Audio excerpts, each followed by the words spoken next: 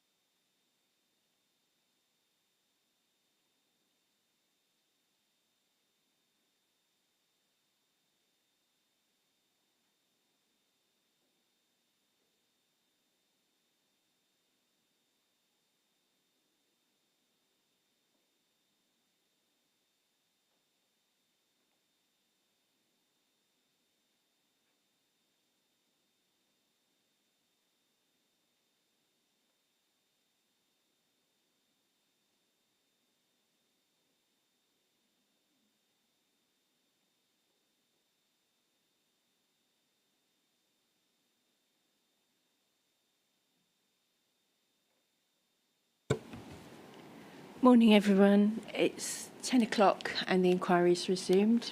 So just the usual housekeeping reminder about phones and fire alarms.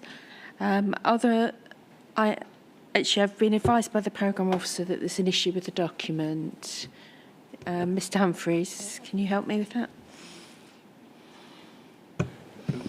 Madam, good morning. In fact, it relates to something I'm dealing with. It's the transport assessment, which is CDA.7, has a series of appendices, one of which is what are called the WHRs, the walking, cycling, horse riding assessments.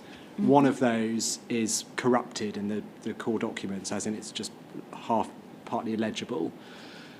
And so what we've done is obtained an uncorrupted version, just provided that. I've given Mr. Woolley a copy. We've extracted the relevant extract, and Mr. Chan will briefly touch on it in evidence in chief. So it's a document that's already part of the application before the inquiry, just one that we can read. So does the programme officer have a copy of the uncorrupted one? She does. Right, thank you. Are there any other documents? No? Thank you. Mr. Woolley, anything else to hand in? You need to switch your microphone on, Ms. Guy. Cast your mind back to 20... Sorry, Mr. Woolley, I asked you firstly whether you've got any other documents to hand out. No. Only the ones I mentioned yesterday. Okay. Sorry. So, would you like to start then cross-examining? Would you cast your mind back to 20 to 5 yesterday evening, Ms. Curry? Do you remember that you said then that the congestion on the highway network in this area is not so bad? I don't think I actually said those words, but yeah, I certainly implied that. Or words to that effect? Words to that effect, yeah. What did you mean by that? What did I mean by that? It was linked to the discussion of specifically to induced traffic and whether the existing network in the baseline year is gridlocked and full of congestion, and for the existing year with existing traffic, no, it isn't, in my opinion. You see, I ask you that because for the last 6 days of this inquiry, Mr. Humphreys has been suggesting to witness after witness that the justification for the Hif1 road is the fearful congestion on the highway network. He has, but he's been talking about effectively when all the development that's part of the local plans is in place. If there was no HIF scheme in place at the same time. So that's talking about 2034, well, not 2020, which I think is the base year. Do you dissent from the proposition that the justification for the road is the congestion? Do I double negative? Do I dissent? When it's in the future, partly it's to avoid there being unnecessary congestion. No, not in the future. Today.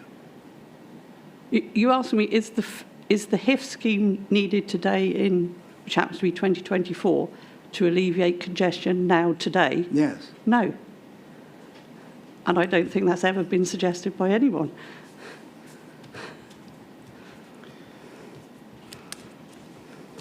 Would you go, please, to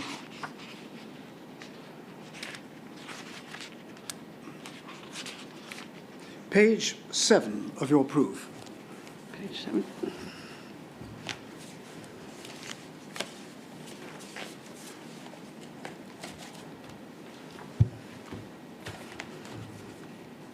Yeah, got that. At the top left-hand corner of this page, we see the 3 boxes. And the fundamental one, I suggest, is the Oxfordshire strategic model, because it is upon that all the rest of the structure is erected.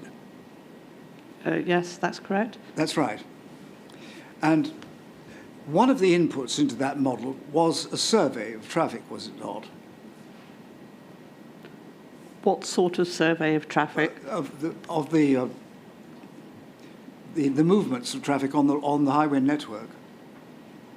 I take it you mean mobile phone data, automatic traffic count data, manual traffic Yes. counts, etc., Yes. and journey time surveys? Yes.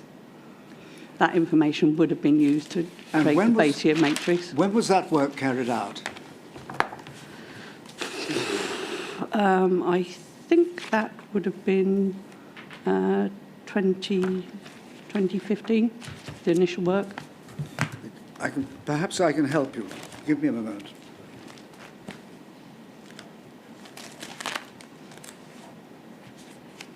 It would be in line with the times because it was used to feed into the local development plans. So it would be prior to the first one of those. Which I was, Go to page 16 of your proof, please.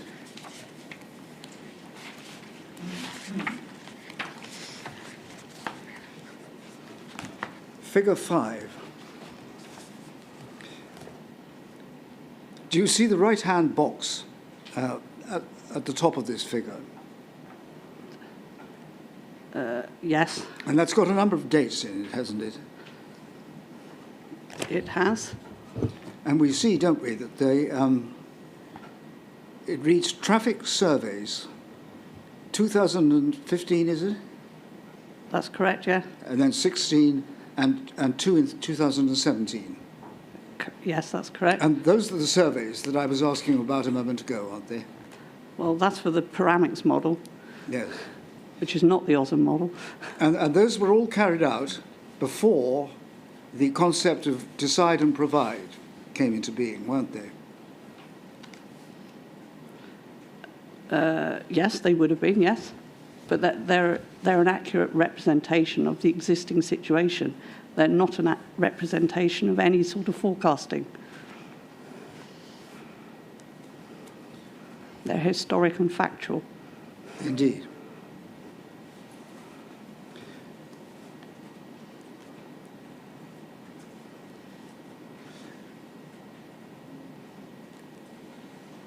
And I suggest that one has to have regard to the limitations upon traffic modelling. And can I suggest at least one to you? You have forecasted, haven't you, that there will be, if this road is not built, one day, sooner or later, gridlock. Yes, that's correct. And by gridlock, you mean all traffic will be completely stationary. Would be completely... Stationary. No, not necessarily. Very slow-moving traffic would also cause most people to identify that as gridlock. Gridlock, by definition, means that one junction has a queue that's sufficiently long that it's reached the previous junction or the preceding junction, so nobody can move through it. And it's will increase and increase until such point that traffic can't get round that particular network. You see, in the real world, if a part of the highway network becomes grossly overloaded, rational drivers will seek an alternative route, won't they? Yes, I would qualify that by rational drivers, but there are an awful lot of people out there, and you need to take on board all driver behaviour and all people's behaviour and use the best estimate for that in any sort of modelling process.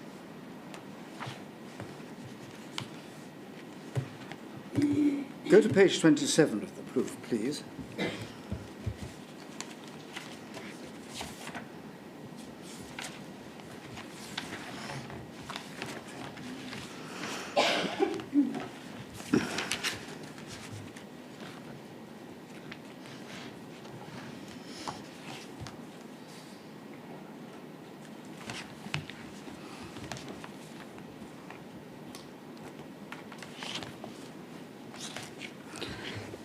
Paragraph 4.5. Without a model available, it would be assumed that in 2024, the average speeds in the area would increase, possibly to a level higher than in 2020, as the availability of new road capacity would be larger than the growth over those 4 years. However, with another decade of growth, by 2034, with the scheme in place, I would expect the average speed to have reduced compared to 2024 with the scheme, but still be significantly higher than the 2034 situation without the scheme. Does that mean that in 2034, which now we have to take as 10 years after the road opens, don't we? That's correct. It is 10 years after the road opens. In 10 years after the road opens, the traffic on the highway network will be approximately the same as it was on the day before the road opened.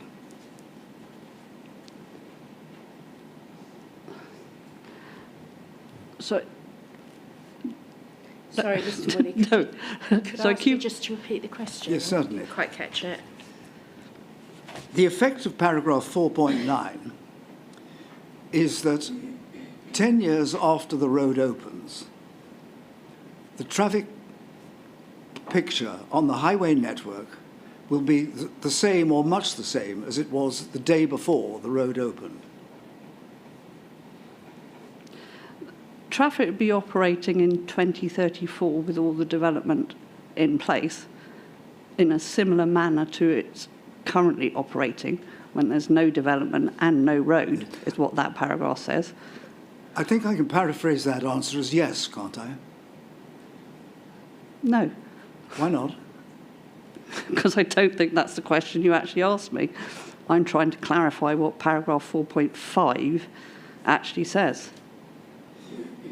It's talking about a situation, effectively, both at this moment in time, about a future scenario of, in the sense of either having a situation in the future where you've got no development but you've got a road, or you've got a situation where you've got a road and the development. Yes.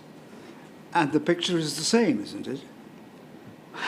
No, because you've either got a road or not a road, or you've got development or not development. I'll try again. Your model forecasts that the road will improve traffic conditions on the highway network, doesn't it? In 2024, with no development and the road, yes, I can answer yes, that would be an improvement of the existing situation, but that is not what this planning inquiry is about. It's about the planning application to implement a new road. Indeed. And whether or not the traffic is satisfactory now, in 10 years after the road opens, you will have reached the point where we are now without the road, won't you? Isn't that what you say? No, I think that's quite clearly not what I'm saying. Are you saying that in terms of traffic speed, Mr. Woolley? Is that your question? Yeah. So, Right, so you asked me specifically, do I think the traffic speeds effectively now in 2024, they'll be the same in 2034, taking into account that in 2034 there's a new road and a whole load of development triggered by the local development plans? Yes. If that's the question you're answering, yes. Hooray. That wasn't what you'd initially asked, I'm afraid. Well, anyway, we've reached agreement now. And in 11, 12, 13, 15 years after the road opens, there is going to be more development carried on, isn't there? Well, there'll be new development plans potentially that cover those areas. As those haven't been written, I couldn't possibly comment on what they would include or not include. Well, we've heard, haven't we, that a number of the residential schemes won't be completed 10 years after the road opens. The Culham Science, the development next to the Culham Science Park, for example. You're asking me whether I'm fully aware whether they'll all be 100% complete or not complete at the end of that plan period. That's not where my expertise cover, but like any development plan, times will slip a little bit. So my understanding is they'll be close enough to that end point, 10, 11 years after the road opens.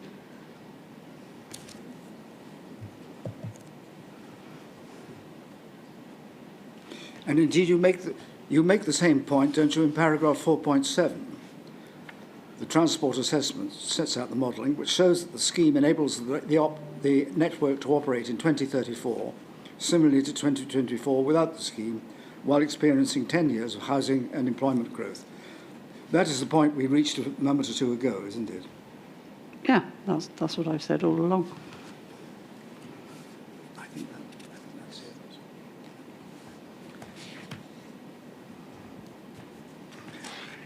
Now I want to see if I can clear up this induced traffic debate. Would you look at paragraph 5.6 of the proof, please?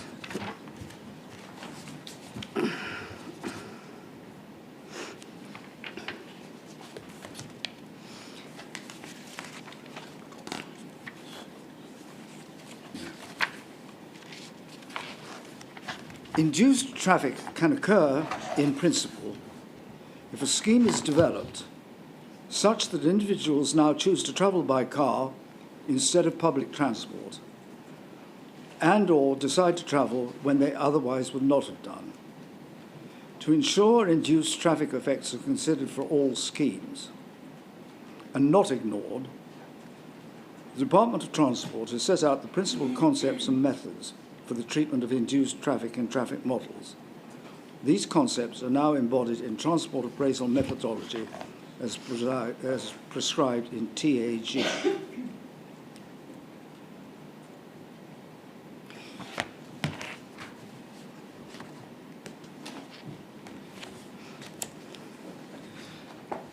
At least one witness has agreed that if you build a new road, people are bound to make use of it. Do you agree with that?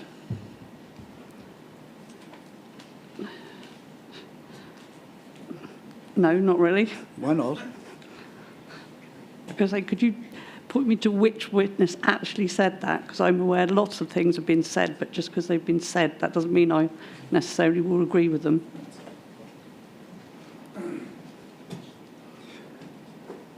There's no point in building a new road if people are not going to make use of it, is there? That would be correct, but in this case, the people who make use of it are the people that are in the new residential and employment locations. Well, let's consider a hypothetical state of affairs. A lorry driver picks up a container at Southampton Container Port to take to the Midlands. One obvious route for him to use would be the A34, wouldn't it? Yes, from my knowledge of Southampton and the Midlands, yeah. Yes. It's a route that you could take. And the A34 is notorious, isn't it, for its traffic congestion?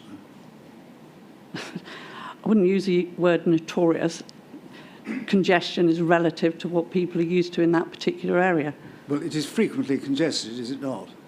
I wouldn't know. I don't drive up and down the A34 on a daily basis. You don't know the A34?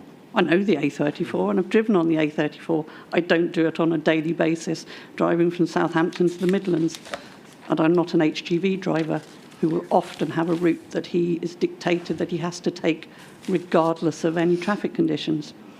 And assume for the purposes of the next question that I'm right and the A34 does get congested frequently. You follow the assumption? I can follow the assumption, yes. Our notional lorry driver in those circumstances will have the option of using the Hif1 road, won't he?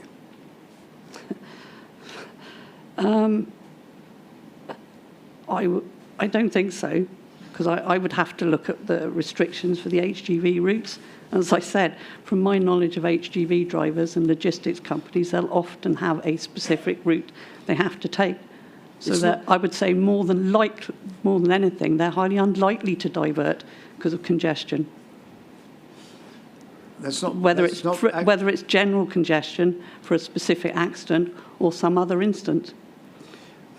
Well, you don't accept that the lorry driver. Do you not even accept the lorry driver would have the choice of diverting onto the HIF road? I would have to look at all the roads that he would need to use to get there, double check whether there's any weight restrictions, height restrictions, requirements that HGVs are not allowed to travel on unsuitable roads. It's not intended to restrict HGVs on the Hif road, is it? Not the Hif road itself, but I would have to look at all the other roads that HGV driver may or may not use.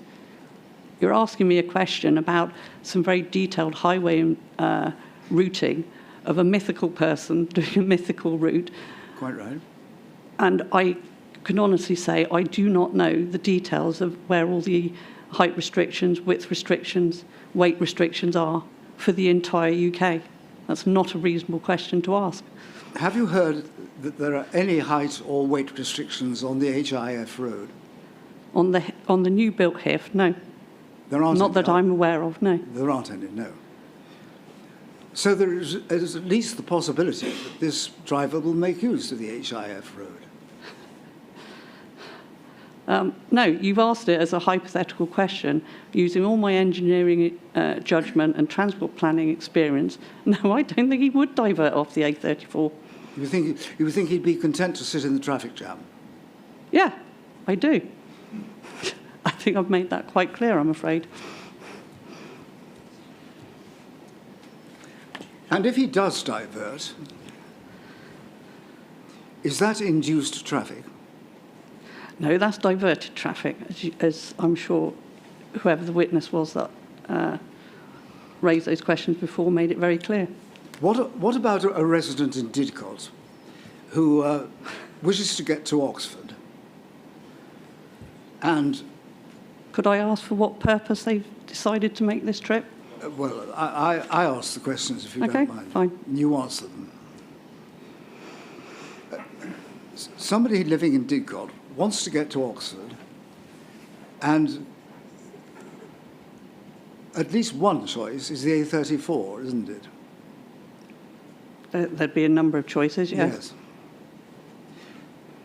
And if the notional Didcot resident opts to use the HIF road instead of the A34, is that induced traffic? No. It would only be induced traffic if it was a trip that they had never, ever wanted to make and had been unable to make because the roads were too congested in the existing situation. I think what you were describing, again, was diverted traffic.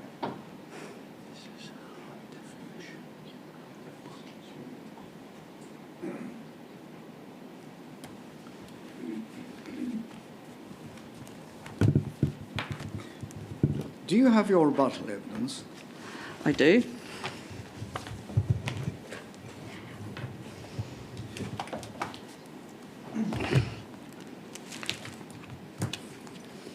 It's got some definitions in it, hasn't it? Yes. Do you mean the rebuttal evidence or the appendix to it? I think it's in the rebuttal. Anyway, I'll read it out. Induced traffic can then be considered... Could you give me some idea? 2.3.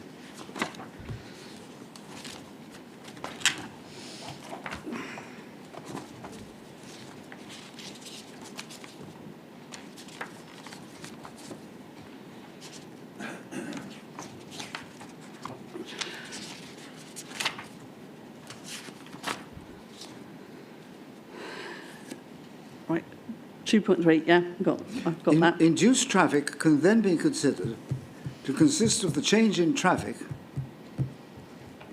vehicle kilometres travelled, on a network that results from a change in the mode of travel, that is, from switching from public transport to driving. That's what you just told me about, isn't it? Yeah. Frequency of travel, specifically in terms of making additional trips that were not made previously. Thirdly, the distance travelled by changing route to the same destination or to a new destination. That is what I was putting to you a moment ago about our lorry driver, isn't it? So I think, unfortunately, it's been taken slightly out of context. That specific paragraph is comes from the WSP report that was done for the Department for Transport.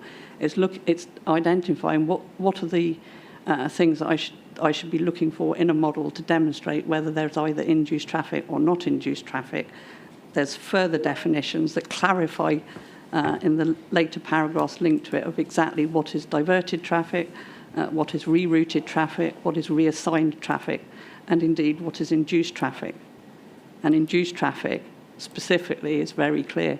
It's trips that are not currently made and cannot be made on a network. And I think I said in my proof of evidence that we checked for that, and one of the outcomes of checking for that is if there is evidence of induced traffic, you must do variable demand modelling. We didn't find induced traffic, but we did do variable demand modelling anyway, and that's part of the OSM traffic modelling, and that's what's fed through all the traffic modelling. And it's your case, isn't it, that there will be no induced traffic whatever because of HIF1? Induced traffic because of that? No, the two are not related. Is the answer that there will be no induced traffic on HIF1? Yeah, there won't be any induced traffic because the two are unrelated. They're poles apart. Induced traffic is looking about the current situation and problems in the existing situation, not the future situation.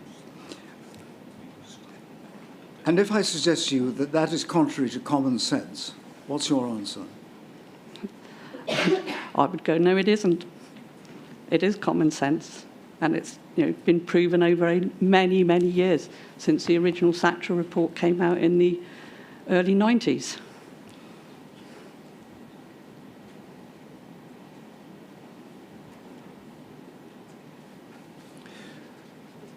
Page 12 of the proof, please.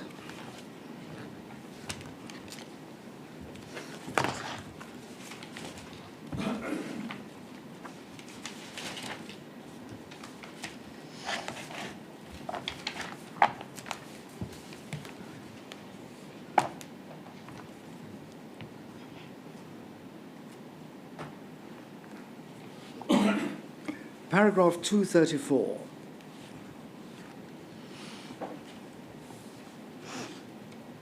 The public transport assignment model was developed in EMME, which is also an industry standard software modeling package.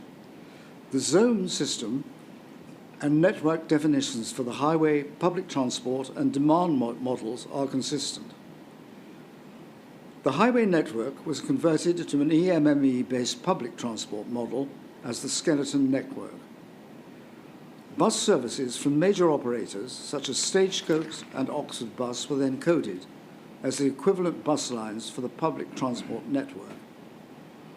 The rail network, covering the main line between London, Paddington and Reading, including the branch lines and part of the London Tube network, was added to the EME bus network to create an integrated PT network. What did you mean by the branch lines in the last line but one of that? I would have to go back and double check that. Can you do that readily? I can do it today. I can't do it now here. No. But you've got to bear in mind that's looking at the whole of Oxfordshire.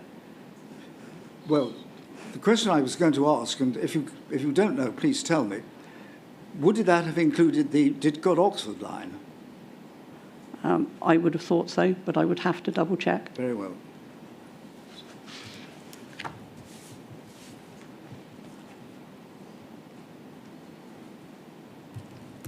And when you say that the bus services were coded, what does that mean?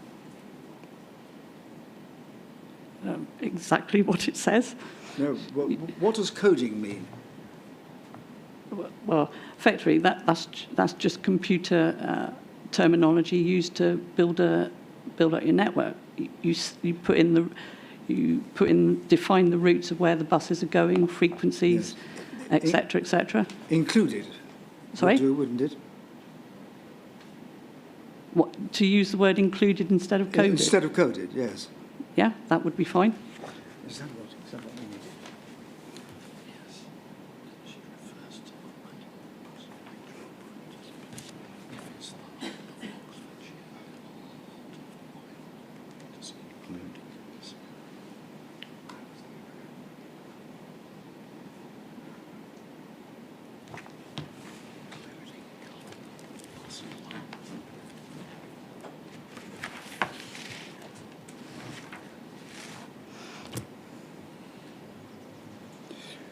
Go to page 19, please. Paragraph 3.3.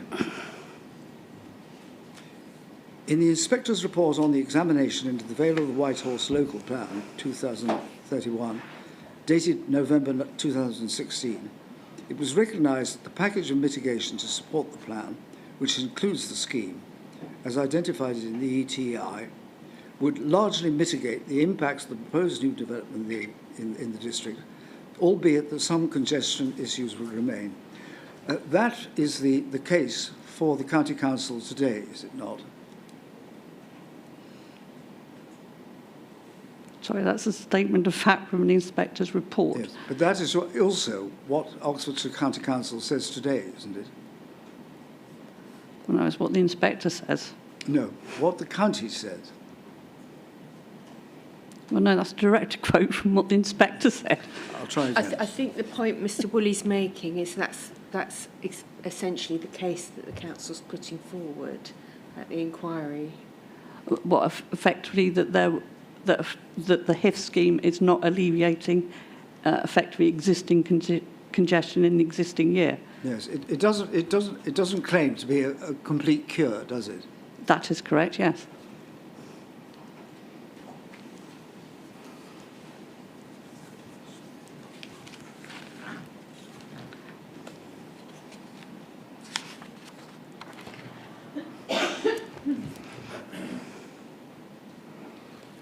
I should have asked you this a few moments ago, and I apologise. Go to page 36, please.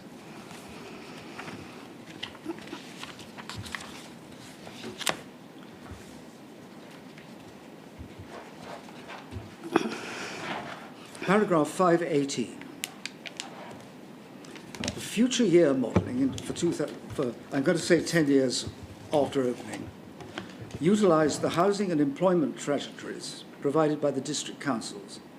In some cases, the land will not be fully built out by 2034, such as the land adjacent to Culham Science Sector, which is allocated in the South Oxfordshire local plan for approximately 3,500 new homes, but has actually been modelled at 1,850, being the number that SODC advised would be delivered in that time frame.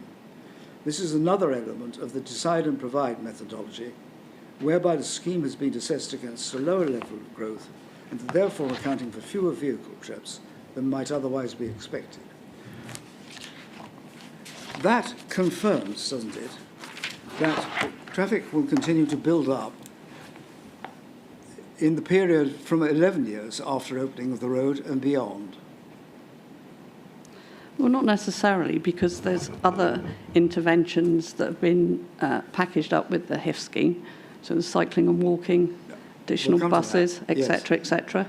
So I'd say, no, it doesn't. That does not in itself demonstrate there'll be more traffic if the further development comes on stream after the 10 years after the Hif scheme's open. Because those people would have choice. So more desire for travel will build up.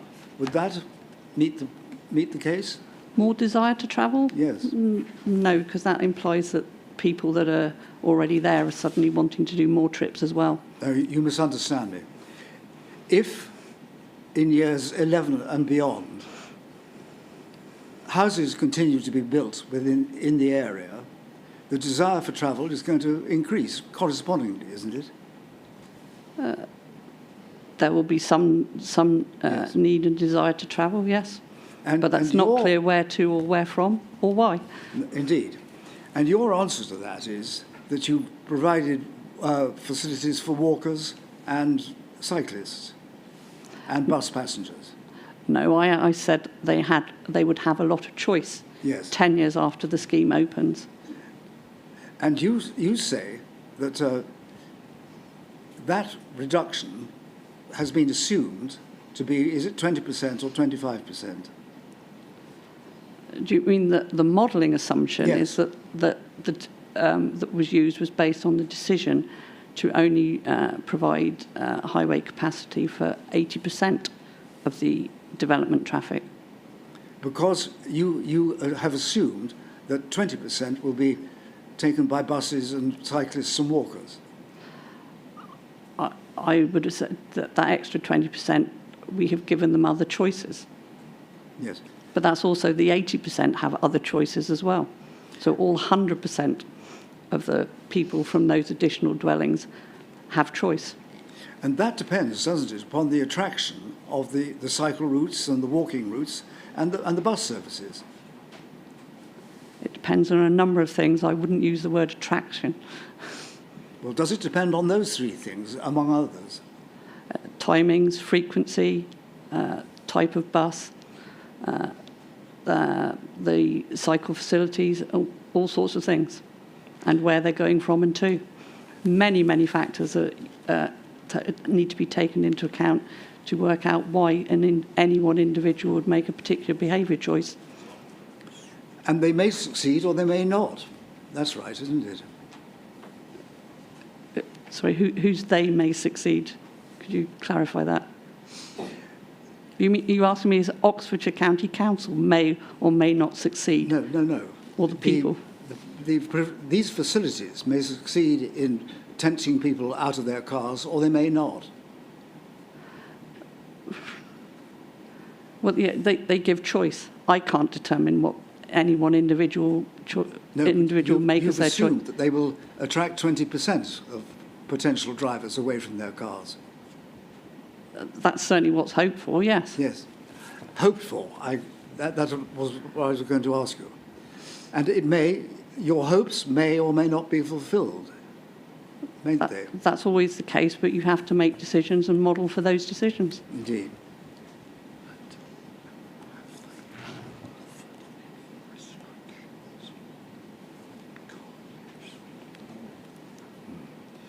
Look at 519. Conversely, if a predict and provide approach had been taken, the full build-out of all sites would have been included in the model and the scheme designed to cater for that full amount of vehicle growth without accounting for any modal shift and vehicle trip reduction. Would that have necessarily involved a very much larger road than the one now proposed? What do you mean by a larger road? Wider, more carriageways? I mean, are you asking me, would the single carriageway that's being proposed need to be a dual carriageway? Might be. Or a motorway? That would be one possibility, wouldn't it? No, Why not? because there would be insufficient traffic to justify building additional carriageway. You'd be just building roads for the sake of building roads, because there would be no one to travel on them. So this residual 20% would have to make their way more slowly than they otherwise might. Is that correct? More slowly from where to where, Didcot to Oxford, say. and for what purpose? Doesn't. I think the point that Mr. Woolley is making is how would that, if you're not expanding the road capacity, how would that 20% travel? I don't know. They could travel by bus, they could still travel by cycle, or they could walk. No. They could share lifts. That's not right, is it? Because you're saying in 519 that everybody is going to go by car. That's if I was going to do predict and provide and effectively force people to get in a private car. But we So- didn't do... We Mr. Woolley, didn't do predict and provide, we did decide and provide. is your point that if that 20% travelled by road, that the road infrastructure would need to be Yes. more significant than what's proposed at Indeed. the moment, different to what's proposed? That's the issue, Ms. Curry. And I thought I'd made that clear. No, it would not require the Hif scheme to suddenly materialise as a dual carriageway or a motorway, for example. So the Hif scheme would be able to accommodate that Yeah, 20%? Hif scheme would be able if to they accommodate. went by car? Yes. But less efficiently. The traffic would have to move more slowly, wouldn't it? I wouldn't say it's less efficiently. It would still do it efficiently. They might have to travel at a lower speed. There might be peak spreading. They might change the time when, which is obviously when they change their time of travel. It would all depend on a number of variables.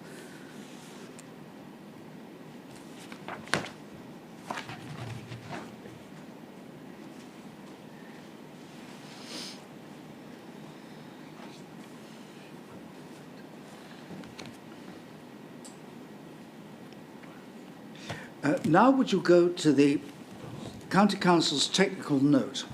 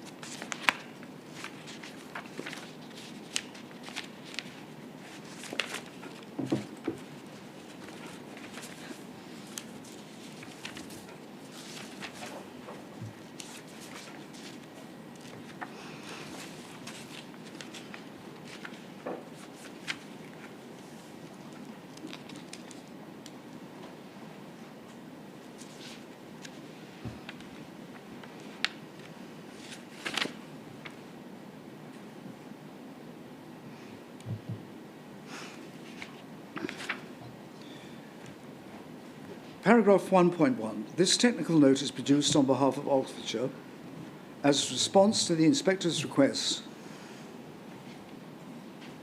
at the call-in pre-inquiry meeting held on November the 9th, 2023. The inspector requested the following from the applicant. The applicant is required to provide a technical note that sets out the response to the poet's letter to the Planning Inspectorate, dated 4th of November 2023. This asks for the Planning Inspectorate to issue a Regulation 25 request to the adequacy of the environmental statement. The note will be helpful for all parties to understand the approach of the applicant and the preparation of evidence, and aid the preparation of evidence. And then it goes on to talk about the letter. 1.4. By way of background, an environmental statement was produced for the scheme, which was submitted as part of the scheme planning application in October 2021. A request for further information under Regulation 25 was made by Oxfordshire County Council's Planning Authority on the 26th of April 2022 and responded to on the 26th of October 2022. Following comments received from the Environment Agency on the flood risk assessment and the Water Framework Directive assessment, the applicant submitted further information under Regulation 25 on the 9th of December 2022.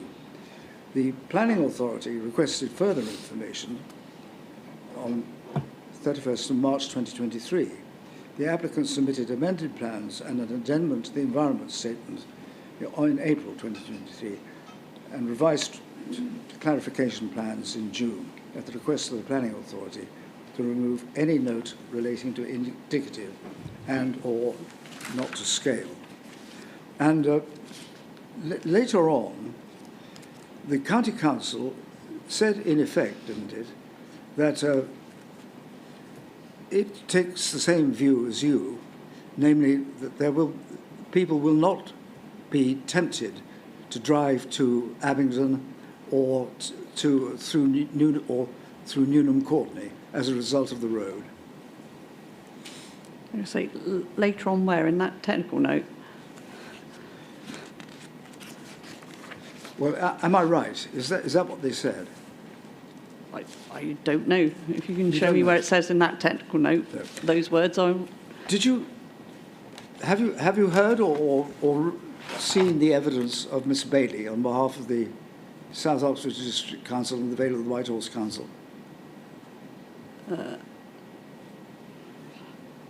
not sure she'd been Sorry, called as a witness the yet. evidence of Miss Baker, was it? that you said? I beg her pardon. Yes, that's right. That's who you mean. Yes. Right. Were you here when she gave evidence? Oh, so sorry, witness or you mean? Yes, I was here. Yes. You were? Yeah, I was. And you heard what she said about the driving behaviour of the local residents, did you?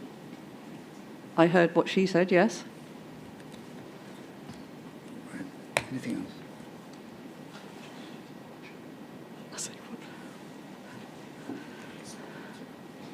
Bear with me one moment, if you would. No?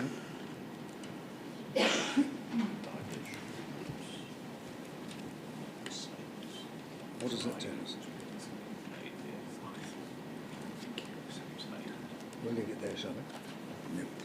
Thank you. Those are my questions. Thank you, Mr. Woolley.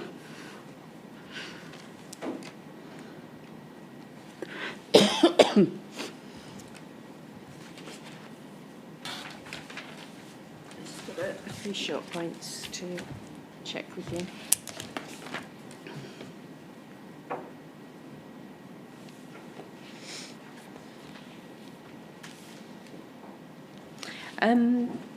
In your proof, paragraph 212, you've got the plan that, what page that is. You've got the plan that shows the OSM area. It's on page 9. That's it. Yeah. I know you looked at it in chief, but I just want to be clear. You've got the red area, which is called the fully modelled area, and then the blue, which is the area of detailed modelling. Can you just explain the distinction between those for me? It's effectively, as far as the modelling is concerned, it's just the level of, literally as it says, it's the level of detail that's included in those two areas. So in the inner blue area, it'll be more detailed than it is in the area between the blue and the red. So what would be the additional detail? Generally, you've got a lot more detail on the junction arrangements, etc. In the less well-defined things, you don't necessarily have every single link defined. So sort of small lanes and things would often be left out. But the exact details of one by one, I'd have to go back and double check. Okay, but both areas were taken account of. Both areas are taken out. Yeah, it's just to do with the level of detail of information that's coded into the model. Thank you. So probably the best way to look at it is it's high level between the red and the blue. Low level between the red and the blue. And no, I get this the right way. It's just less detailed in that. In the red area. In the red area, yeah. Okay. And paragraph 219, you're talking about the highways assessment model, and you said it was calibrated and validated with traffic data from a neutral month in 2013. What sort of date, what was the time difference between 2013 and when the model was validated? I think 2015 is when the model validation was done, but effectively you've got to have a baseline somewhere and check it against it. It's in details that are in Appendix one of my proof of evidence.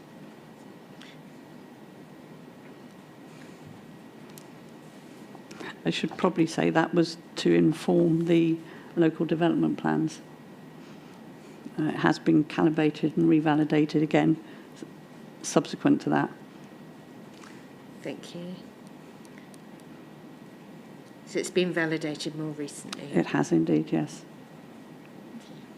And doesn't change any of the decision-making processes that have been made so far.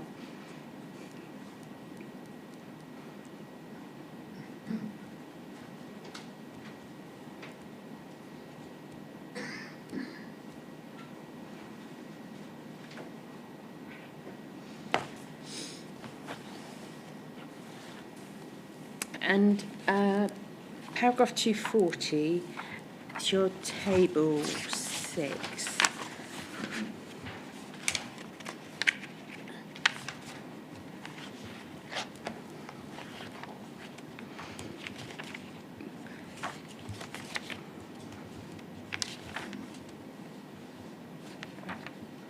No, I've got that reference wrong, sorry. So do you No, say 240, that's what I wanted to ask first, was you've got, you reference the traffic flows in there, and are they the Monday to Friday flows, or are they 7-day flows? they'll be Monday to Friday. They're Monday to Friday, thank you.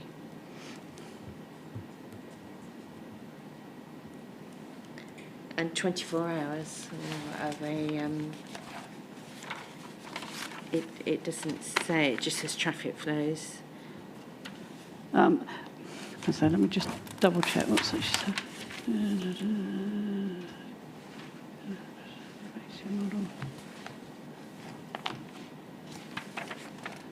Well, the base year model in the Sistra panoramics modelling would actually be peak period.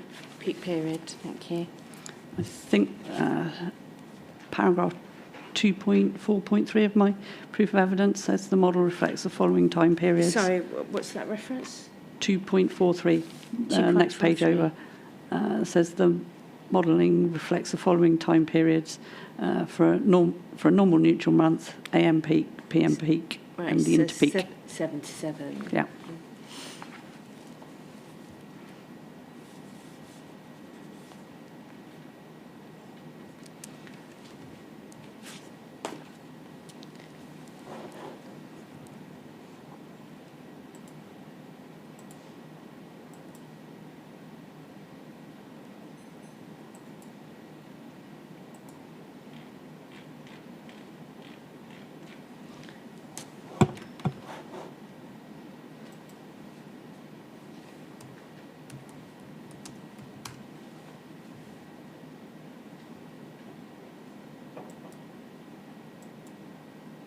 So table 6 on page 34.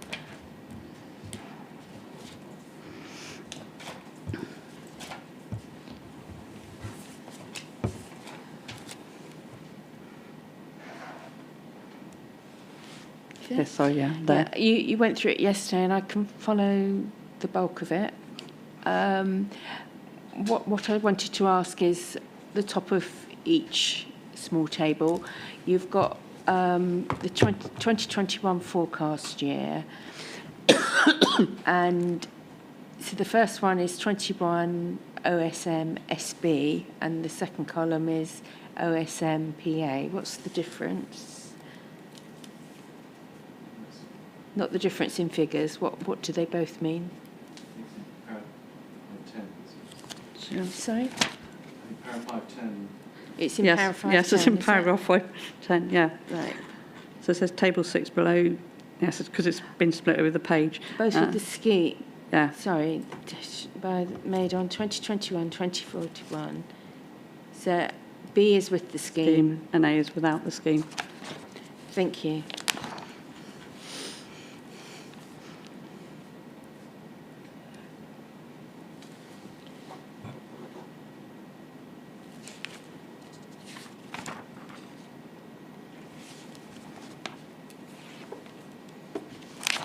And then I can't recall where you mentioned it, but I think you've said that you validated your model using traffic counting points. For I think there the was a plan showing the location of yeah all of them. for the Osm model, yes. For the other model. Okay. We'd also have and also for the other models as well. Okay.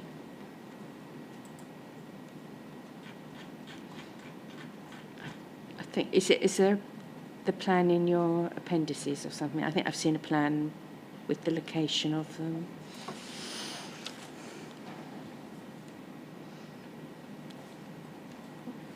Or it might have been in one of the other documents.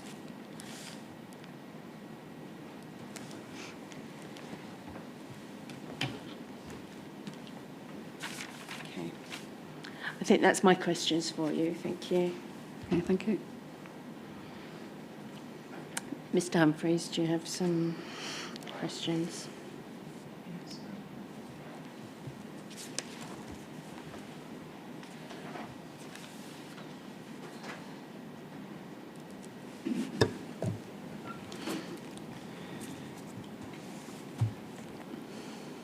Ms. Curry, I'm going to take up 7 points with you.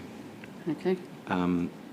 The first one is just this question about the current congestion and whether that justifies the Hif scheme. Firstly, what does Hif stand for? Housing infrastructure funding. Yes. And why does, in very broad terms, why does Homes England give highway authorities money for this? What is the Homes Infrastructure Fund intended to do?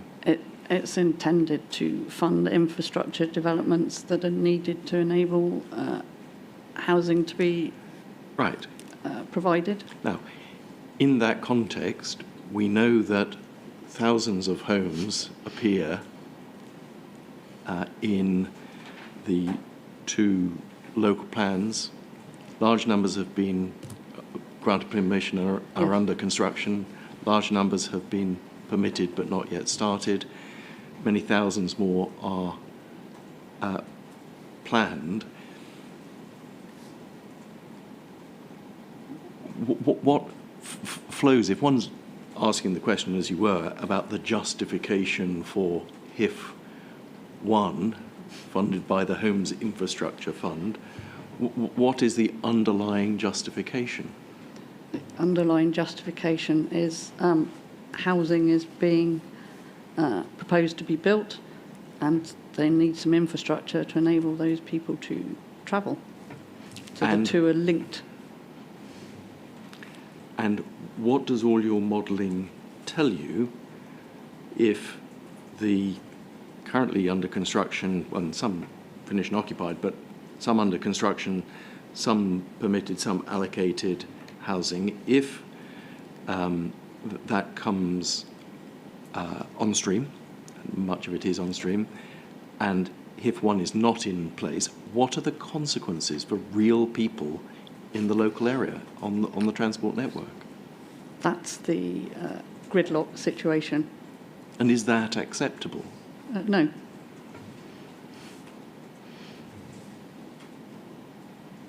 And second point, but in a related way, you were then asked a number of questions about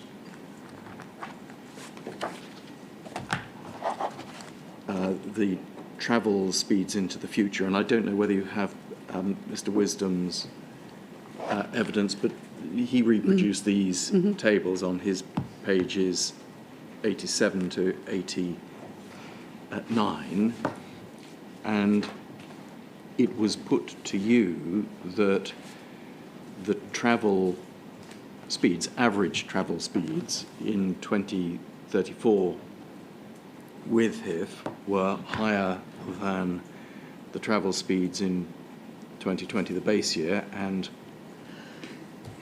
conversely, that the journey times were higher, but in 2034, is the network you're modelling, does it have the same amount of housing as that 2020 base year? No, it doesn't. And so, although the travel speeds have gone down, is it in fact still operating but with more homes, more traffic? Correct. In the future, it's more traffic, more homes.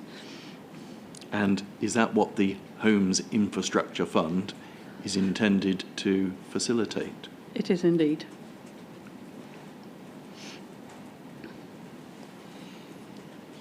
At next point, you were asked about a hypothetical container lorry coming from Southampton and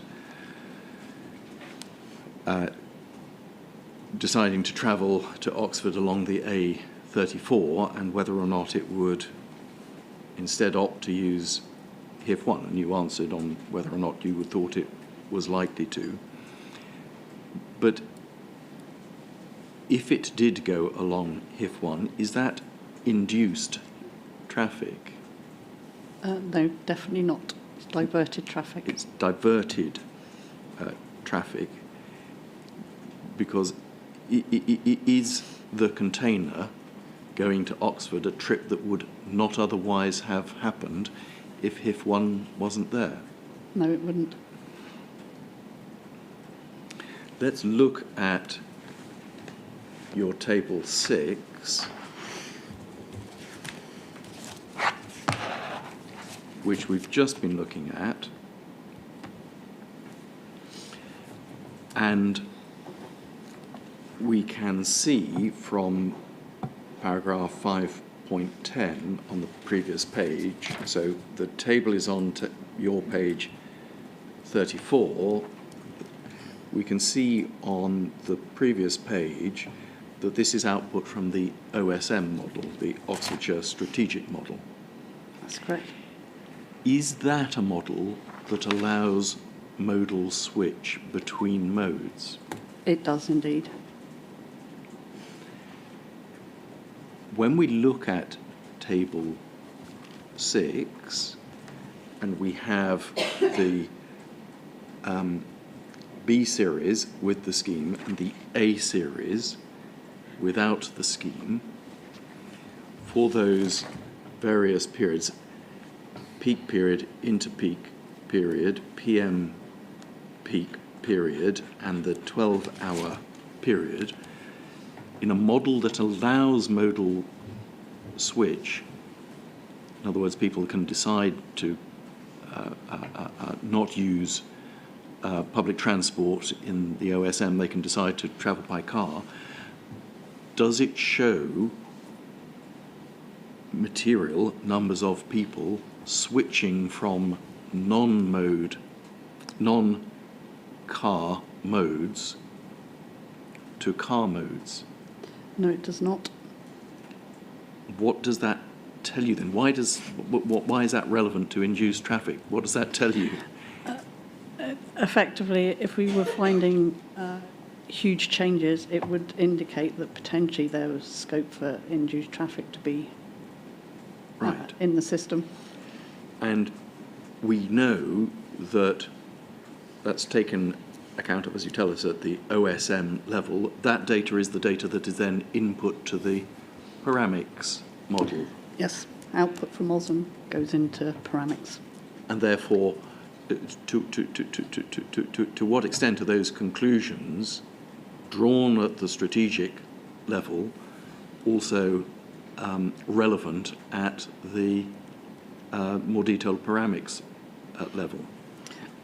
They're relevant because effectively we've fixed the mode. Fix is possibly not the right word, but the modal choice decisions have been made in OSM, and then those are not changed simply because we're looking at a more detailed, smaller, localised traffic model. And final point, right at the end, you were asked in the technical note about, which is document 0.1, about people and whether or not they would or would not drive to Abingdon or Newnham Courtney. And we've just discussed what the model tells us about induced traffic. In other words, so not redirected traffic. In terms of redirected traffic, we saw from the flows in your evidence in chief that obviously people use Hif1 and you see corresponding reductions through the villages. That's correct. Is that redirected traffic? It's coming off a village and going onto the new road? For the small number of existing trips, yes, that would be redirected traffic, Right. but that's a good thing. Exactly. Does one want to take traffic, as the model shows, off the village roads and put it on the through route if it doesn't need to be on the village road? Yes, we would. Now, just returning to the point about Abingdon and Newnham Courtney, in document 0.1, can you turn on page PDF 8?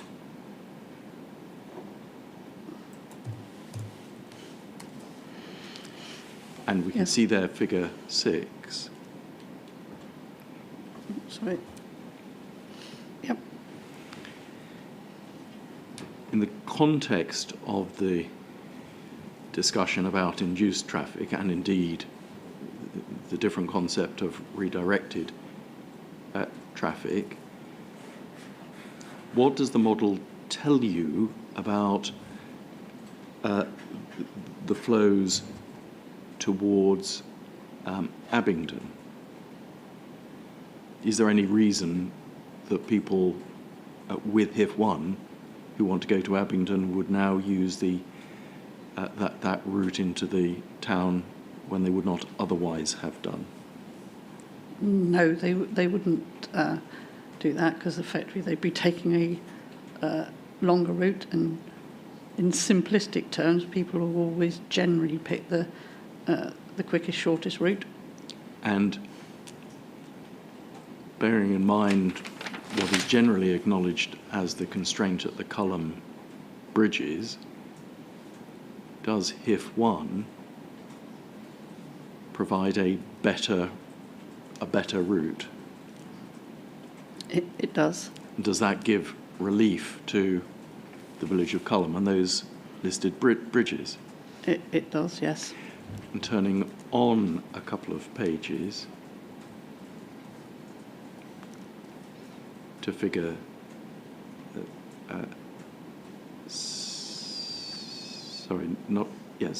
on to PDF page 11, which is figure 8.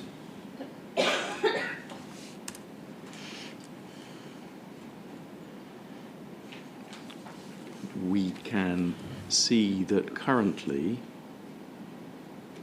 people on the A415 coming from, for example, Sutton Courtney and wanting to travel north to East Oxford on the A4074 could travel on the A415 to Berensfield, or they could turn left just past the Sutton Courtney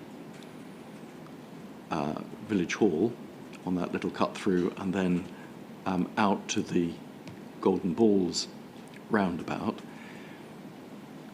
With Hif1 in place, is there any reason to think, we described yesterday for links 39 and 41, the change in flows, redirection of traffic, but is there any reason to believe that there is induced traffic, that overall there is more traffic that will go to Golden Balls with the scheme? No, it would just get effectively, it would be able to use any traffic could just use different. Sorry, Miss Carey, can you just move your microphone a little bit? I'm struggling. Sorry, no. And therefore, going north to Newnham Courtney, did the Paramix model identify any material difference in flows through that settlement? No. Thank you.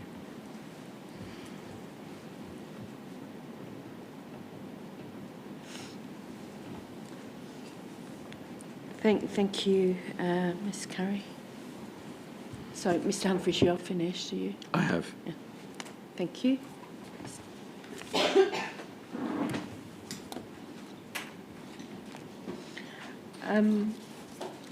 Is it Mr. Blanchard and then Mr. Churn? It is. Thank you. It's a sensible point to take a short break, I think.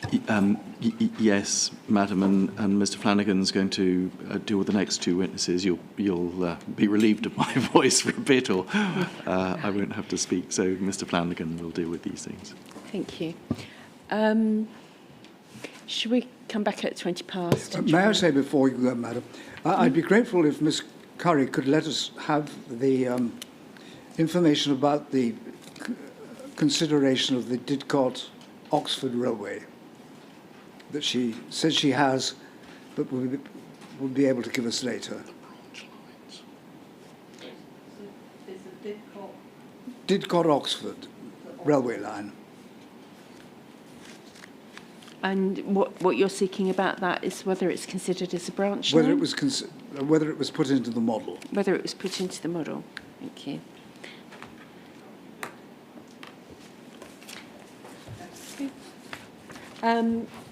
We'll come back at 25 to, but if we could be ready, not 25 to, 25 past, if we could be ready to go, then that would be useful. I'm so sorry. I meant to say that I should be referring to Mr. Hardman's proof with the next two witnesses.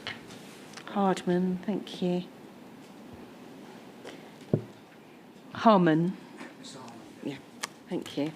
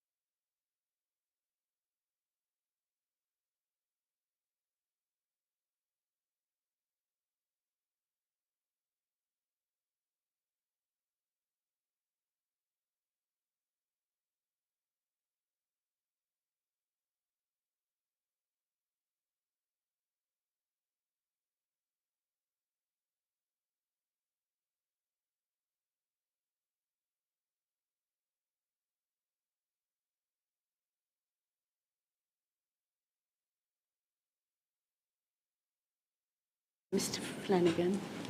Thank you, Madam. So I'm going to call Mr Andrew Blanchard now, who's in place. Mr Blanchard, you are Andrew Blanchard? That's correct. Good. In terms of documentation, you've got a proof, appendices and rebuttal. Yes. Let me just introduce you to the inquiry taken from your proof.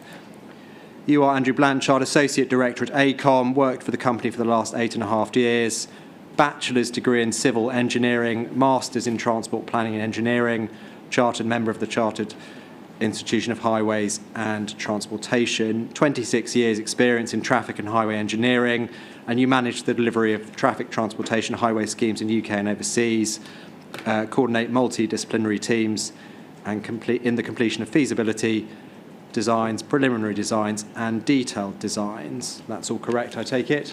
That's right. And you give the declaration in your proof as well. Can you just briefly, to start with, explain your role in respect of the teams you led or didn't lead in respect of this scheme, please? Okay, yes. I led a multidisciplinary team in the design of the A4130 widening and the Didcot Science Bridge elements of the scheme. So if you look at figure 3 from Aaron Wisdom's, Yeah, you're saw familiar with the sections. So I covered those two elements of the scheme. Mr. Chan will be covering the design of the other two elements, the river crossing and the Clifton-Hampton bypass. Good. And in terms of your expertise and the expertise of anyone working with you, if you just briefly explain that to the inquiry, please.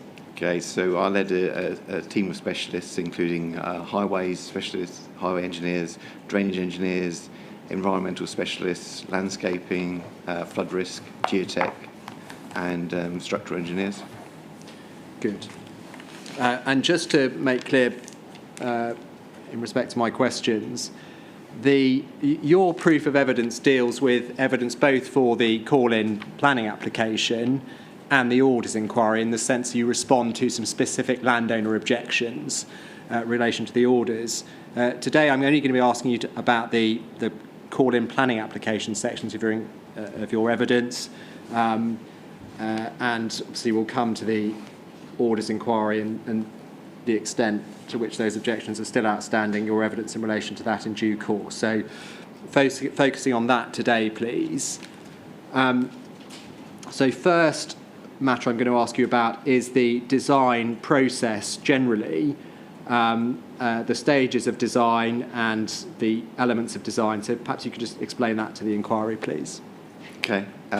Typically, with a scheme of this size, there would be 3 design stages: feasibility design, preliminary design, and detailed design. So as designers, we took over the partially completed feasibility design in 2019 and finished that in 2020. The aim of this was to provide a proof of concept and to establish a good degree of confidence that the design would deliver on the scheme objectives. Once the feasibility design was complete, we moved on to the preliminary design. This was developing the design using a topographical survey, and we developed the design to ensure that it complied with national and local standards and followed the relevant guidance. And we developed it to sufficient detail for the planning application and to identify the land and rights requirements, effectively the orders. And that's where we stopped work on the design. If approved, the design would then be advanced to detailed design stage, where details such as material specifications, site clearance, and setting out measurements would be added to the scheme. So it's sufficient that the design could then be built by a contractor. The elements on the preliminary design, the key activities, including extensive engagement with developers and landowners, operators and some tenants, to ensure the coordination of the Hif1 scheme with their aspirations for their land. We undertook a number of surveys in addition to the topographical survey, which included intrusive land investigations, utility investigations, extensive environmental surveys, and archaeological investigations. We worked with an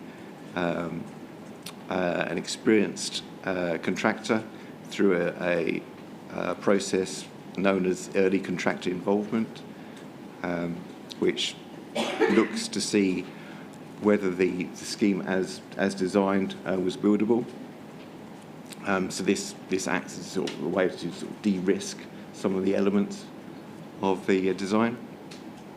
We undertook an independent road safety audit was undertaken of the scheme to identify any safety concerns with it, and many of the recommendations then were incorporated into the revised design. We followed the construction design and management regulations through the sort of safety and design review and compliance, ensuring that we considered the safety of the contractor when building it, and also considering the safety of those that would maintain the scheme if built.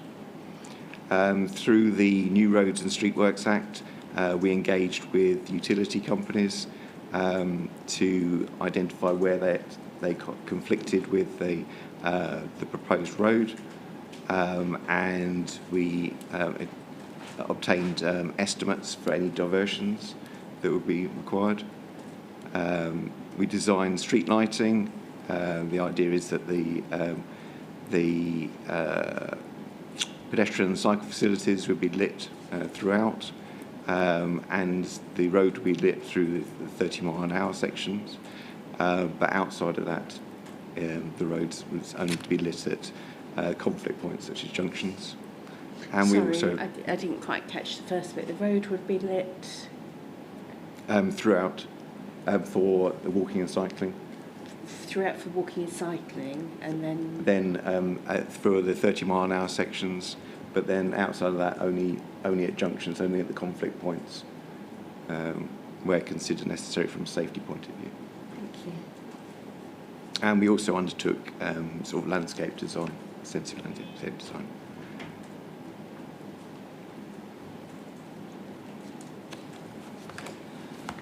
Good, thank you. It's the design process. I'm now going to ask you to turn to a separate matter but related, the standards and guidance used in that process and what you've used to design the road. So I can ask you to discuss that, and particularly if you could touch on the use of Design Manual for Roads and Bridges, DMRB, Manual for Streets, MFS, and Manual for Streets 2, MFS2.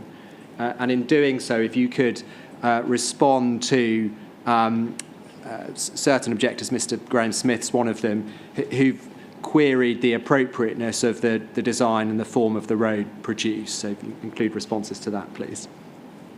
Well, the Manual for Streets, when it was published, was aimed at design and guidance for low-trafficked streets, roads. Then clearly that wasn't appropriate for the Hif1 scheme. However, the Manual for Streets 2 looked to apply the principles set out in Manual for Streets and apply that to busier roads. Effectively, the Manual for Streets principles are people-centric, putting pedestrians first. Whereas counter to that, there's the DMRB, the Design Manual for Roads and Bridges, which is a document aimed at delivering designs for trunk roads. So clearly the Hif1 sort of fell between those guidance and standards. So we've used a combination of the two, applying some of the MFS2 principles alongside the more traditional DMRB standards. So in doing so, we considered the movement and place functions of the road. So, for example, a motorway would have a very high a movement function and a very low place function, whereas a residential cul-de-sac would have the reverse, very low movement function and a high place function. So we need to consider basically the local context of the road. But overall, if one is aimed at being a principal A road, it's not a high street or a low traffic residential road, but effectively a connector road. So some of the DMRB elements that we used were included the highway link design and the geometric design for roundabouts, but also the designing for walking and cycling and horse riding, elements of those. Whereas on the MFS2 approach, elements that we adopted including putting pedestrian and cycle facilities at the forefront of the design. So at the time when we took over the design, that included the application of the Oxfordshire County Council's walking and cycling design standards, ensuring that such facilities would be safe and well connected with priority at crossing points. And then also consideration of compliance with the latest cycle standards. While we were developing the design, the LTN 120, which has already been mentioned, Local Transport Note 120, the cycle infrastructure design was published. So in that we looked at the design as we had it to ensure that we were complying with the LTN 120, such core principles as being coherent, safe, direct, comfortable and attractive. And some of the key summary principles included ensuring that the cycle infrastructure designed was accessible for all, considering cycles as vehicles and separately from pedestrians, physically separating cyclists from high-volume vehicular traffic. Infrastructure should be designed for all forms of cycles and high volumes of cycles, future use. And cycle schemes should be legible and understandable by users. On the other modes, bus facilities were considered in consultation with the local bus operator. I think we've already heard previously in the inquiry the letter from the Oxford Bus Company. So they operate as Thames Travel in the Didcot area. We engage with them, identifying where possible new bus stops could be located to serve the surrounding developments. We position the bus stops in the traffic lane, ensuring that when buses stopped, they would be able to move off without impediment. And that's what's come out of subsequent discussions is around bus priority. That could be achieved through selective vehicle detection, timing improvements to the one signalised junction on the scheme, and also at signalised crossings, giving buses priority. We considered the speed limits for the route.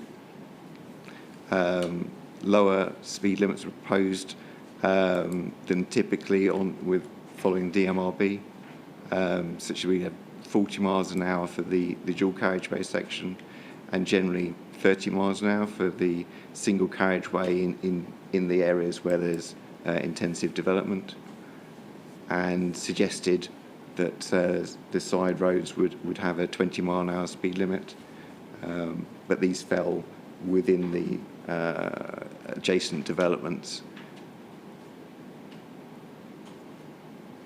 And another thing that we considered was narrowing the lane widths on the dual carriageway section to encourage slower speeds. And those final 2 points, the lower speed limits and narrowing lane widths on the dual carriageway, are those more in line with Manual for Streets 2 or DMRB? Yes, they're more in line with Manual for Streets 2. Thank you. Good. Next subject then is active travel, walking, cycling, non-motorised users. Can I ask you to take up, please, the transport assessment, which is CD A.7.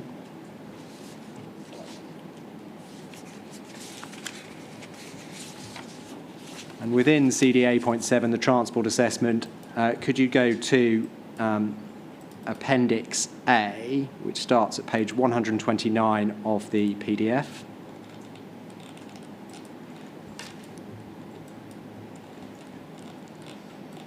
And what you should find at page 129 is 4 walking, cycling and horse riding assessment reports, WHICHRs, I think someone called them earlier.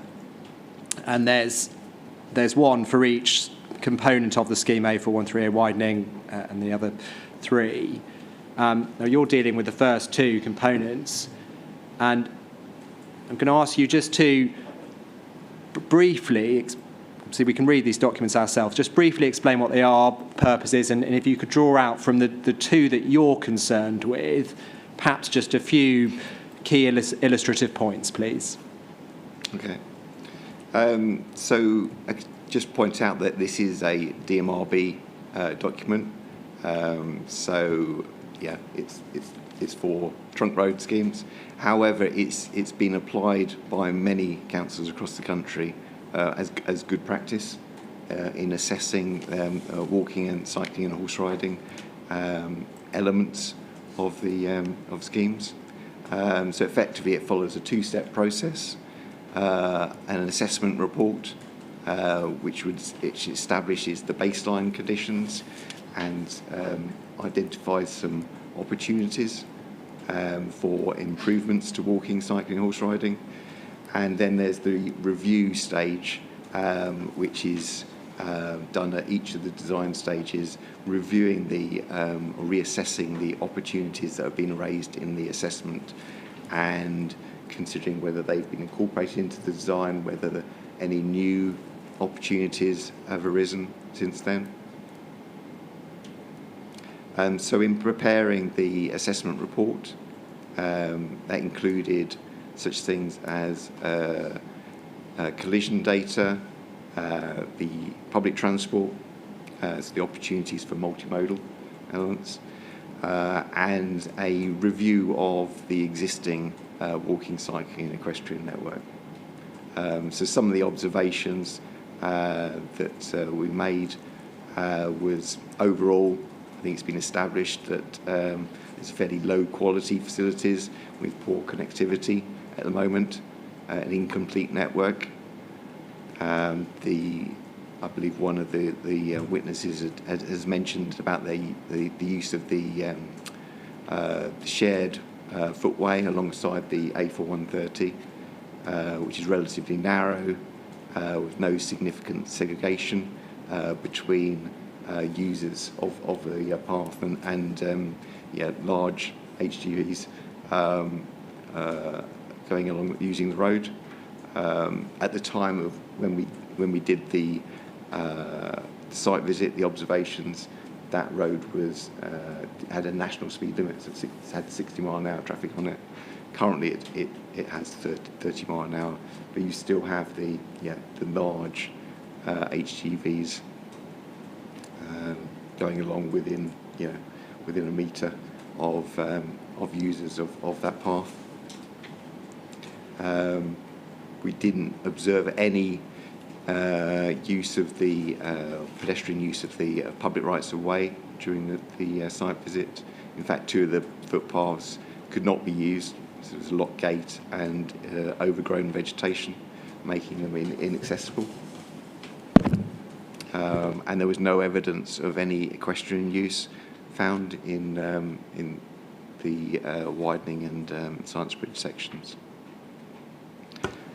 The inspector wanted, sorry, just to provide a reference. I think you may be taking some. If we go to PDF page 146.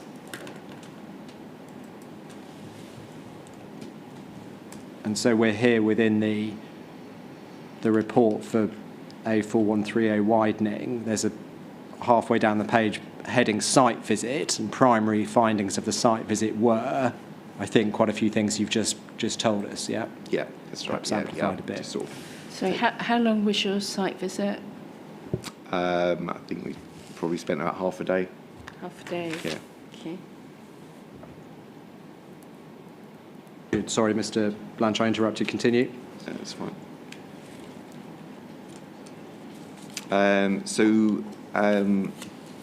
I believe the inspector asked about the surveys that were undertaken, yes, and I think Mr. Wisdom's evidence. The walking and cycling surveys were undertaken for a 7-day period from the 11th of November to the 17th of November in 2019.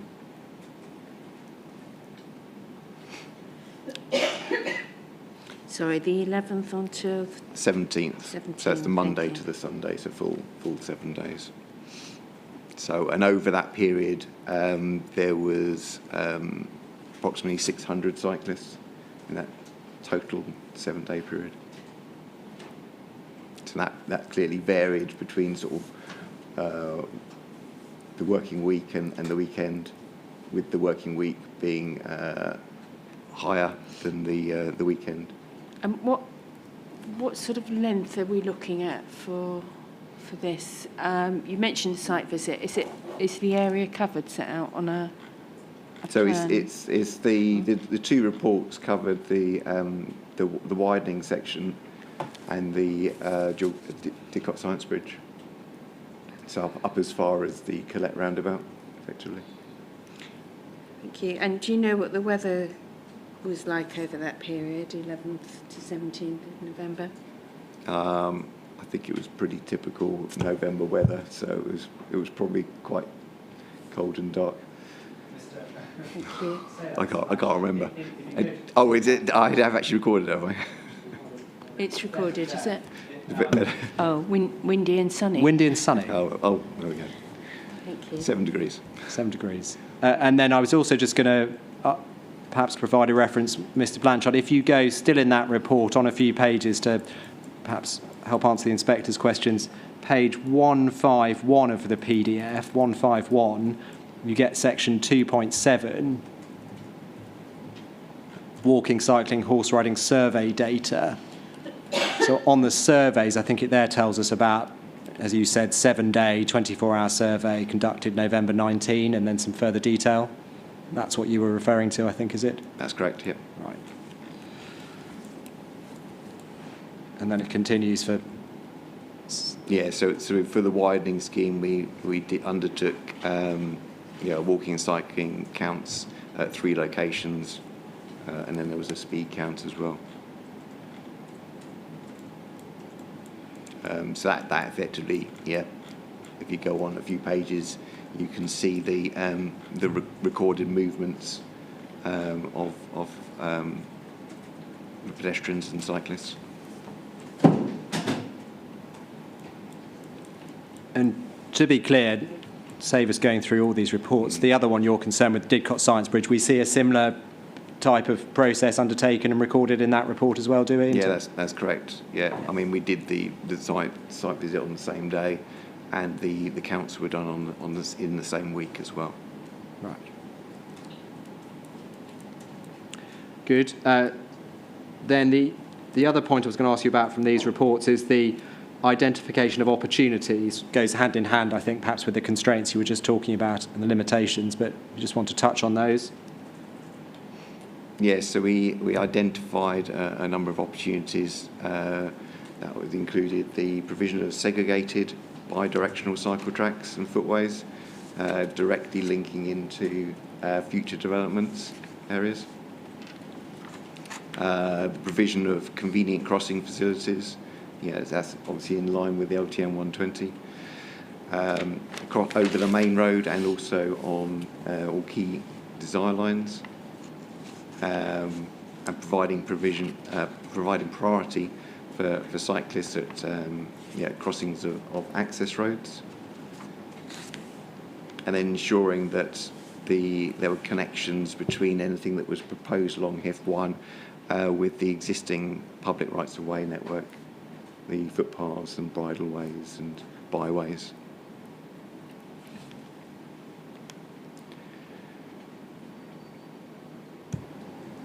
Good. So there were a few opportunities that weren't actioned. These sort of fell outside of the Hif1 scheme extents, or were felt on balance to avoid a confusing mix of shared facilities and segregated facilities. So I guess this comes back to the kind of the legibility of the facilities. Good, thank you. I'm now going to ask you to have a look at some specific elements of the scheme. Now, Mr. Wisdom yesterday provided an overall picture to some extent, particularly around the active travel, walking, cycling elements of the scheme. I'm going to ask you to have a look at it, not repeating Mr. Wisdom, perhaps, but be more specific in terms of the components of the scheme. And to do this, I think the easiest way might be to, in your proof, you have extracted parts of the general arrangement drawings plus the cross sections that go with them. So if we start on page 7 of your proof, Yep. So figure 2, top there shows the typical cross-section for the area at the start of the scheme. So that's west of the Backhill Lane Tunnel. So here you can see on both sides got shared use facilities. This links in with the existing shared use facilities up to the Milton interchange. In that, we've tried to establish a buffer between the carriageway and the shared use facility where there's space.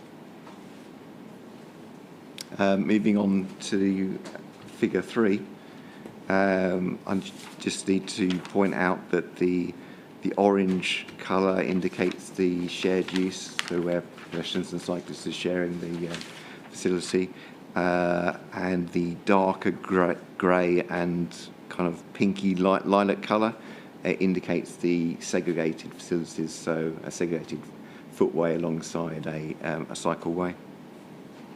So looking at figure 3, then on the western side of the Backhill roundabout, you can see that there is a crossing between the north and south facilities. This is a straight, a direct, not staggered, signalised two-stage toucan crossing, and that would replace the existing toucan crossing that's currently on street. Sorry, can I just ask, the Backhill roundabout, is that the first of the roundabouts if we start at That's correct, Milton yes. interchange? Yeah, below number 24. Thank you.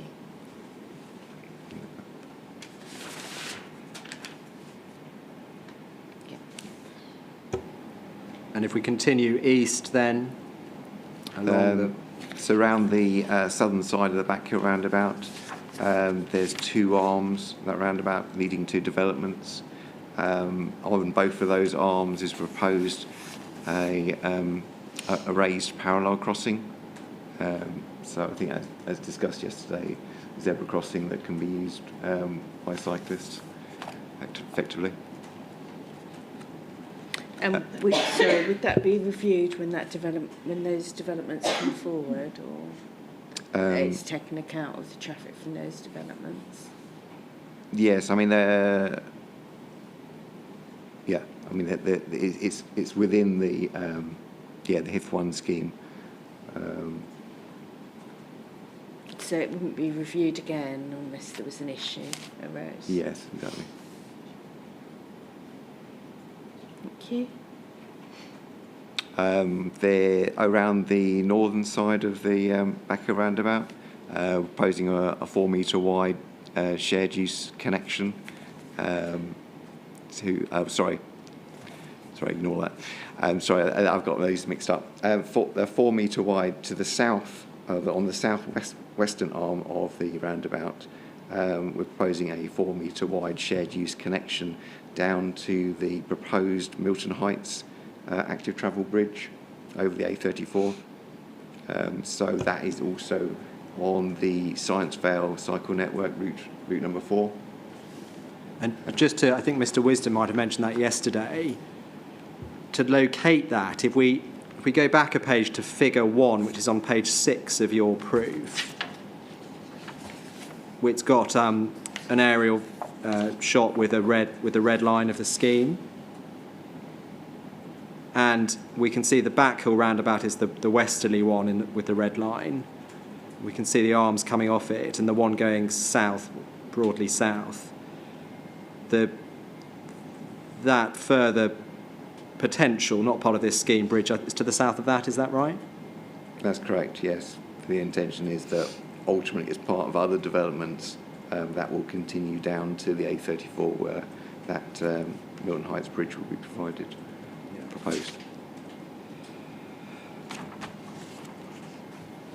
Good, thank you. Returning to figure 3, then the other thing to note about this is that we proposed a shared use facility around the northern side of Backhill roundabout. Effectively, this provides sort of direct access into the Backhill tunnel and access into Milton Park. So it means that anybody coming from the east, from sort of Didcot, Great Western Park, the proposed Valley Park, would be able to come along the south side of the A4130, cross the A4130 in one straight movement, and then access Backhill Tunnel, rather than negotiating the whole of the south side of Backhill roundabout. And is that tunnel non-motorised users only? Correct. Yes. It is. Yep. So yeah, it was only opened in, I think, about 5 years ago. Thank you. Moving on to figure 4 on page 9. So this is further along, further east along the A4130 dualling. So this is the access into the Valley Park development. There's already a kind of smaller version of this that has just been built. But I think the key thing to note here is that there are separate left turn and right turn lanes along the A4130, which allows a straight crossing to be provided across the access road for pedestrians and cyclists. So effectively it means that the amount of green time that the pedestrians and cyclists get is similar to that given to the main flow along the A4130, unlike what's been recently constructed, where pedestrians and cyclists will have to negotiate a staggered 2-stage crossing. So basically giving pedestrians and cyclists more priority, making the facility a more attractive one.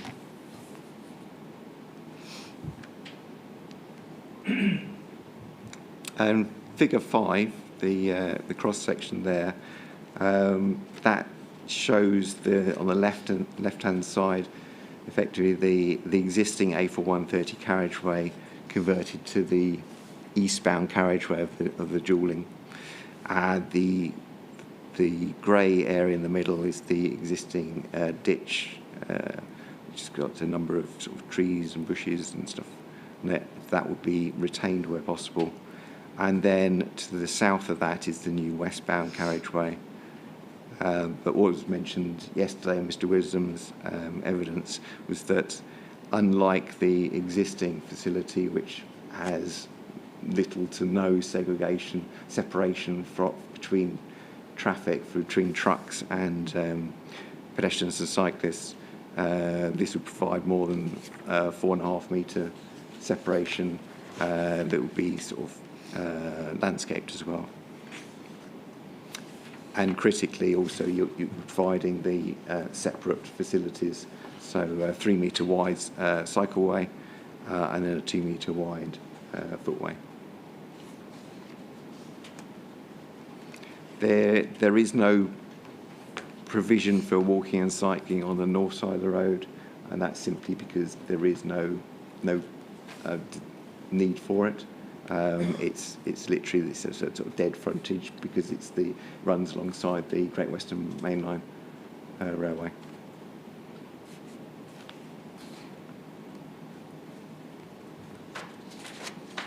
So turning to figure 6.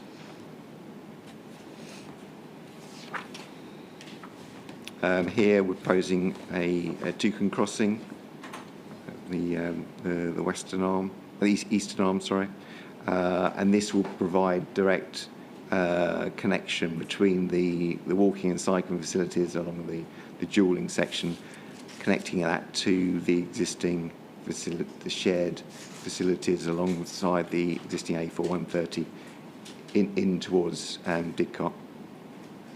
So effectively where it says, near where it says bus stop.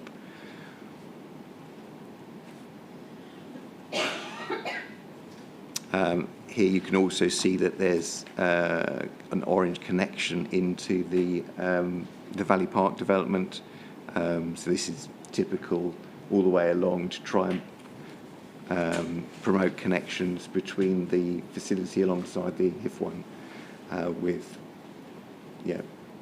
the housing developments and employment developments along the route.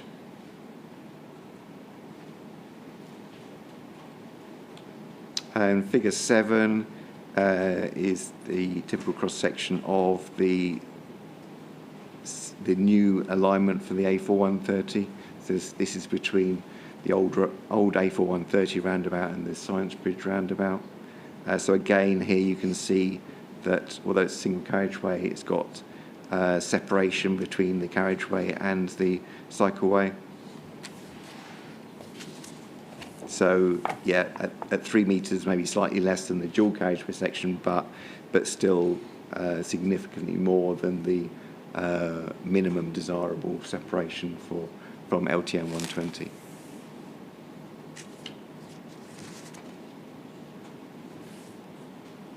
And finally, on the widening element is figure 8, the Science Bridge roundabout. Again, we provide priority for walking and cycling with a raised parallel crossing over the access into the Valley Park Spine Road.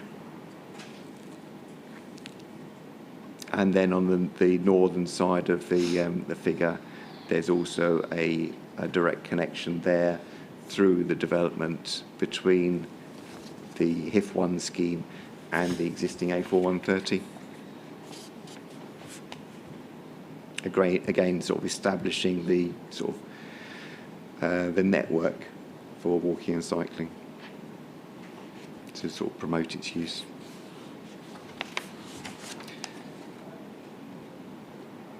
On figure 10, then there's it shows the Didcot Science Bridge over the Great Western Railway. So again, we're showing the segregated facilities of cycling and cycleway and a footway. At this point, the speed limit has been dropped to 30 miles an hour, and a small separation has been established here, principally because the road is going now over the railway, so it's a nod towards the cost of providing the bridge structure and the embankments, and providing a sort of a balance between doing the costs of that against the sort of delivering a high quality walking and cycling facility. So, looking at your figure 11, that is a cross section of the Science Bridge, and comparing it to figure 10, which is the plan. I mean, it looks like, I'm assuming it's using the same colours throughout because it's off the general arrangement plans. Yeah. On the cross-section, you've got the segregated lanes either side, cycling and walking. Yes, so Are they shown on here? no, so it's slightly different. So over the Science Bridge That's the link itself. road, not the bridge. Yes, right. exactly. Yeah, Thank so you. the Science Bridge only has the walking and cycling on the eastern side, but once it sort of descends down into the development site of former power station, Didcot Power Station A, sorry, then the facilities are established on both sides of the road because there is development on both sides. So again, I mean, here you can clearly see from figure 11 that there's much greater width given over to walking and cycling than there are to the motorised vehicles, for example.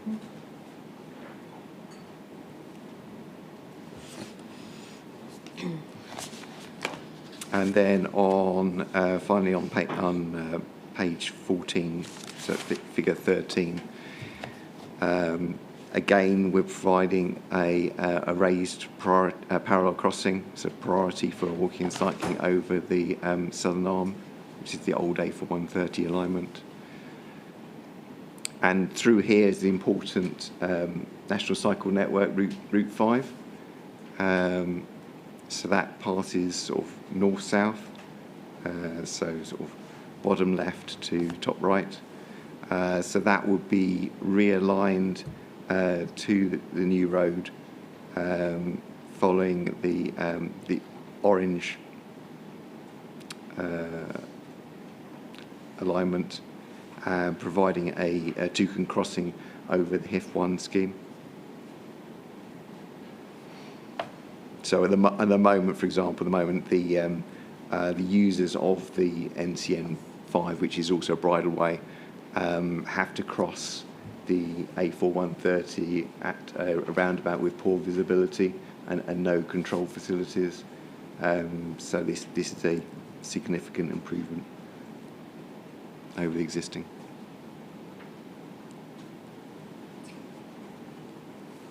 And then finally, in this point, the segregated walking and cycling facilities are proposed and significantly set back from the road on the northern side.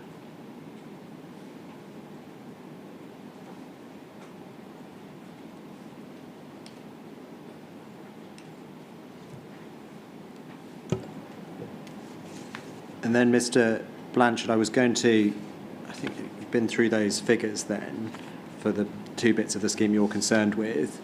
I was going to take you to your figure 15, which is on page 18, which comes from the Didcot Local Cycling and Walking Infrastructure Plan, LCWIP. And perhaps picking up points you've just made about national cycling route, just ask you to explain how what's proposed ties into that local cycling walking infrastructure plan. Yes, so the LC WIP, it's called, was written, prepared last year, and in it refers to, I think it's already been mentioned, that the Hif1 as the cornerstone of a future wider active travel network that addresses the existing severe severance for walking and cycling created by road, rail and river in the Didcot area. So the figure 15 is just an example of where the LC WIP network sort of coincides with the Hif1 proposals to form a comprehensive network. So here you can see that there's proposals to provide significant walking and cycling facilities along what would be the old alignment of the A4130, so right from the Manor Bridge roundabout, over Manor Bridge, through the power station roundabout, and all the way up to where Hif1 joins. Good. And finally, on active travel, a specific criticism raised by Mr. Turnbull, I think, maybe others as well. Mr. Wisdom addressed it briefly yesterday in response to the inspector's question, is suggestion that the route might be interrupted on a number of occasions for cyclists because of junctions and crossings, and that might impact its attractiveness. As scheme designer, can I ask for your comments on those suggestions, please? Yes, well, we sought to minimise the number of those interruptions, and where we couldn't rule them out, then we looked to provide priority crossings for pedestrian cyclists through the provision of parallel crossings or signalised crossings. An example is that for this section over the widening and Science Bridge, it's where it's the most development intensive of the Hif1 scheme.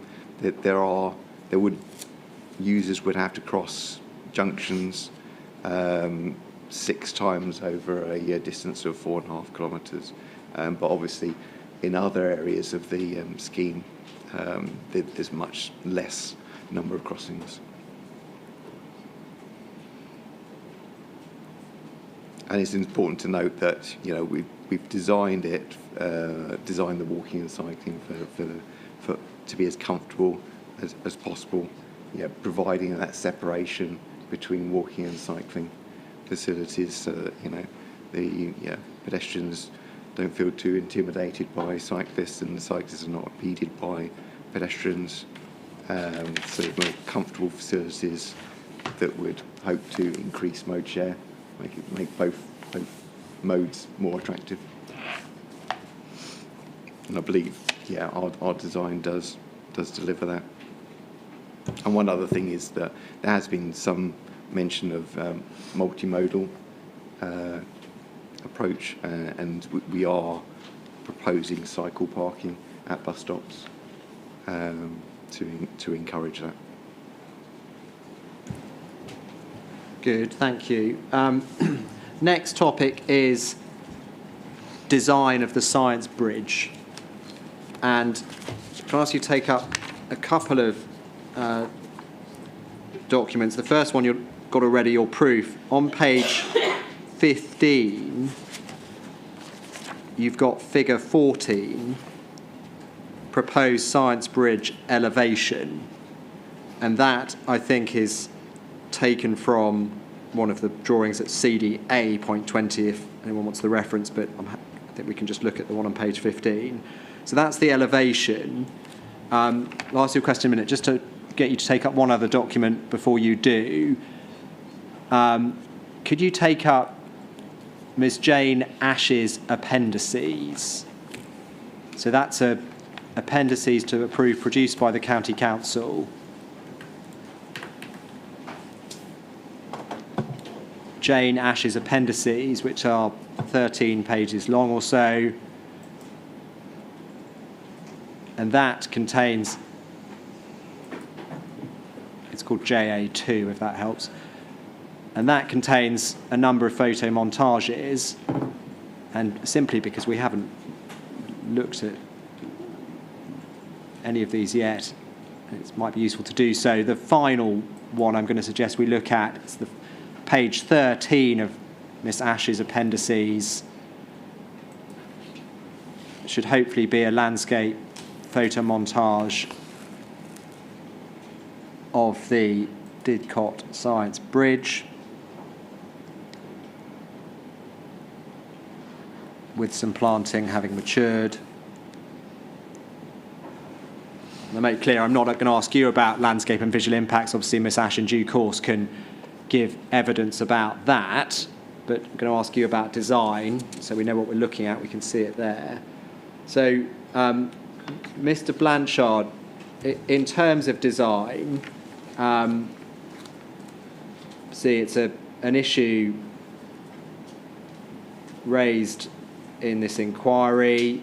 Perhaps as designer, you could explain constraints, the options, the considerations, and how we've got to what's proposed in terms of the Science Bridge, please. Yeah, so I believe the criticisms focused around sort of meeting the aspirations of the Didcot Garden Town delivery plan, where the Science Bridge is along the gateway route, so it requires that it stands out. But on the other hand, you need to consider that we need to ensure that the scale, height, density, details, materials are appropriate for the site and the surrounding area, according with the local plan. But before we can consider the aesthetics, we had to first ensure that the engineering design was appropriate to meet the structural requirements. And with that, there is a number of design constraints that we had to consider at the start. And principally, that's number one is the levels. So if you look at figure 14, you can see that in the middle is the Great Western Main Line. So you can see the dashed box around that beneath the bridge, and that's the 7.5 metre clearance required above the rail line, allowing for the overhead line equipment, the power lines that supply power to the trains. So in the middle, that's the high point that we need to take into account. And then on either side, to the north and south, we had to consider the tie-in points, so the low points, where the Hif1 needed to tie into. And both of those were fixed by developments. To the south, it's the Valley Park development, and to the north is the Klaus development, the redevelopment of the power station site, both of which already have sort of planning permission on, I believe. Another thing that needs to be, that is a constraint, is a consideration of the impact of building the Science Bridge on the operation of the railway line. So I think Mr. Harman yesterday mentioned this about the number of possessions that would be required to build the bridge. So basically, closing the rail line in order to construct the bridge. So I mean, the options there are between a sort of a very short overnight possession, right the way up to an extended blockade, like Mr. Harman was mentioning, the Christmas or Easter, where typically you could get, by negotiation, 3 or 4 days possession.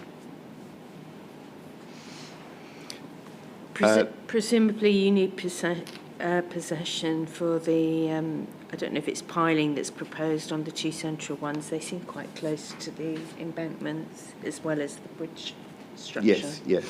Whereas the far ends, either end, you don't. Exactly, yes, yeah.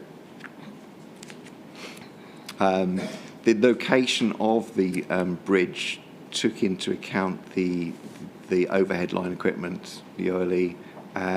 There's a limited gap between the stanchions that hold the power lines. So the location is midway between stanchions so effectively kind of at the lowest point. So the optimum, the lowest height basically that the bridge needs to be built to. Other considerations are the highway closures. So in this, you have the A4130, existing A4130 immediately to the south of the railway, and Milton Road immediately to the north of the railway. So any design there or any construction there has to take account of the impact on those roads. There's also the environment. So particularly in this case, there's existing watercourses, one to the south of the existing A4130 and Meadowbrook further south, and then there's a recently deculverted watercourse within the Didcot 80 site as well. So all of these impose constraints on the design. Can I just ask you to pause? I don't know what's happened with the heating. Is it cold everywhere, or is it just this end? Could somebody say it's been fine until a few minutes ago?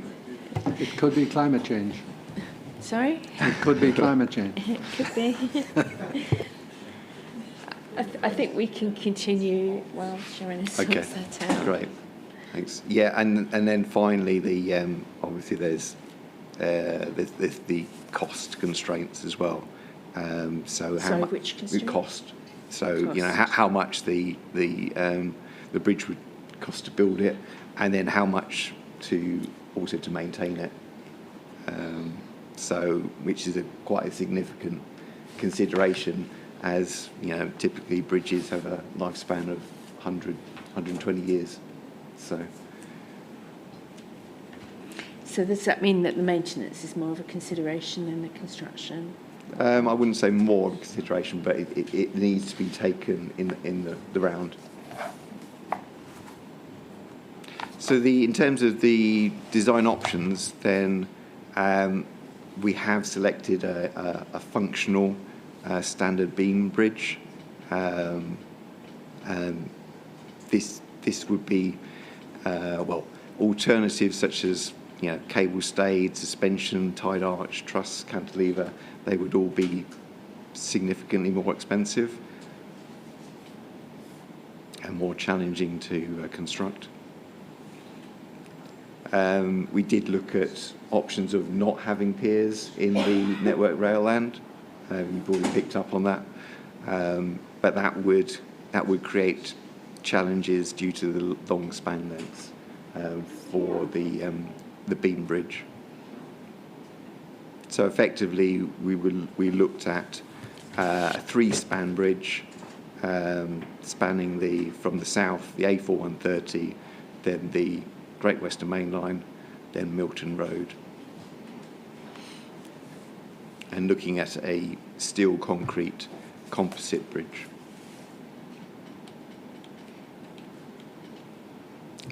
Some of the design considerations included selecting an integral design where the piers and deck were fixed rather than having typical bridge bearings. That has a maintenance issue where bridge bearings will need to be replaced periodically. So, Sorry, if you use fixed gears rather than... So if you use the fixed piers and deck, you can avoid specifying the bridge bearings. So it's a stronger arrangement. So typically it's more expensive in building. However, it has reduced maintenance requirements, so you don't have to replace those bridge bearings.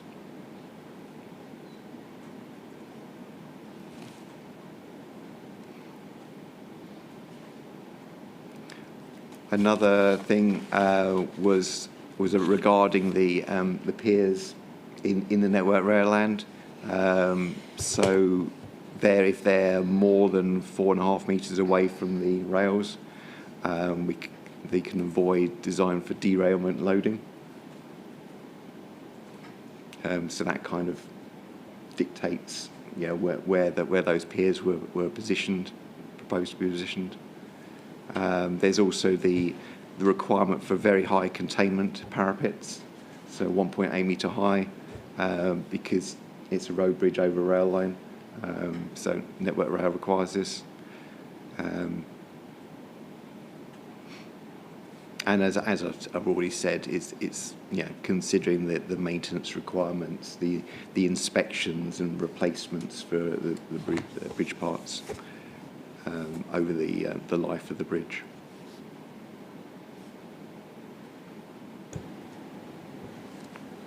Good. So those design considerations, and then still on the bridge, I just want to ask you about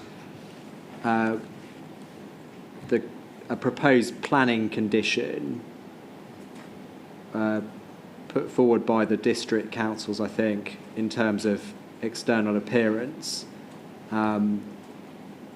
and your views, please, on what that can achieve within the constraints you've just talked about, and where we're obviously building this bridge over the Great Western Main Line, etc. Yes, it's important to point out that it's not seeking to change the height, length, scale, massing of the bridge. It's potentially looking at aesthetic enhancements, the external appearance of the bridge. So that could be achieved through finish treatments of the abutments, the piers, the wing walls. So they're looking at the textures. So you could create like vertical grooves in the columns. You could provide more complex designs, patterns, colours to make it more distinctive. Similarly, you can do that same with the parapets, potentially sort of a mesh infill or artwork graphics on the internal face of the parapet. Colour. For night time, you could look at illumination to make it, again, the structure look more attractive, uplighting. Obviously, that would be providing that Network Rail would agree with that, because they're particularly sensitive about lighting of any structure that goes near the rail line, because they obviously don't want the train drivers to be distracted or blinded by any lighting. And in terms of the parapet, looking at your figure 14, they look like parallel railings. Is there any sort of Network Rail guidance on that? I just think about the ability to climb them. So... Or if that's the higher upper part? Sorry, they're 1.8 metres high. Obviously, they would be designed in such a way to deter anybody climbing on them, but also need to bear in mind that anything sort of that was attached to the parapets wouldn't prevent any inspections, future inspections. So yes, the exact finish of that could be agreed with Network Rail. So the height of the parapets? The height couldn't be. No. That's fixed But at the actual 1.8. appearance could be changed? Yes. I think they've ramped it up. It's got, I think Joanna might be sorting it out. Has anyone else got suddenly significantly colder? Oh, you were there. Somebody had asked for it to be turned down. It's now. It should be warming up. It's suddenly real blast here, but... Got lots of civil engineers. Yeah. We need a mechanic. Right. Let's... Sitting too close to the vents. I think that might be it. Right. Yeah, so the last thing I wanted to say about the appearance of the bridge was that the landscaping and tree planting has been enhanced since the visualisation was prepared to provide more park planting to soften at least the view of the embankment.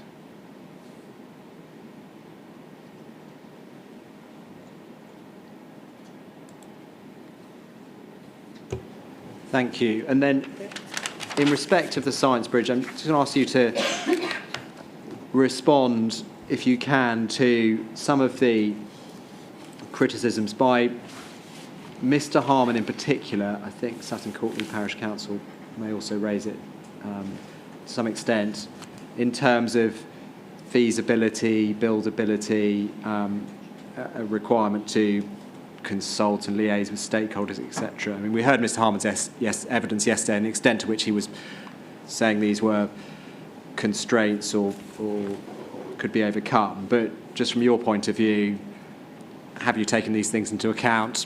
Are they going to prevent you building this bridge?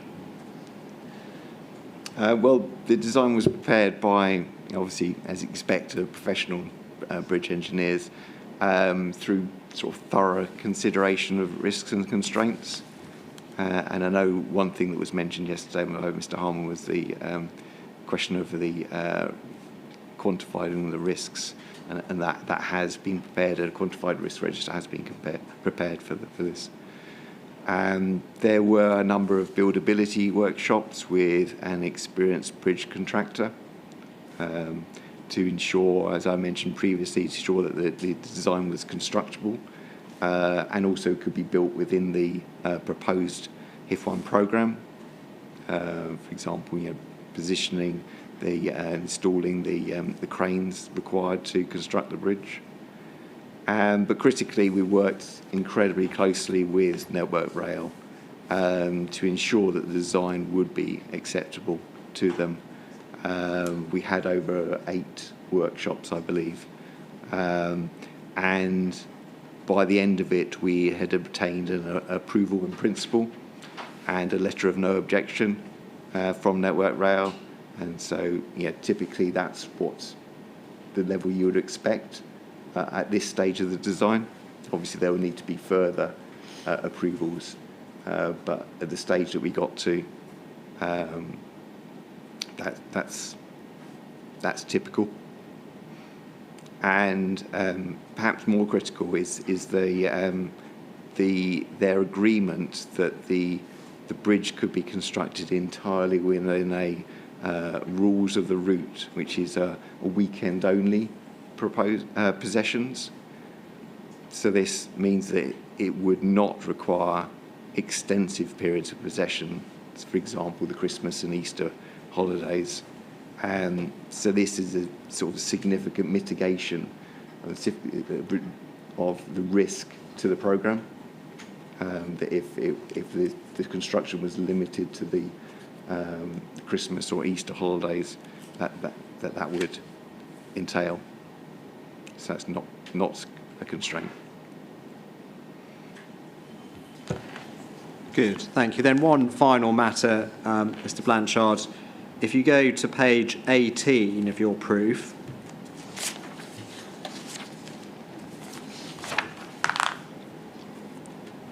in your figure 16 on page 18, you've extracted from Mr. Jones's representations his alternative route suggestion for this part of the scheme. Mr. Harman also makes some alternative suggestions around here about dualling the existing Manor Bridge, I think, rather than having the Didcot Science Bridge alignment through over the railway line and through the Didcot A power station site. Perhaps finally you can just touch on why you're proposing what's proposed in the scheme rather than what we see in the figure 16, that red line close to the Manor Bridge, or some widening of the Manor Bridge. Yes, well, the position of the Science Bridge, the crossing of the Great Western Main Line, was considered as part of the options appraisal stage, which Mr. Wisdom covered yesterday. So a bridge at this location would, in my view, be unworkable, as it would still require the structure to be raised above the surrounding ground level, even though the railway is partially in a cutting at this point. But yeah, not as high as the Science Bridge as proposed in Hif1, but still higher than the ground level, existing ground level. And but it would have to be higher than the existing Manor Bridge in order to clear the overhead line equipment. As the Manor Bridge is lower because it's located in a gap between power zones. Sorry, higher than the existing. Yeah, it's higher than the existing Manor Bridge, Than the existing but not Manor as high as Bridge. the Science Bridge, as we proposed it. The area is also very constrained by the existing roads, meaning it would be impractical to fit in the necessary road links south of the railway line, as the existing A4130 is almost adjacent to the rail line at this location. And the other elements that I think Mr. Whitton covered yesterday was the fact that the Manor Bridge, the Manor Road roundabout, the Manor Bridge roundabout, and the power station roundabout are already very congested in the peak periods. So this would not provide significant relief to that. It would also impact on an area where there's a tree preservation order. The dualling would really have to be continued from where it stops under the Hif1 scheme right the way to Manor Bridge, which would take up some space currently reserved for a sustainable travel corridor along the Gateway corridor.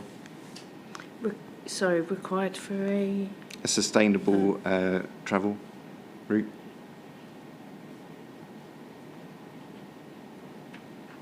Is that from one of the new developments? I'm not too sure. It might be in the local plan. I don't know.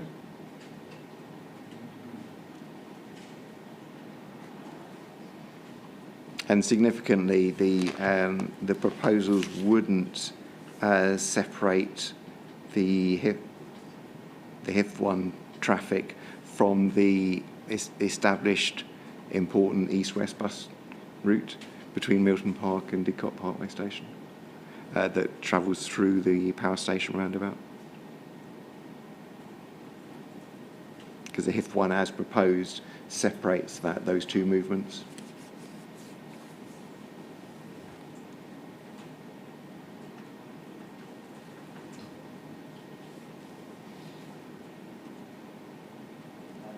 Thank you, Mr. Blanchard. Those are the points I had for you. Anything that I failed to cover or ask you about?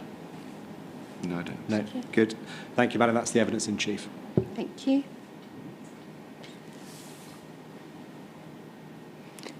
Mr. Woolley.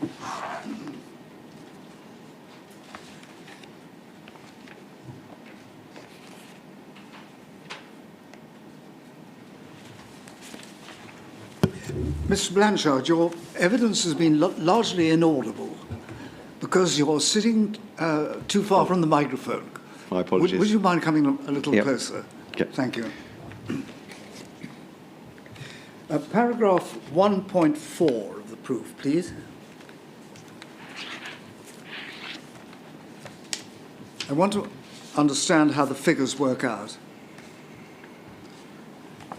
You tell us that the highway is 11 kilometres in length and give us the details. And then approximately, you say 20 kilometres of new and or improved off-carriageway cycling. I don't understand why there's almost twice as much off-carriageway provision as highway provision. Well, in many sections, you've got provision but on both sides of the road. So, sorry, again, I couldn't hear what you said. I'm sorry. In some sections, you have facilities, walking and cycling facilities, on both sides of the road. I see. Yes. So, for example, through the Didcot A power station site, you've got walking and cycling. Yeah. Both sides. Very well. Thank you.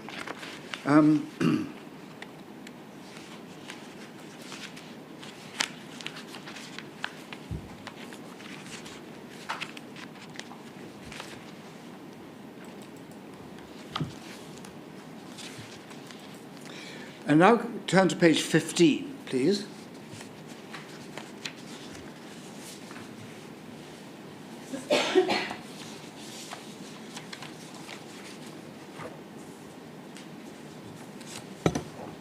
Okay. Paragraph 3.6. In designing the bridge, the AECOM structure stream drew upon their recent experience of designing bridges, plural, over railways, plural, and applied many lessons learned.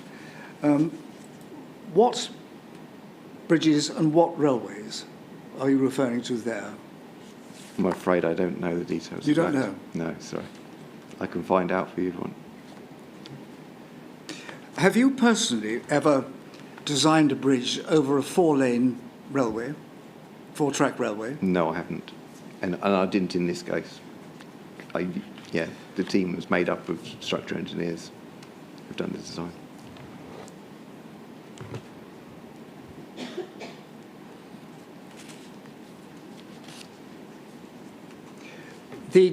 The science bridge is going to have to cross, as we know, the four tracks. It's also, the railway is on an embankment at this point, isn't it? That's correct. Does that add to the engineering difficulties? Well, it adds to the fact that, as I described, you need to get up and over the Yes. railway, and the fact that it's on an embankment, does make it more of a challenge. It means it's a larger structure than if Yes. it was not on an embankment. And adds to the expense, of course. Yes, by association.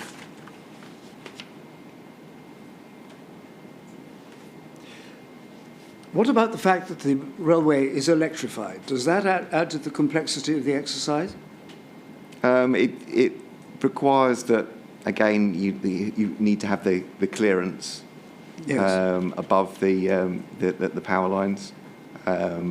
But I think we've shown that the clearance is sufficient to not require the earth bonding, I think, that Mr. Harmon had mentioned. It's one more problem that you have to solve. Yes, but it's solvable, yeah.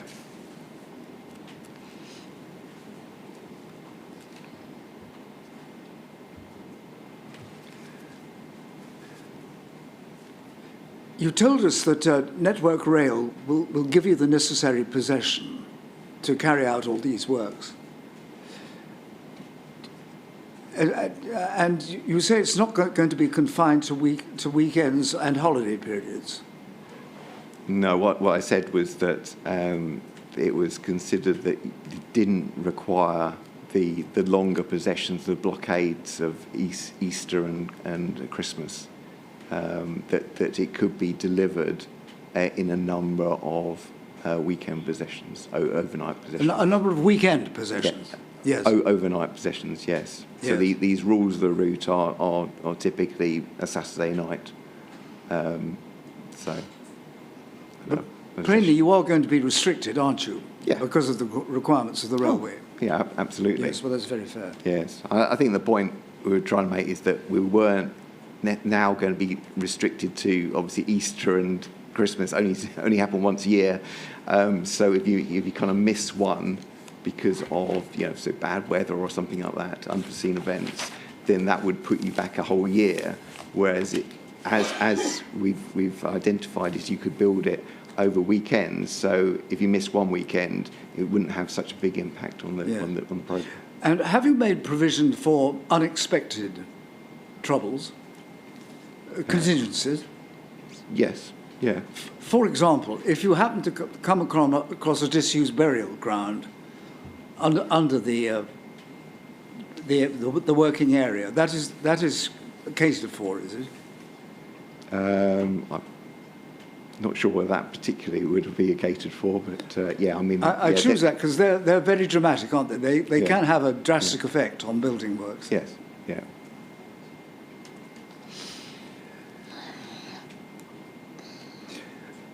Another matter, you're going to need something like 8 or 9 road closures.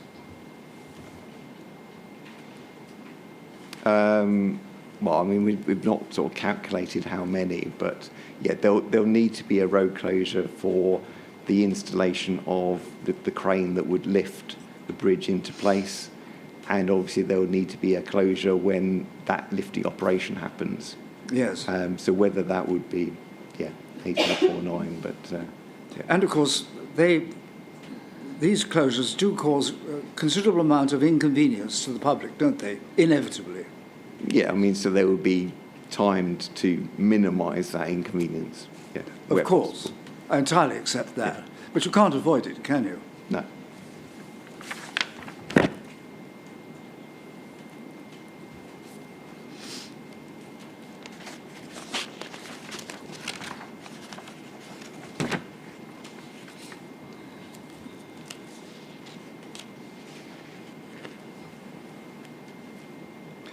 And is Mr. Harmon right that the construction of the bridge is going to involve a great deal of spoil brought onto the site? Yes, that's correct. Did he get the figures right? As he said, that was he felt it was an underestimation, and I believe that yes, it is an underestimation. But I think Ms. Curry mentioned the numbers in her evidence. But his figure of 5,040 is in the right ballpark, is it? Yes, it's in the thousands. Yeah, over the period of the construction. Yes. I don't ask you about the Appleford Sidings Bridge, do I? I asked Mr. Chan No, about that. Mr. Chan. Okay. Very well. Let's go back to your proof, please.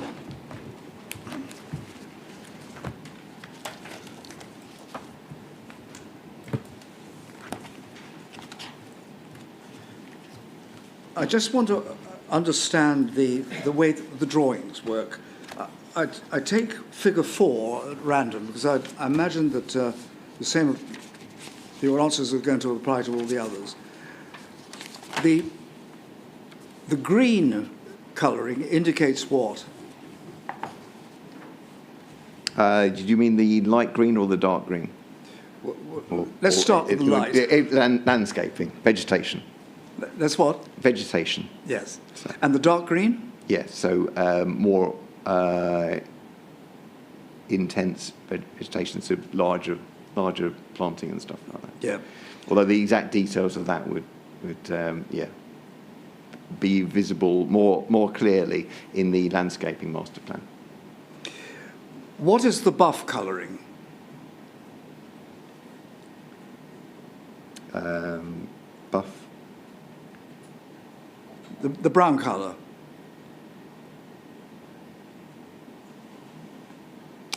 I'm not. Oh, Is it the sort of T-shape? Towards the top left. Well, it's central, and there are two L-shaped brown patches and a rectangle above them. Is it the colour directly? There's an arrow that says traffic signals at Valley Park Development Access, and is it where the head of that arrow is? Is that the colour that you're talking about? I think we've probably all got slightly different colourings. No, it hasn't. It hasn't got a legend at all. No, not a legend.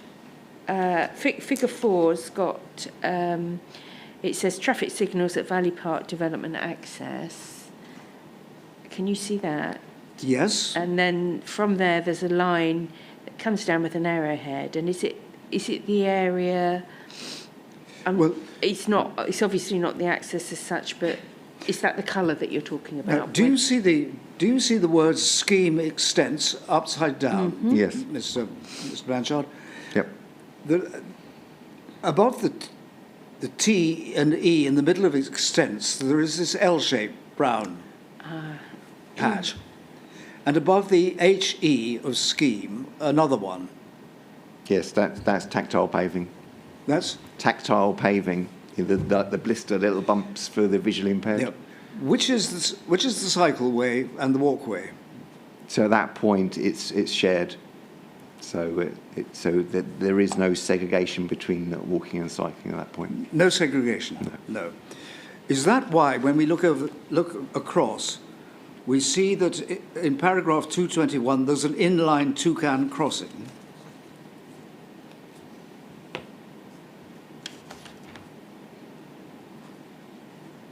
Do you see line Yep. 4, the existing Yes. Toucan crossing Yes. by Backhill Lane Tunnel will be replaced by a two-stage inline Toucan crossing? Yes.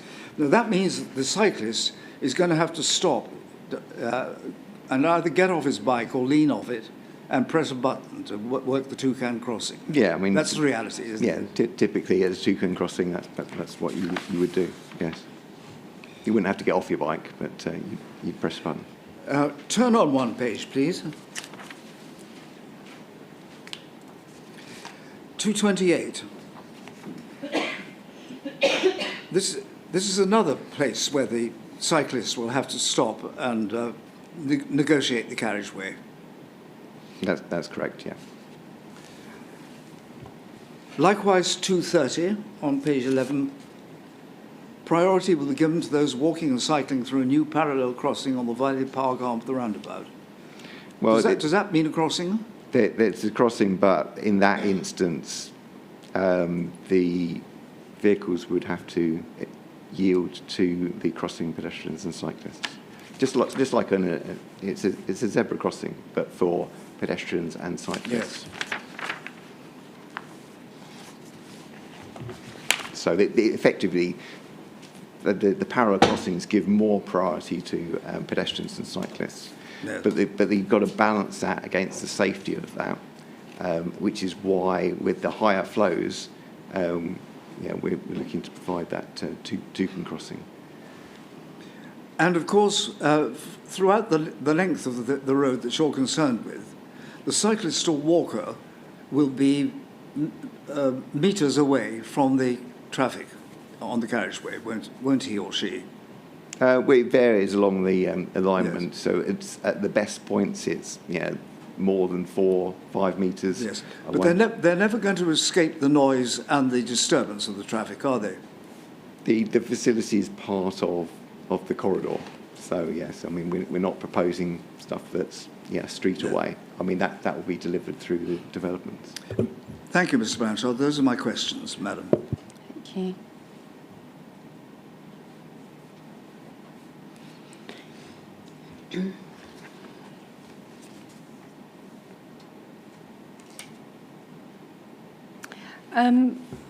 In terms of the science bridge, you said that you've had a number of workshops with Network Rail, and that's the information from Network Rail has impacted on the design of the bridge and the height.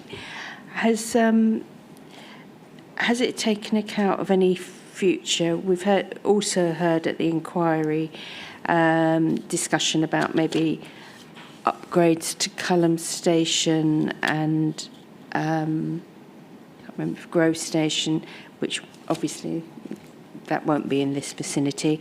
But any future, has Network Rail had any regard to any future plans on lots of the lines? They upgrade their overhead provision, and it varies. Not that I'm aware of. No, I know that in a number of locations the electrification would be a future consideration. However, in this case, there's already electrification. So I would imagine, and not being an expert in this, but it would be a sort of replacement for that. Okay, thank you.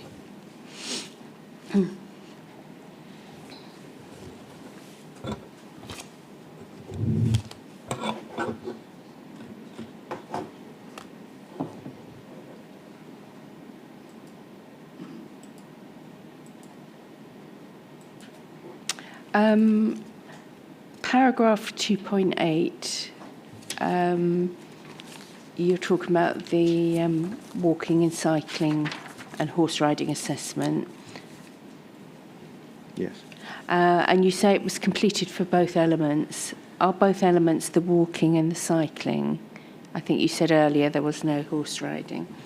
Or is it, am I misunderstanding? Oh, sorry, yeah, for the both elements, I'm talking about the widening and the science bridge as two elements of the Hif1 scheme.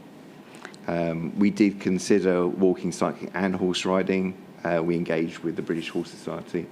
They indicated that there was no, or we witnessed no evidence during the site visit, and they confirmed that there was no active horse equestrian use. Thank you.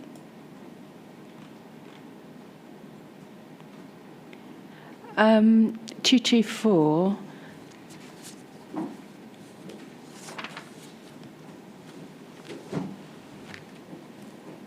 Yep. You there? You're describing the duelling in the vicinity of the Back Hill roundabout, and that the existing ditches and hedgerows will be retained sort of in their central reservation, essentially. In terms of that, has consideration been given to how practical it will be to maintain that separation? I'm thinking of safety and... Yeah, I mean, I think it would likely, as it's a dual carriageway, then that the offside lane could be closed in order to maintain that that central reservation. I mean, it's obviously not atypical from a dual carriageway anywhere, but obviously there's a little bit more to maintain in this area. I think it would appear to be higher than normal. Yeah, but it still needs maintaining, you're right. Yep.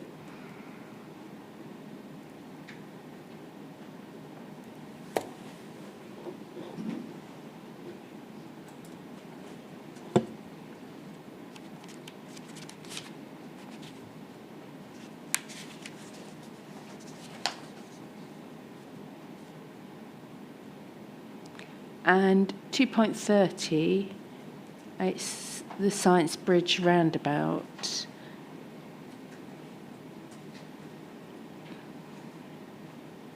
Okay. Yeah. Yeah.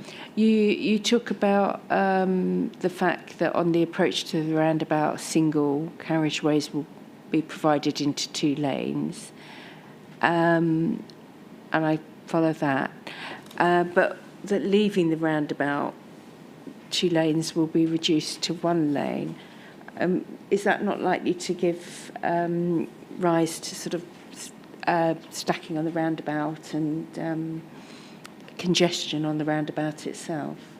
I don't believe so, because as the lanes would flare on the approaches, then because it's a 3-arm, then the left-hand lane would go to the left or the first exit, and then the right-hand lane would go to the second exit.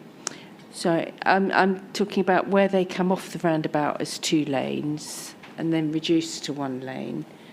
But no, they're a single lane exit. They're single lane exits.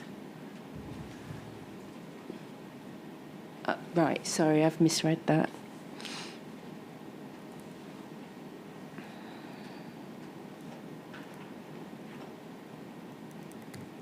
I suppose the other point is that we, in terms of cyclists, nationally there's been quite a lot of accidents with larger vehicles crossing the path of cyclists. How does that, has that been looked at in terms of this scheme, or are there any areas where that's likely to be a conflict? I don't believe so, because in this we're separating out those movements, and typically that left turn hooking movement would happen if the cyclists were sharing the road with the HGVs. But because it's segregated, it shouldn't. Yes, yeah. Yeah, and we're providing those clearly identified crossing points as well, which should highlight to all road users, that there's an area of conflict and to expect crossing cyclists. Thank you. And where you're proposing shared pedestrian and cycle facilities, I mean, historically, there's areas where it can be a conflict. I'm thinking Cambridge there, slightly avid there. But how do electric bikes fit into that if we've got pedestrians using the same lane? Because electric bikes aren't prohibited, I don't think, from cycle lanes. No. And some of them go at feral. Yeah, yeah. Historically, they were quite slow, but I don't Yeah. think many of them are now. Yeah, I think electric bikes are limited to 15.5 miles an hour. They're limited to 15 and a half. They should be, although there's been reports that they're faster. So at 15 and a half miles per hour compared with pedestrians, Yeah. is that considered safe? I think given the expected numbers using the facilities, I think we've designed it as wide as we can to give that space for both users. Thank you.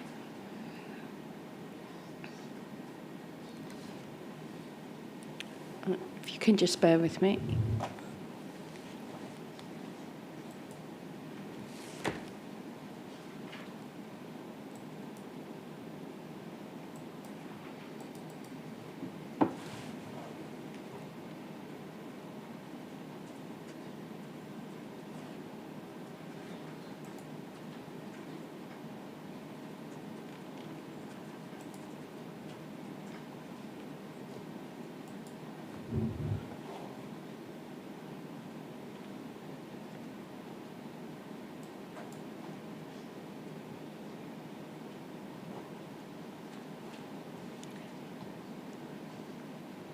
So when the scheme was reconsidered by the council at the September committee following the call-in, they made a comment. I've got to download it, unfortunately, to search it.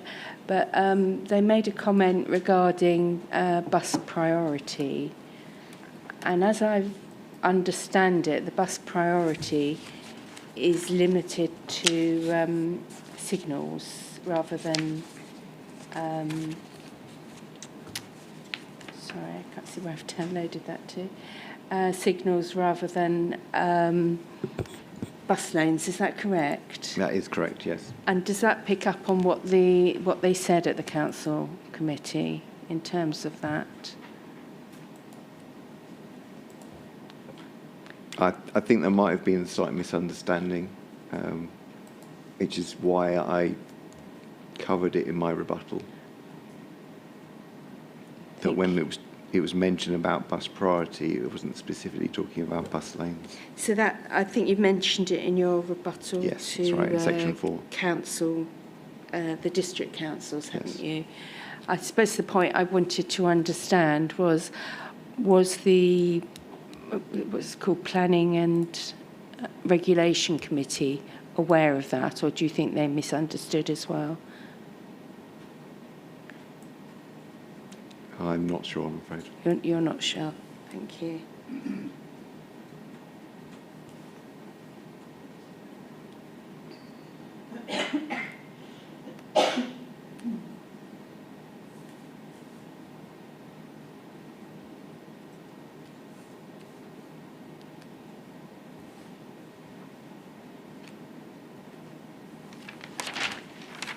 Mr. Flanagan, to re-examine. Yes, just a couple of very brief points, in fact, Mr. Blanchard. The first was in relation to Mr. Woolley's questions about unforeseen circumstances, findings. Burial grounds was the example given, but just think about it more widely. I think you explained in your evidence in chief that preliminary design, which is where we've got to in terms of the 3 design stages, feasibility, preliminary, detailed.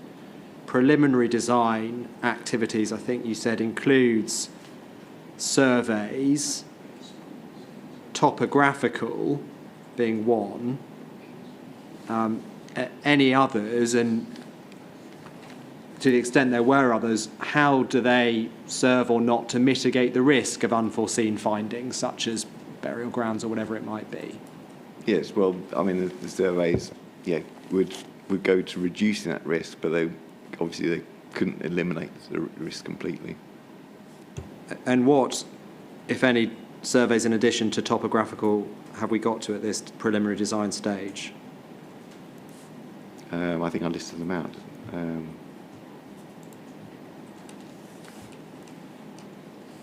Yeah, so we've done ground investigations, and that's pretty. Sorry, could you move your microphone a bit closer? I can Oh, hear, okay. but it's a bit faint, and I think maybe that Okay. side of the room might struggle. Okay. So as I said in my evidence, I think the ground investigations, we'd done ground penetration radar surveys to identify locations of utilities. We've done archaeological investigations as well. So that's the trenching to as reasonably as we can identify if there was anything of interest in the area that could be impacted by the scheme. And just thinking about the area on which you're proposing the scheme more generally, for instance, in the Science Bridge area, we know that part of it's going over the Didcot A power station, former site. Obviously, obvious question, is that a previously developed site or not, Mr. Blanchard? Yes, it is, yes. Yeah. And so clearly there's been a fairly recent remediation scheme for that site, which included I believe a 2 metre deep capping layer over the entire site. So the highway wouldn't impinge any deeper than that. The only concern was for the structure of the Science Bridge, and that's where the ground investigation was conducted. Thank you. And the only other brief point was just in respect of some of the inspectors' questions, safety, left-hand turns being the point raised, one of the points raised. I'm not sure if you mentioned it earlier, but just so we have it in the inquiry, road safety audit, that's also included within the stage we've got to preliminary design, is it? That's correct, yes. And I don't know if you're able to give us a reference in your proof. If not, fine. But the extent to which that would pick up pinch points in terms of safety and assess whether what's proposed is suitable or not? Yeah, you would expect that. It was an independent review by qualified road safety engineers, that they would sort of pick up anything of concern, such as that left turn hooking movement. Good. Thank you, Mr. Blanchard. Thank you, Madam. Those are my questions. Thank you, Mr. Flanagan.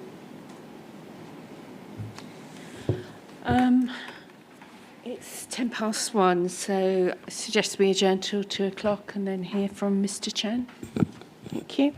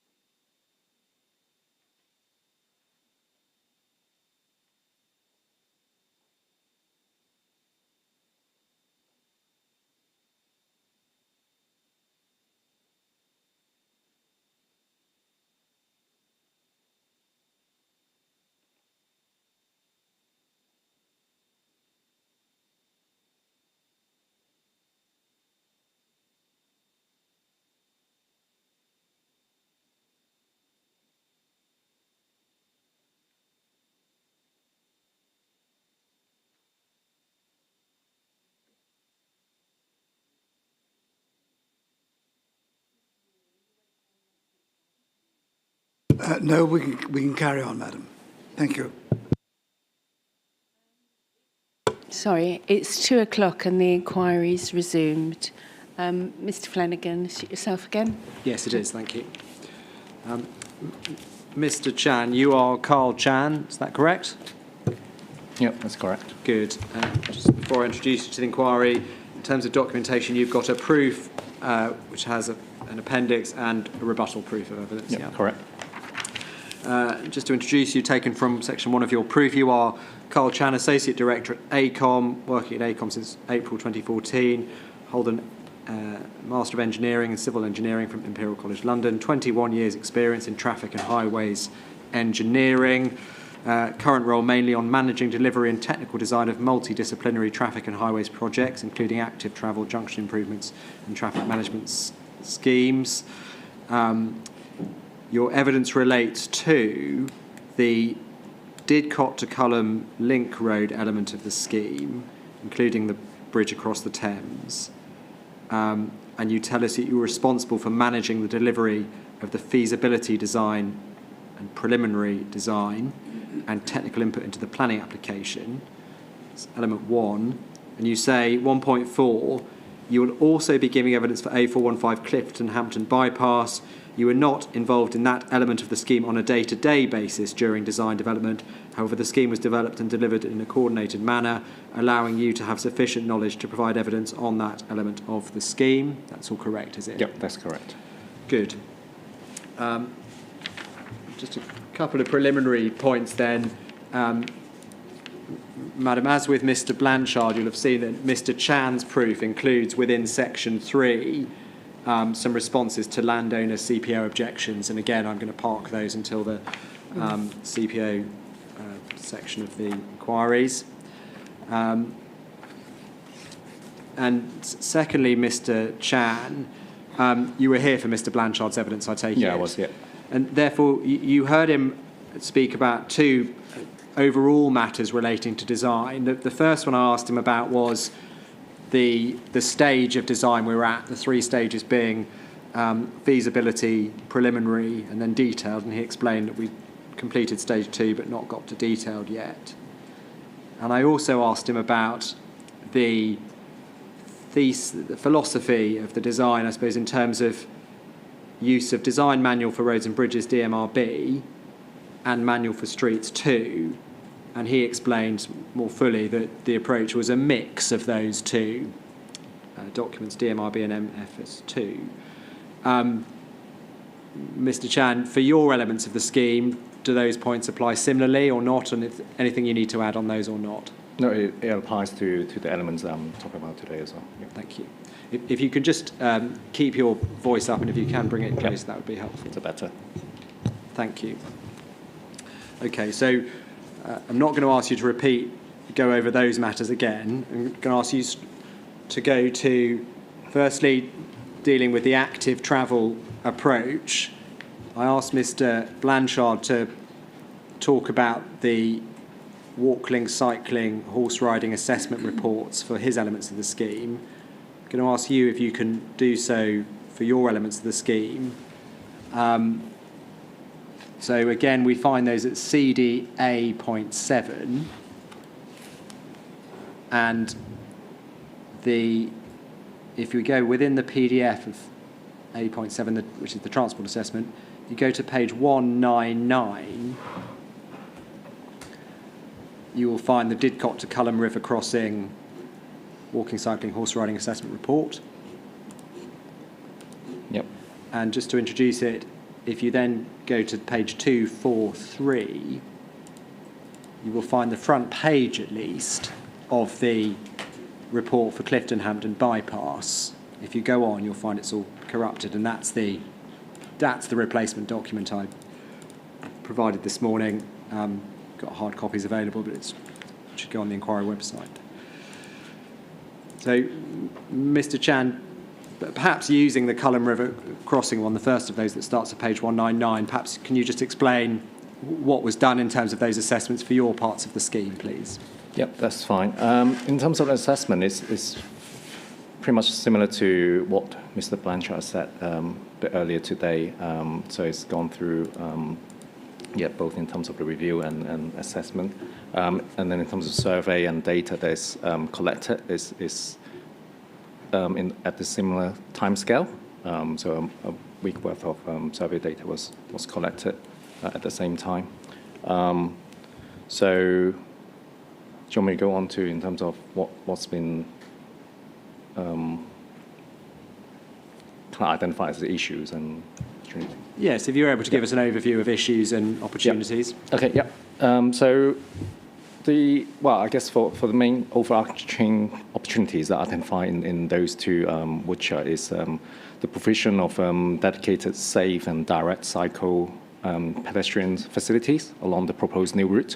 That's slightly different from, I guess, the section that Mr. Blanchard was talking about, because that most of the area we're covering in terms of along river crossing and CHP, they are new link road. And then there's also the improvement of existing cycle facilities along the A415 as well. I'll just list out some of the more specific improvements measures. Those include raise parallel crossings at Syro junctions, provide pet cycle route between the river crossing to Thames Path,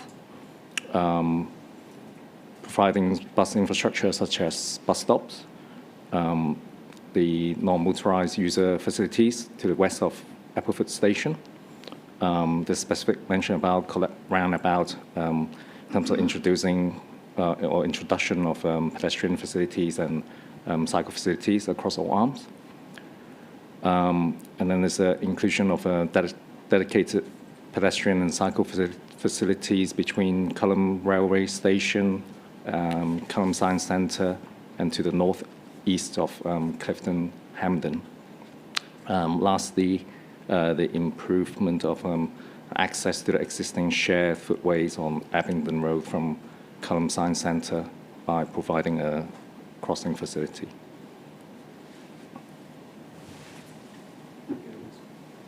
Thank you. So then perhaps taking some of those themes forward, like Mr. Blanchard, I'm going to ask you to go through the figures in your proof from which you take extracts from the GAs, and if you could go highlight, obviously what they're showing, we can see what they're showing, but highlight key elements of active travel provision and so forth, and explain any other relevant points as you go through them. You start, I think, at we've got figure 1, which has the red outline of the scheme. That's on page 7, figure 1 of the Didcot to river crossing element of the scheme. And then figure 2 is the first excerpt from a GA.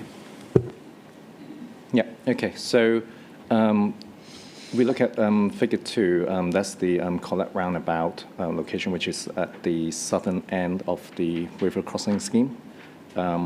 So to the west of the roundabout is A4130, which directly link to the Science Bridge scheme. So currently there's no walking for cycling facility at this roundabout except on the southern arm. In the proposed schemes, there'll be a segregated off-road facility on the western arm in parallel to the A4130, which will be provided. So that will link up with the proposal on the Didcot Science Bridge scheme. And on the northern arms, on both sides of the carriageway, there will be segregated cycle facilities along with footways provided. And then shared use facilities we provide on the southern and eastern arm, so pretty much all around that roundabout junction, you will have some form of walking and cycling facilities. Crossings are provided on all arms with a signalized toucan crossing on the eastern arm, parallel crossing on the southern arm, and uncontrolled crossings on the other two arms. If we move... Sorry, I didn't quite catch that. Crossings on all four arms? Yeah, crossing on all four arms. So there's slightly different form of crossing. So on the eastern arm is a signalized toucan crossing. On the southern arm is a parallel crossing, and on the northern and western arms are uncontrolled crossing. What sort are they? Sorry? Uncontrolled crossings. Uncontrolled. Yeah, so it's So just is with that the like a refuge zebra island. crossing or? No, so that those just with take- tactiles, drop curb and Just refuge island in between. Yeah. All right. Okay. Okay. Should we move on to figure 3? So that's sorry about the scale, but that's kind of show the area on the southern side of this of the river crossing element. So it's going through the Didcot site area. But if we move on to figure 4, that will show a cross section of that area in the Didcot site, the southern area of the Didcot site. So the cross section proposed here reflect more of a kind of urban setting through the proposed enterprise zone, dedicated off carriageways, segregated two-way cycle tracks and footways on both sides, up to the eastern Didcot access road.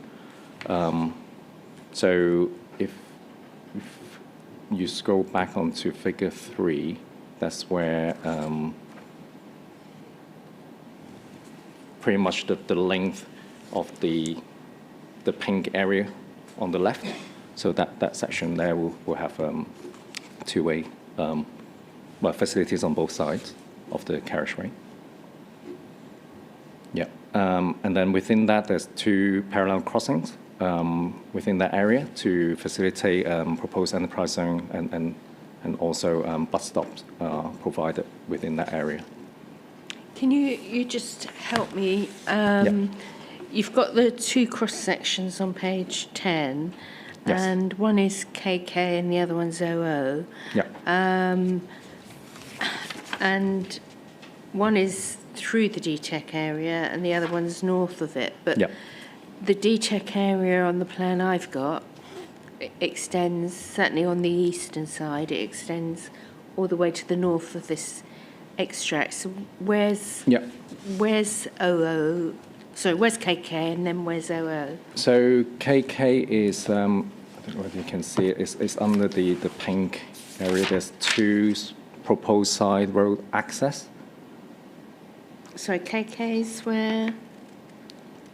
It's where in the southern end of the DTEC area, basically. It's in the southern end. Yeah. Thank you. So, and then OO would be from the northern end onward. From the northern. So north- where the western area terminates, so north of that area. Right. Yeah. Thank you.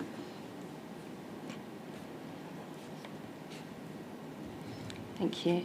Yeah. Okay, so yes, so as you can see on figure 4, there's as I mentioned earlier, there's both facilities are provided on both sides, and I'd like to point out that in terms of the cross section, you can see the significant amount or proportion of that cross section is dedicated to walking and cycling facilities. So if we move on to figure 5, which is north of DTEC site, the cross-section OO that we were talking about earlier. So the facility will be provided on the eastern side only beyond that point, with 4 meters bidirectional cycleway and 2 meters footway. So, Mr. Chen, so you go from cycle and pedestrian facilities either side of the carriageway, Yeah, correct. down to just on one side. Correct. And you told me where that happens. Is that a crossing that I can see right at There is a crossing, yeah. So right. So yeah. you would. So if you're on the western side, you then cross to the eastern side. Yeah, that's to correct. Continue. Yeah. Okay. Yeah, that's correct. So yeah, basically that facility will continue pretty much all the way to the A4 and 5, but there's a little bit different along the way, which I'll come on to. And then if we move on to figure 6, which is on page 11. So so apart from the segregated facility on the eastern side, there's also a share use restricted byway along the western side of the scheme. It's been proposed, and will continue in parallel of the FCC and Hanson access road, which kind of here to the west, and then that restricted byway will connect with the the restricted byway on Portway Road.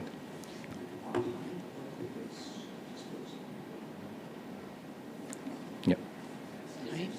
So, in addition to that, Chicken Crossing is also proposed just south of that T-junction location.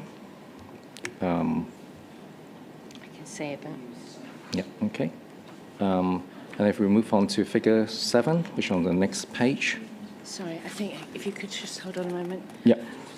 Sorry, Mr. Woolley and Mr. Brun, we can hear. It's getting difficult to hear. Thank you. Sorry, do continue. Yeah, okay. So figure 7, it showed the existing bridleway 3 location, which is the green dotted line on the map. So currently, that bridleway extends from just north of Colette Roundabout to the Applefoot level crossing. So part of this bridleway share the hallway with all the HGV traffic accessing the FCC and Hanson site to the west. The road is just under 7 meters wide with no segregation for pedestrian and cyclists or equestrians. So not a very pleasant environment for walking and cycling currently. So under the proposal, the facility will be replaced by the segregated footway and bidirectional cycleway, as I mentioned earlier. And then also that bridleway to the west of the alignment that I mentioned in the previous figure. So yeah, it's a significant improvement to current provisions where, pedestrian, cyclist, or horse rider, if there's any, would be mixed with heavy goods vehicles. Yeah, and then moving to figure 8, let's just show a typical cross-sections on the Applefoot siding bridge, which pretty much continue what we have seen earlier. And that will continue along the historic landfill site to the north, which is called the 90-acre field.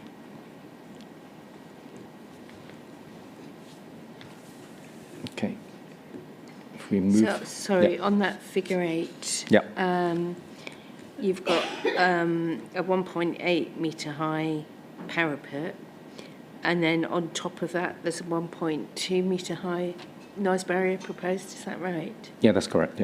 Yeah, 3 meters in total. Yeah.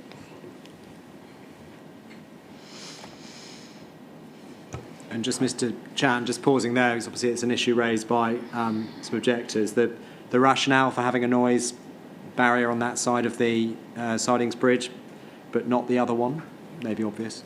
Yeah, not on the other side, no. No. Because of I guess the receptors are on east of the bridge location. Yeah. Good. Sorry, Okay. continue. Yes, please. Yep. Okay. If we move on to figure 9, which is on page 14. So that's given overview of the proposed layout just north of the 90-acre field, the historic landfill site, and then that include the T-junction with B4016 Applefoot Road and the Sutton Cottony roundabout. So the same facilities continue until the priority junction with B416, and then that's where a parallel crossing is proposed to give priority to pedestrians and cyclists over B416 traffic. And then on B4016 itself, towards Applefoot, a new share use facilities is proposed. And then north of that junction, the cycle track and footway will continue separately from the proposed carriageway by utilizing an existing section of B416. So going north, the Toucan crossing is proposed across the northern arm, where it links with the river crossing structure itself. And then in terms of the facilities, the link, and it's also linked with a share use facility in the towards the Sutton Cottony direction. In addition to that, share use facility is also proposed on the western side of the alignment to provide access to the bus stops.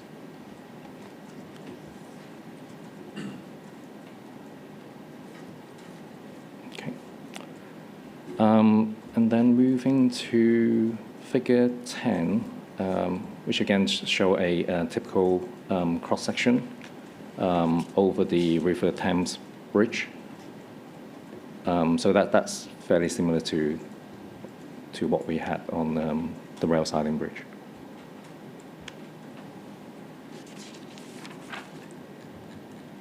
Yeah, so something's not shown on my proof of evidence here, but is on the core document CD D013 on the GA plan, which will show a new footpath that will be provided to connect the eastern side of the new road to the Thames path.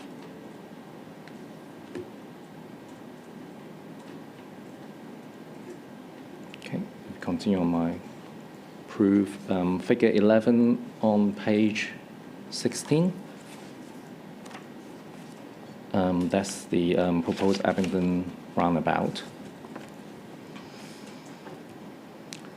So from the south, the two-way cycle track and footway continue to the roundabout, and then the facility extend east on the existing A415 alignment, and we will link back to the existing facilities towards Clifton-Hampden bypass. A proposed Toucan crossing on the eastern arm of the roundabout will provide access to the segregated two-way track and footway adjacent to the eastbound lane. And then a proposed raised parallel crossing on the northern arm will lead into land allocated for future development.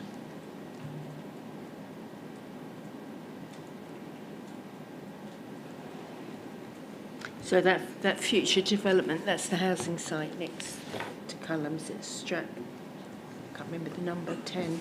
Yeah, that's correct. That's I think that's number 11 on figure 3 of Mr. Wisdom proof. Thank you.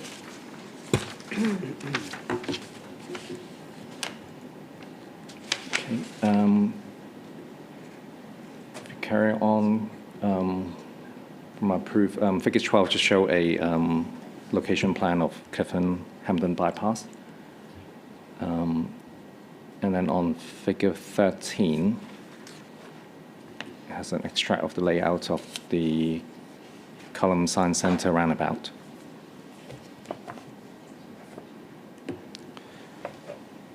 So west of the roundabout, share use facilities are proposed on both sides of the A415.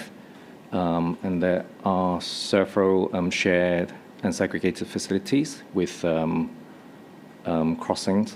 I think a couple of them are parallel crossings, and to provide access around the roundabout. And that's also include a new segregated facility to link Cullum Station and Cullum Science Centre. And then the existing A415 just south of the roundabout will no longer be required for vehicular traffic.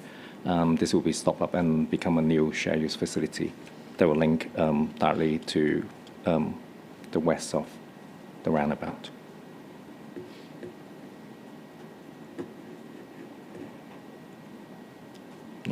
Now if we move on to figure 15 on page 19.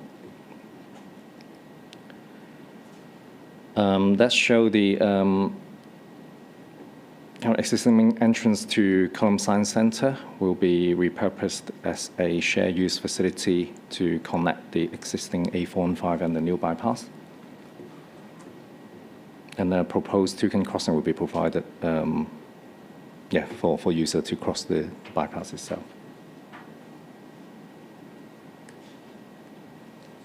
Yeah, and then you just go to the top of the page here, which is figure 14. That's just show a typical cross-section of the bypass east of the roundabout. So we have a shared use footway on the northwestern side of the road along the whole stretch, and then with pretty much 3 meters segregation, which include 2 meters surface water channel and a 1 meter hard strip.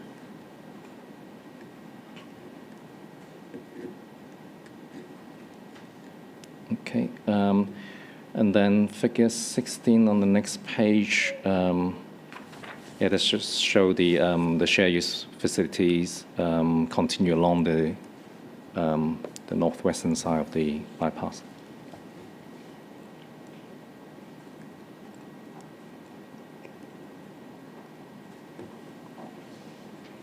Yeah, and then lastly, again, sorry, it's not in my proof, but it's on the J drawing on the CDD019. Which will show a shared use facility provided along the western side of the realigned B4015, and also the existing B415 carriageway will no longer be required for vehicular traffic. That will be stopped up and a new footway and cycleway provided in place. Good, thank you, Mr. Chan. And there was a specific point relating in respect to the relationship between Appleford and Sutton Courtenay. It was touched on by Mr. Wisdom yesterday, but again, the scheme designer just asked for any further comments you have on it. It's the figure 9 on page 14 is the most useful one for this. And comments, particularly from Councillor Casey Rarehay, about alleged severance between Appleford and Sutton Courtenay, how the scheme addresses that, or I think she's suggesting it might cause that. Mr. Wisdom yesterday spoke about provision along the B416. Any further comments on that matter, please? Yep. I guess that's been touched on in the last week or so in terms of between Appleford and Sutton Courtenay. There's currently no pedestrian facilities on the B416 between the two villages. Pedestrians or cyclists, in that matter, along this location will be on carriageway at present, which is in parts subject to national speed limit. The scheme will significantly improve walking and cycling conditions and also accessibility and safety between Appleford and Sutton Courtenay with new dedicated facilities. So, as I mentioned earlier, a new 3 meters share use facilities is proposed on the northern side of B416, which will connect with the segregated facility along the A4197, which is the scheme. And we've got the parallel crossing, providing priority for pedestrian and cyclists over the traffic on the B416.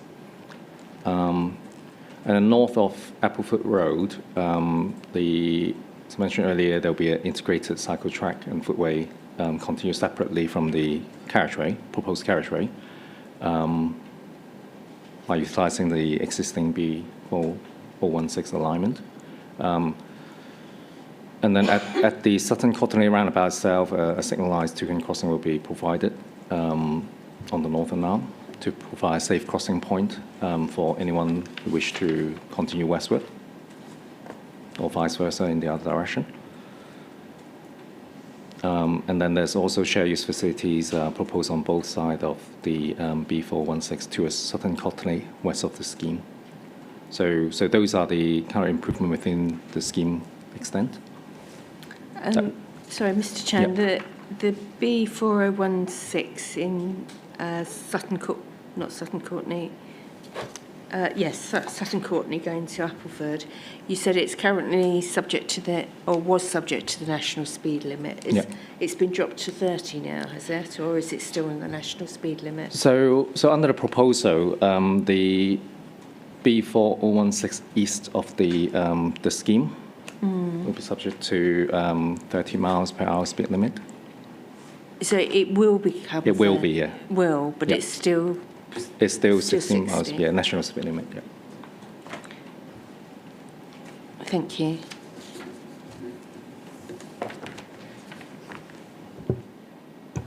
Thank you. That's everything on that. Good. I was going to turn to a separate, discrete topic now. The Appleford Sidings Bridge, which has been a point of concern from some objectors. Just a number of points on this. The first is in relation to need, why we need a bridge at all. Mr. Harmon, in his proof, talks about having a level crossing instead. So having designed this, why a bridge rather than a level crossing, please? Yep. Okay, so the bridge is needed for two main reasons. Firstly, crossing the sidings at railway level is really not an appropriate option. When we engage with Hanson, the main operator of the siding, I mentioned that trains are shunned back and forth along the siding.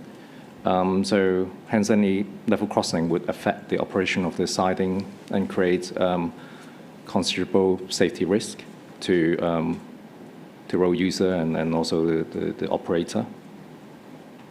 The second reason is the topography of the area. The siding location is effectively in a valley with ground either side of the sidings higher than the rail track. The land to the south of the siding is around 56 meter above Orleans datum, and to the north approximately 58 meters along the alignment. So yeah, without a bridge, then it just wouldn't work basically.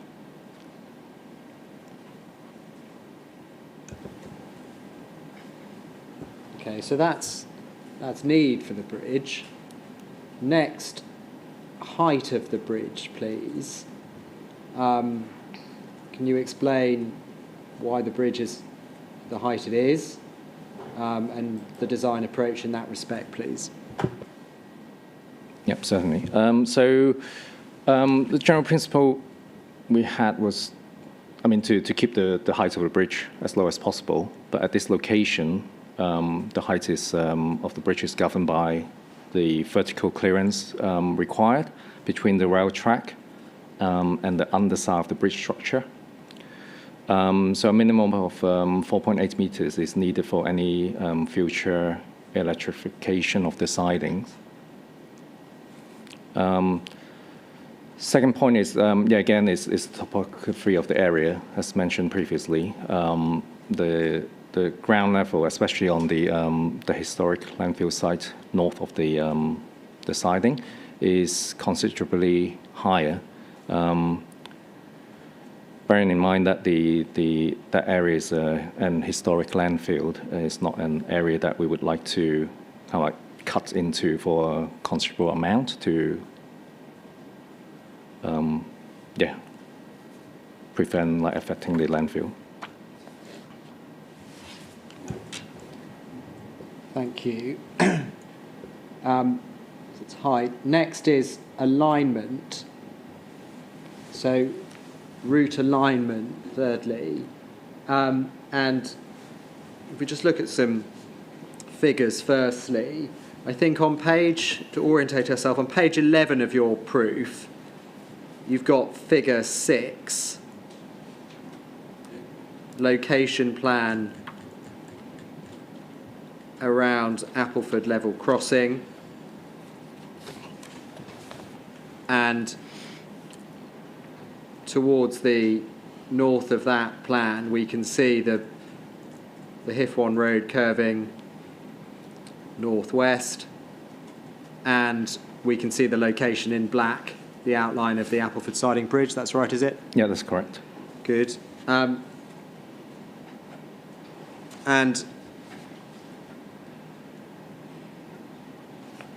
keep that open, but now also could you take up, please, Mr. Hancock's supplement to his proof of evidence, or a supplementary proof, as Mr. Woolley called it, but it's entitled Supplement to Proof of Evidence. This was provided, I think, on day 1 or 2 last week.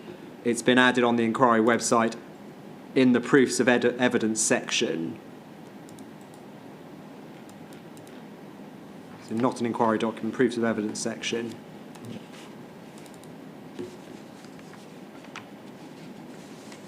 Mr. Chan, have you got a copy of that? I do. Let me know when you have. Bear with me.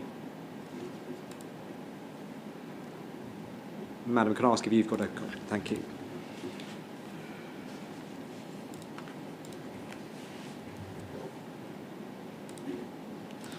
Yeah, I've got that. I'm afraid I Yeah. had it. I've just frozen. Right. I'll give you a moment. Shut. Hold on. Sorry.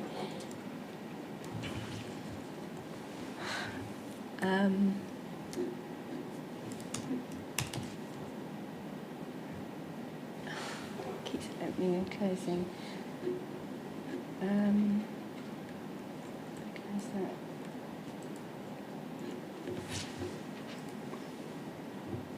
Right, I think I've got it again. Yes, I've got it again. Good, thank you. Okay. So, Mr. Chan, we're just looking at this. It collects various figures and diagrams with alternatives. So on the first page of it, it's not paginated, but the first page, we see figure 1, OCC's diagram of alternative routes for the Hif1 road. We've looked at that before. There's a sort of various alignments have been looked at over the course of the years. And you continue on to the first, second, third, fourth, 5th page. You get figure 5, which has the Hif1 proposal. And you can see the bridge over the sidings. There's also the red line, which we'll come to in a moment, alternative. And then go over the page again, then we've got figures 6, 7 and 8, which again provide some more zoomed out aerial photos with the proposed alignment and alternative alignments put forward by Mr. Hancock and others. So, dealing first with the scheme, the proposed alignment, could you explain why the alignment is where it is, and looking particularly at the constraints we see in that area? If you talk through them, the landfill, the pond, anything else, please. Yeah, sure. So in determining the route alignment, I think maybe we should look at in terms of the considerations we have in this area. So if we go back to figure 6, I think that will give, from my proof, that will give us a good illustration of the area. So, so firstly, there's this the operational landfill site to the west of where the proposed alignment is. And then, yeah, secondly, the, well, yeah. In terms of that, the landfill, how is that relevant to this achievement? Yeah, okay, yeah, sorry. So basically, we just, well, we don't really want to touch the landfill site because of various reasons, environmental, landfill tax, and also reason, and potential settlement and engineering challenges. So that area is, yeah, for us, yeah, we try to avoid that area for the scheme. And we have been engaged with, obviously, the landfill site operator, FCC Environment, in terms of setting out the boundary that the scheme can go up to, which doesn't affect their operation. So secondly, is the link with the landfill is the gas pipe and the sharing networks, which we don't we want to affect because of the reason I mentioned earlier as well. They've also got an access track around the landfill site, which is, you can't really see on the map here, but it's roughly the red dotted line southwest of the rectangular pond. So that's pretty much where the access track is. Fourthly, the existing drainage system in the area, especially the pond, a series of ponds in this area. You can see there's 4 highlighted in this area, which form part of the wider drainage strategy for the area. And lastly, is the enterprise zone further south from this figure shown here. So those 5 elements kind of like set as part of the consideration when we set the route alignment. And then in terms of the various alignment that was suggested or proposed by objectors. So most of them are, well, actually all of them are west of the current proposed scheme. So in effect, any of those alignment would impact the landfill and the drainage, some of them the drainage ponds as well. But certainly most of them, well, actually, sorry, all of them affect the landfill area. So there's, like I mentioned before, there are considerable risk building over recent landfill site as the cost of extraction, landfill tax, risk of damaging the lining, and all the associated environmental challenges would make it unviable. So the proposed scheme alignment through this area, we try to avoid well, certainly, like I mentioned earlier, avoid the operational landfill site and also minimize the impact to this drainage pond. Thank you. And in that respect, you were looking, I think, figure 6 in your proof. If you continue on to page 22, we've got figure 7. Gentlemen, can you? Thank you. Sorry. We've got, sorry, Mr. Flanagan. It's what page are we going to? 22. Thank you. And on page 22, we've got figure 17.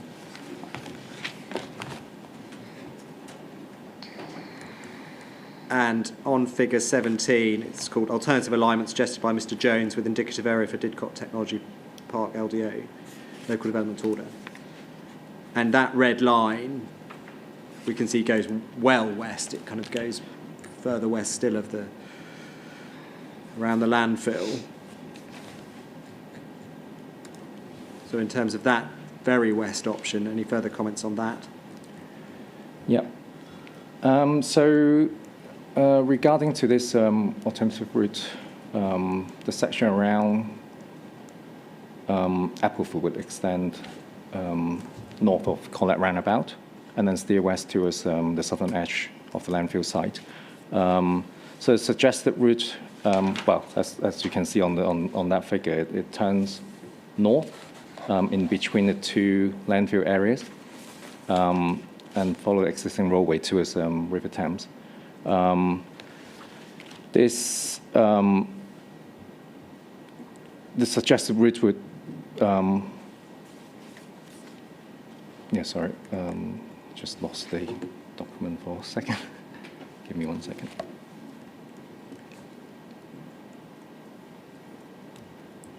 Yep, sorry, yep, got it back.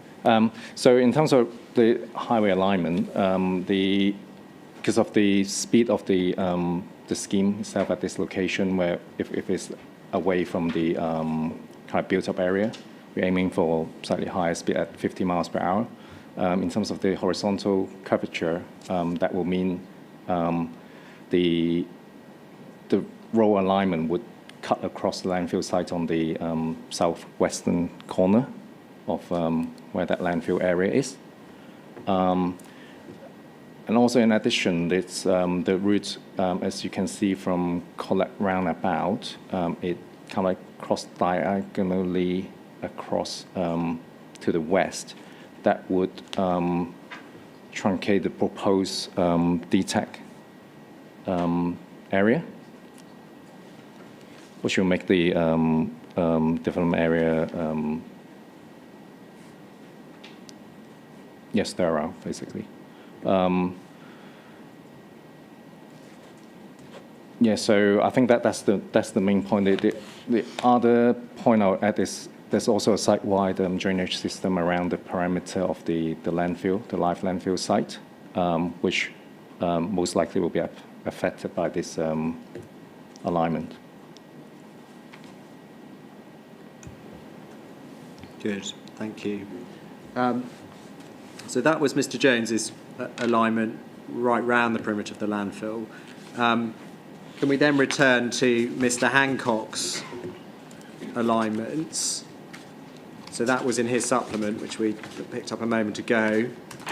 Sorry, Mr. Flanagan, did you say you had a hard copy of that or not? No? It's okay. I do I've just been frozen out again. Have you been frozen? Yeah, I do have a hard copy. It says Hancock supplementary proof on the top. That's the extent of the annotation, so I think that's probably unobjectionable. I'll take a break in a moment and see what I can do. Thank you. And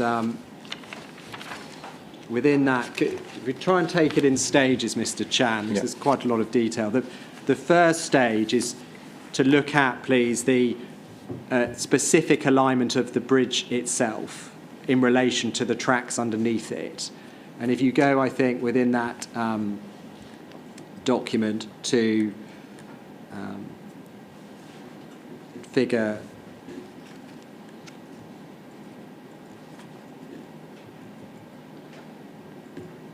5, I think it is. Just let me get there myself.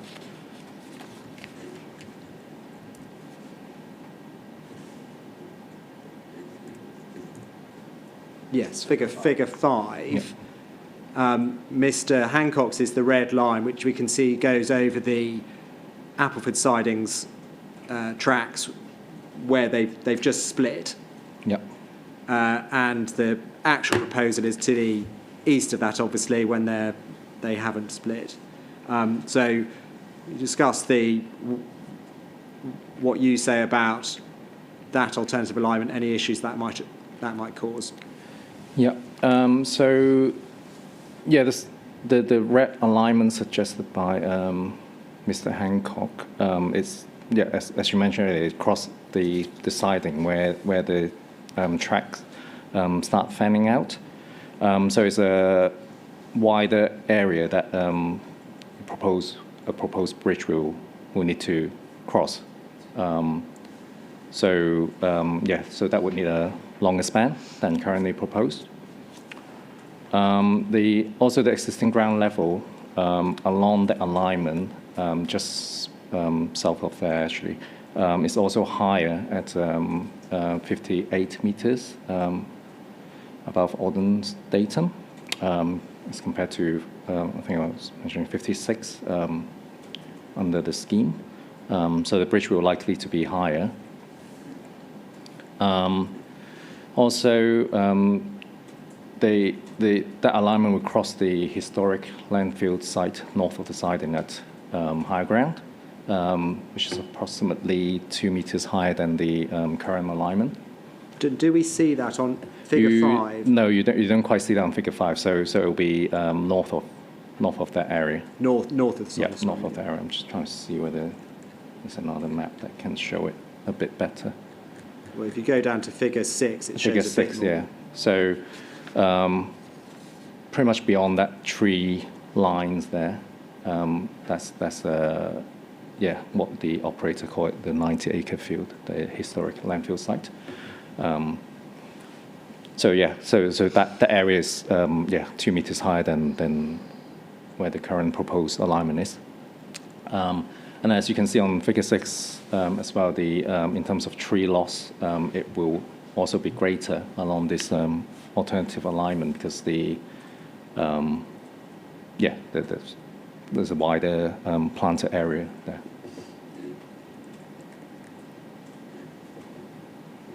Good, thank you. So that was the crossing of the siding itself. As I say, taking its stages and going slightly further south, what that alignment might lead to, if you go to figures 6 and 8, please. And on figures 6 and 8, we can again see the crossing of the siding, the red line. And figure 6 provides one alternative from Mr. Hancock, I think, which goes, the red line goes south, then skirts the rectangular drainage pond. Do you see that? Yep.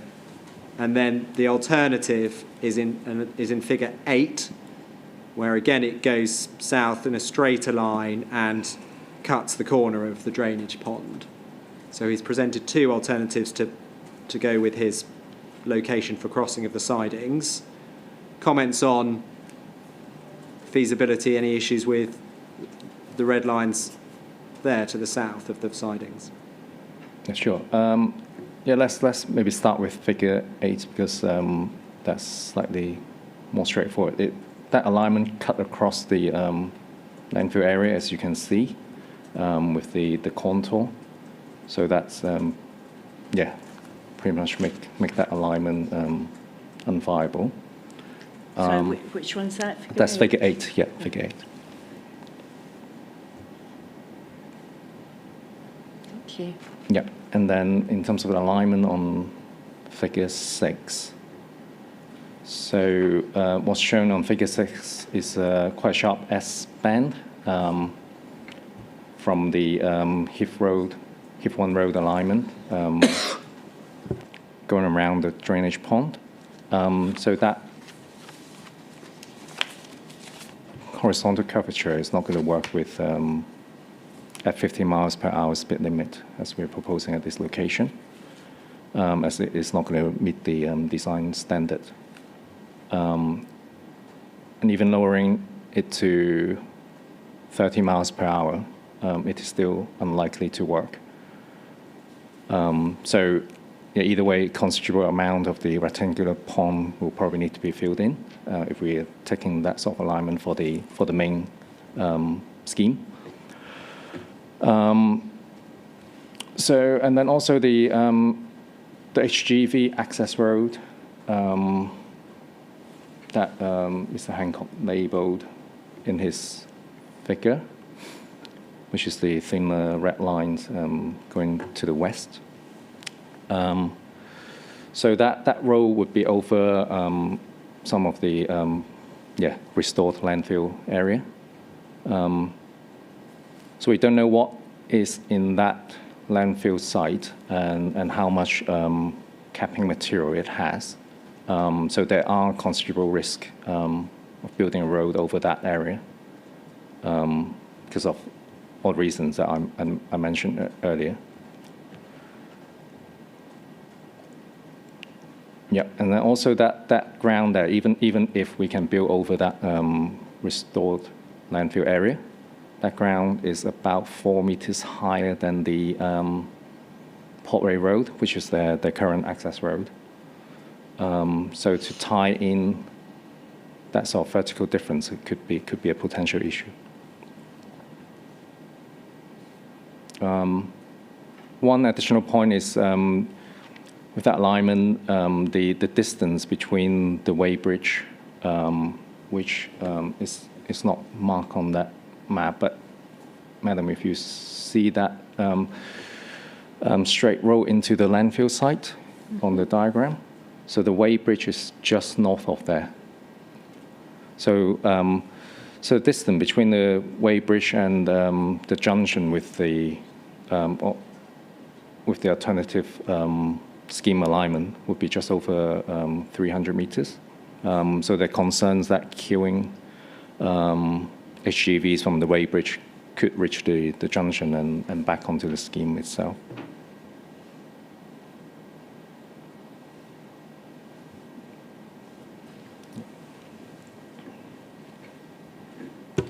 Thank you, Mr. Chan. That's what questions I had to ask on the Sidings Bridge. And just to be clear, obviously, we've got Mr. Paget coming along in due course, Ms. Savage and Ms. Ash to talk about noise, air quality and landscape respectively. So don't ask you about them. I'll ask those witnesses about those matters in relation to that bridge. Good. Moving on then, away from the Sidings Bridge to the other bridge on your part of the scheme, the bridge over the Thames. I think less specific objections to this, but perhaps if you could just briefly comment, please, on the approach taken and the extent. Mr. Harman does raise some queries, at least in terms of feasibility and deliverability. Comment on those, please. Yeah. Okay. So in terms of the Thames crossing, so the proposed bridge is the proposed Thames crossing and viaduct is a multi-span structure. The section of the this section of the River Thames is navigable waters. So one of the design requirements that we have to meet is to ensure that the bridge has no impact on the right of navigation. The environmental agency, as the navigation authority, we've consulted them and they've set out the requirement in terms of minimum clearance over the water that the bridge will need to meet. And they've also set out that the bridge should have a clear span over the river. Another key consideration is the flood risk in the area. So it was one of the main reasons why a viaduct is included in the southern part of this structure. Design has taken into account of flood events and ensure sufficient clearance to flood level as agreed with the EA. And then regarding Mr. Harman's comment on the Thames Crossing Bridge, I think he mentioned about, in terms of geotechnical data, firstly.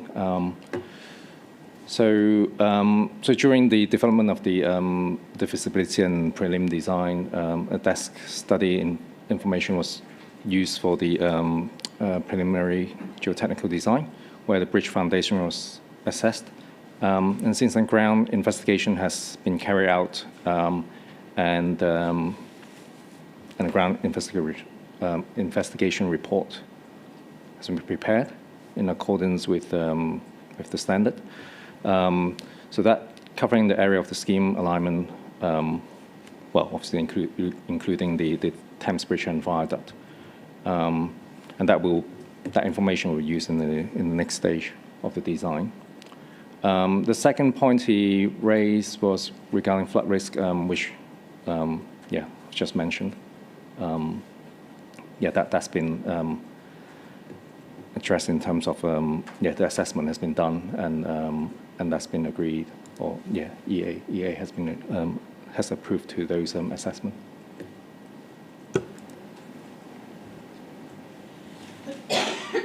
Thank you. Yeah, so Mr. Harmon does raise flood risks. Thank you. It's helpful to remind us the EA's satisfied on that front.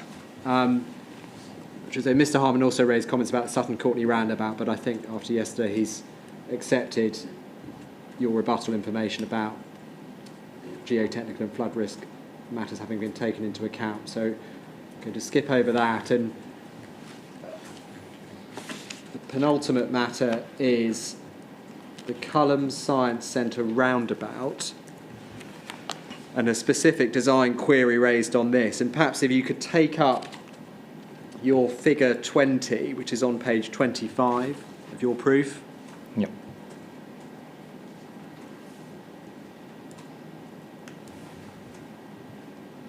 And we see figure 20, existing A415 and new connection road.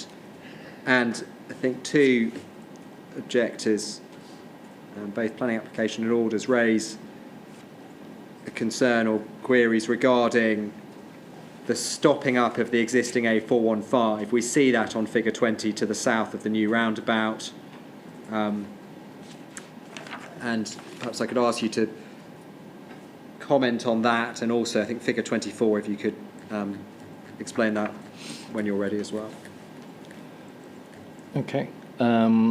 So let's start with figure 20.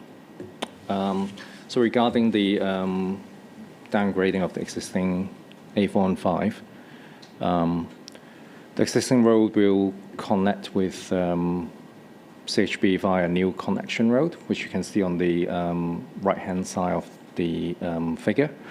There's no further access requirement or operational needs for the existing A415 to extend beyond Fullermore Farmhouse, which is just south of the A415. So the section of this existing A415, just south of the proposed roundabout, under proposal will be stopped up and become a new shared use facility. And the road between the A415, the new connection, and Fullermore Farmhouse, that section of the road will kind of effectively become a cul-de-sac, hence is appropriate to be downgraded. We have looked at the feasibility of retaining the existing A415 and connecting it to Culham Science Centre roundabout. So this would require an additional fifth arm, which I think I have an illustration of figure 24 on my proof, page 29. So this would require additional fifth arm. The fifth arm would require planning permission and the acquisition of third-party land outside of the order land area, which is shown on the red dotted line. So it will also have, likely to have other negative impacts, such as in relation to cultural heritage, because Fullermore Farmhouse is grade 2 listed.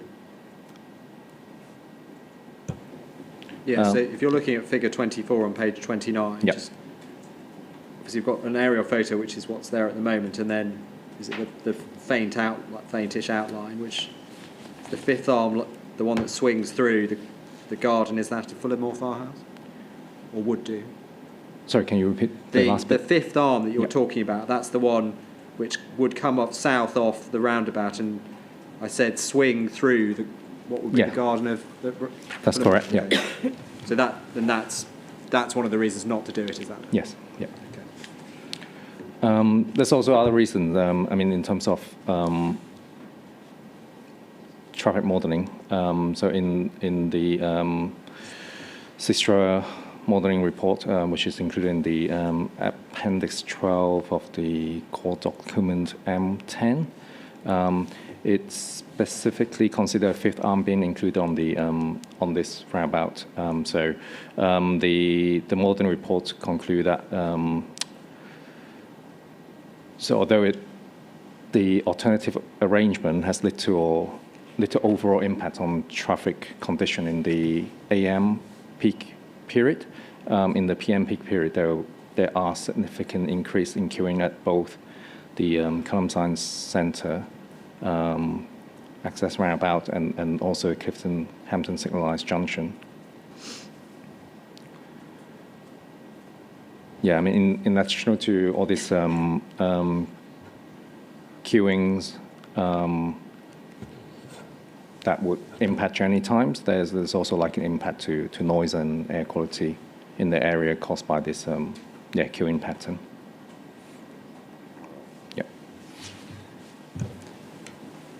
Good, thank you. Then the final point I want to ask you about is Mr. Harmon's broader points about the need for engagement with stakeholders, utilities providers, possessions potentially in terms of building bridges, diversions of utilities. Mr. Blanchard obviously gave some answers this morning, both generally in relation to his part of the scheme. Can I ask if you've got anything you want to add, and particularly about the sidings crossing, given that will obviously goes across a rail line. I think Mr. Wisdom said he understood it to be private. Perhaps you could give your understanding and any other comments you have on those points, please. Yeah, certainly. So in terms of stakeholder engagement, it has continued throughout the design process, which include businesses, landowners, tenants, well, I mentioned earlier, EA, network rail, bus operators, etc. And this will continue certainly into the next stage of design and during construction as well. Regarding the businesses and landowners, all the parties that Mr. Harmon mentioned and some others that along the scheme that he didn't mention have been engaged throughout the scheme design process. I just want to note that, especially for Clifton Hampton, as mentioned, I think as mentioned earlier last week, UKEA, CEG, and NEDA are all supportive of the scheme in general, and their concerns are mainly lies with the orders. And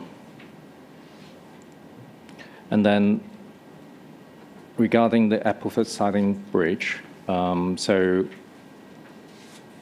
yeah, as mentioned, yeah, by Mr. Wisdom, the main stakeholder here is Hanson, who's because the siding is a private siding rather than owned by Network Rail, and Hanson is the main operator of that siding.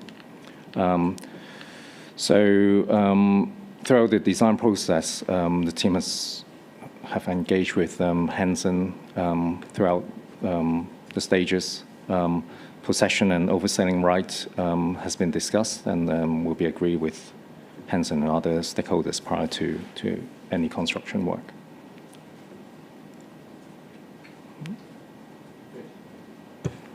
Good, thank you, Madam. That's the evidence in chief. Thank you. I'm just going to take 5-10 minutes to see if I can get working again, and I'll be back. Okay. So if we come back at 20 past, okay. Thank you.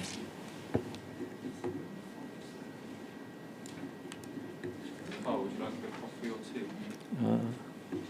Yes, coffee. Is that okay? Or one of the cans? Take a coffee. Is that okay? Yeah, black just coffee? a black. No, white coffee. Just flat white. Yeah, that would. Sugar? No sugar.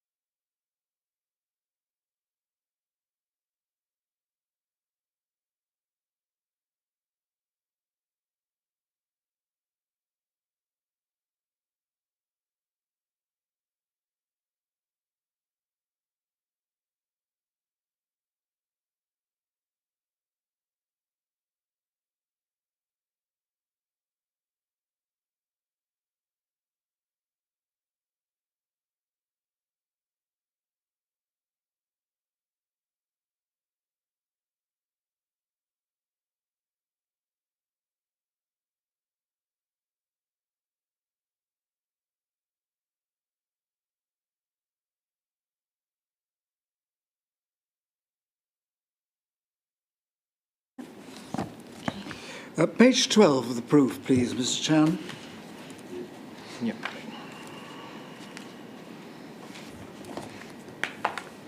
Yep. Paragraph 231, the Appleford sidings. You don't tell us in the text, but you made it very clear this afternoon that this is going to be a bridge, not a viaduct. That's correct. And I think you told us, did you not, that the height above the existing ground level will be 4.8 metres? So the clearance from the rail track to the underside of the structure needs to be a minimum of 4.8 metres. That's the clearing, is That's it? the clearance, yes. So the height of the structure will be rather more. The height of the structure will be more, yes. What will that be?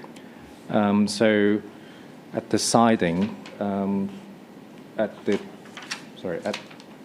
bridge deck, it will be around 59.5. Yeah, 59.5 meters above ordnance datum. 59? 59. And the track level is 50. In old language, 150 feet, no, 160 feet.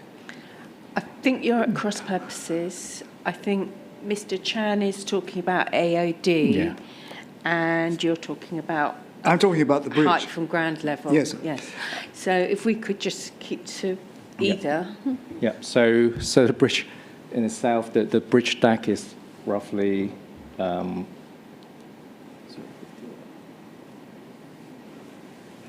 8.3 meters above 8.3. the rail track. That sounds a bit better than 150. Certainly. That's the height of the deck.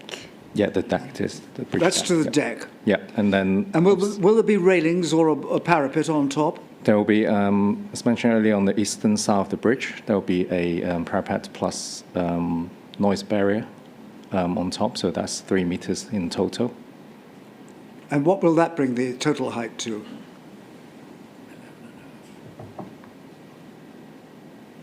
I'm 62.5 at the. No, if No, you it keep can't it in 11.3. Oh, sorry. Yeah. Yeah. The inspector knows the answer, but I Yeah. don't. 11.3. Yeah. You're able to get that.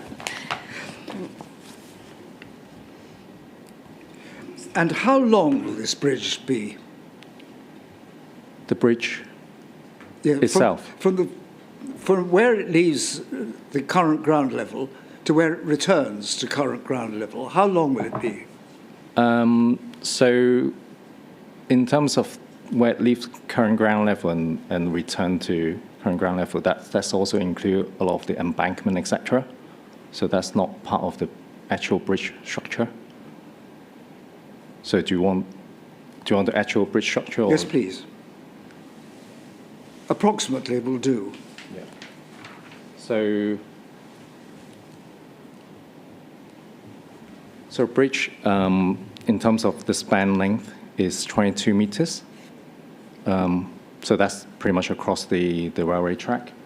And then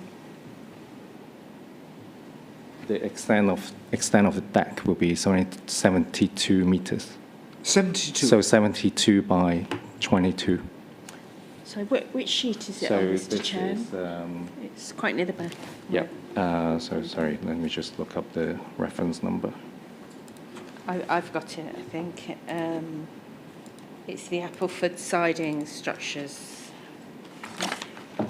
Yeah, that's the one.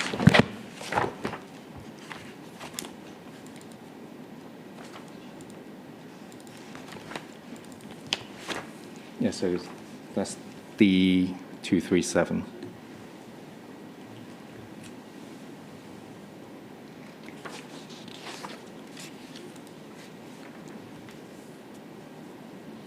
I've only got one of those plans in here. I've got the DRT 001. And maybe they've just gone in there. Yeah, and then next one, D238, which gives you the plan and the section of the bridge. Right. Okay. Does it? So can you repeat the span from that? I don't have that there. Yep. So the span is 22 meters. the span is 22 metres. That's the bit going across the tracks, essentially. So yeah, so that's a bit going across the track. And I think what Mr. Woolley's trying to ascertain is the overall length of the bridge. That's right. But not just From, the bit from, over the from track. north to south or south to north. Yeah. So So in terms of where it leaves existing ground level, that's much further south of the siding bridge. I think so I just want to get a drawing that will roughly show that. If you look at D009. I wonder if it would save time. Could you let us have these measurements sometime later, informally, Mr. Yeah, Chan? sure. Yeah. That'll enable us to move on. Yeah. And there's one other dimension I'd like, while we're at it, and that's the distance that this structure will be from the rear of the houses on the west side of the B4106 through Appleford. So the closest, the edge of the property, not the building itself. That's the back garden, is it? Back garden, Yes. yeah, the fence of the back garden, whatever. That's about 70 meters. How far? 70. Thank you. and that's to the boundary of the property. Boundary of the property rather than the actual house, yeah.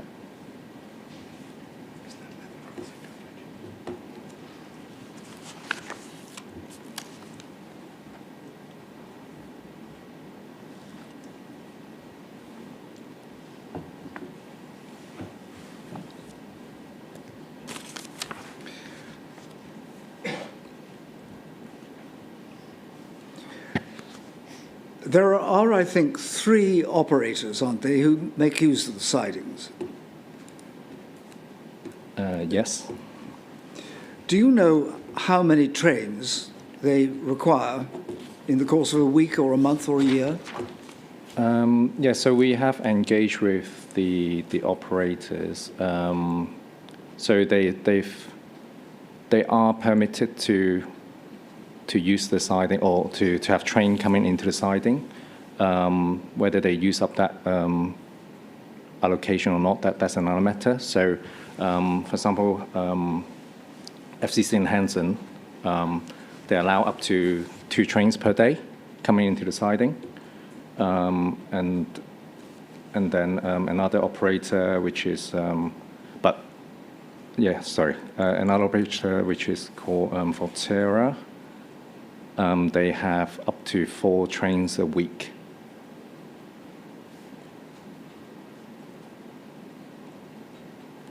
But in terms of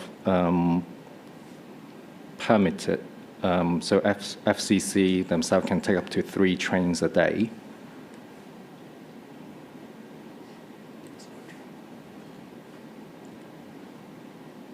So they're not using all of their allocation at the moment. We have a different figure, rather lower, but I'm not sure we're going to be able to debate that fruitfully this afternoon. 3 a day, do you think? 3 a day. Yeah. I've heard it said that Heidelberg only need 3 a day, but that's not your understanding. Yeah, that's probably higher than my figure, actually. Yeah. And I'm also instructed that the predominant use of the sidings is at night. So, is that correct? Sorry, can you repeat that? The predominant use of the sidings by these 3 operators is at night. No, I don't think Well, that's correct. That's not correct. If that is correct, the disruption to traffic on the road, if there were a level crossing, would be significantly reduced, wouldn't it?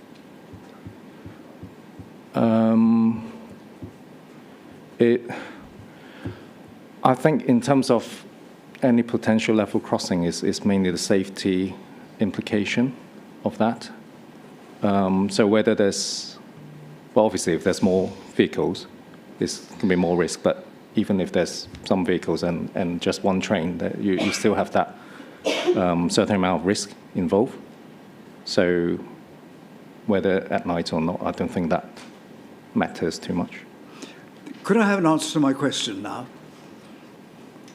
Shall I put it again? Yeah, yes, please, yeah. If my instructions are correct and the use of the trains is at night, the disruption to traffic on the road by closure of the level crossing would be very much less than if it were in the daytime.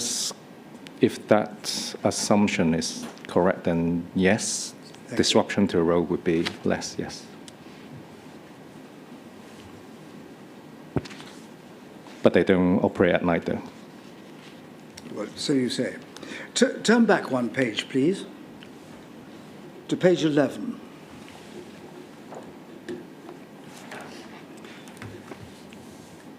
Figure 6 shows an existing level crossing on the of Appleford Road and the railway, does it not?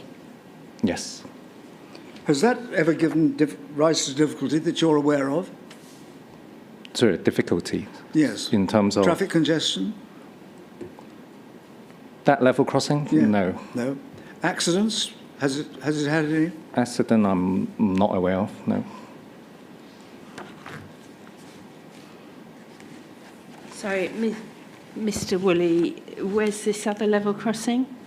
If you look at page 11, madam, figure 6, about almost exactly halfway up the page on the right is the legend, Appleford Level Crossing. Oh, I can see it, yes, sorry. Thank you. And that is the crossing where the A4106 crosses the railway. Or the sidings, I'm not sure which. No, sorry, can I correct that? So the B4016 doesn't cross the level crossing? Oh, what is this level crossing then? The level crossing, so B4016 coming from the east of the level crossing and then turn north before the level crossing. So the level crossing itself is not part of the B4016. Ah. It's another road, is it? Yeah, I mean, it's another road, yeah. Yes. Yeah.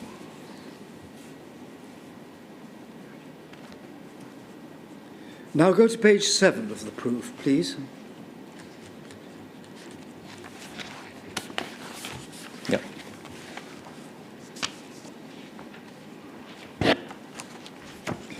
Paragraph 220, where you deal with the Collet roundabout, Yep. and inline Toucan crossing on the eastern arm, a race parallel crossing on the southern arm, plus uncontrolled crossing points on the western and northern arms, you say. Which of those is accommodating the cycle and walking elements of HIF1? So all of those are proposed as part of Hif1. So yeah, any pedestrian will be able to use those. For cyclist facility, it will mainly be on the Toucan crossing on the eastern arm and the raised parallel crossing on the southern arm. But there's no reason why they can't use the other two crossings. The fact of the matter is the cyclists would have to negotiate 3 carriageways, wouldn't they? Depends on where they're going, I guess. Go next to page 13, please.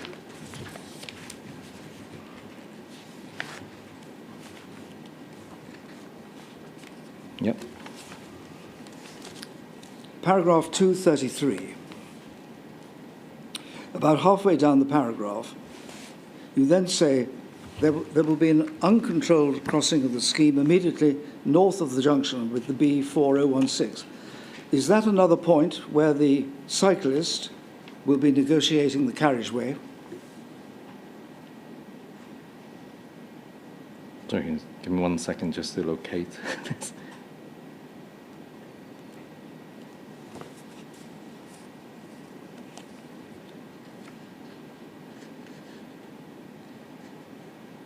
Right, so, yeah, so, okay, so this is... Yes?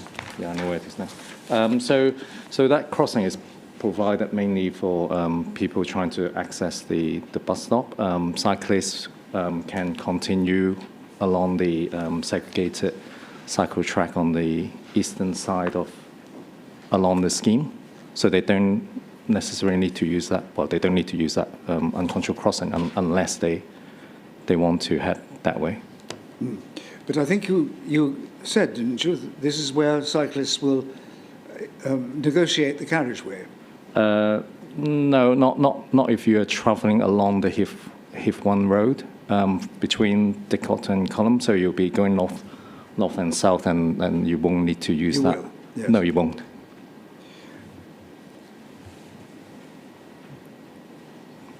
So just to add that there is so if you're going along there is a proposed parallel crossing across the B416, which will give pedestrian and cyclists priority.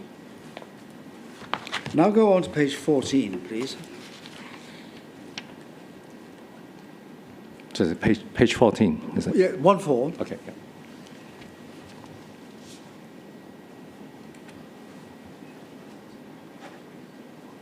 Do the cyclists have to negotiate the carriageway at this roundabout?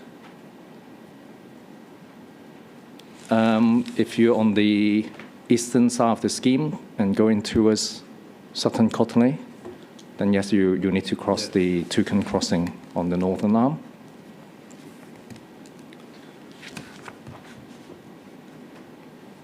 And page 15, the Abingdon roundabout, which you refer to at 240, and turn us over the page to the figure 11. And there's a Toucan crossing on the eastern arm, is there not? Yeah, that's right. Yeah. And that's where, again, cyclists would have to get off and press the button on the crossing. Again, I guess they'll just press it on the bike rather than get off the bike. If they choose to cross the road, going north or use the facility on the northern side, yes. Page 18.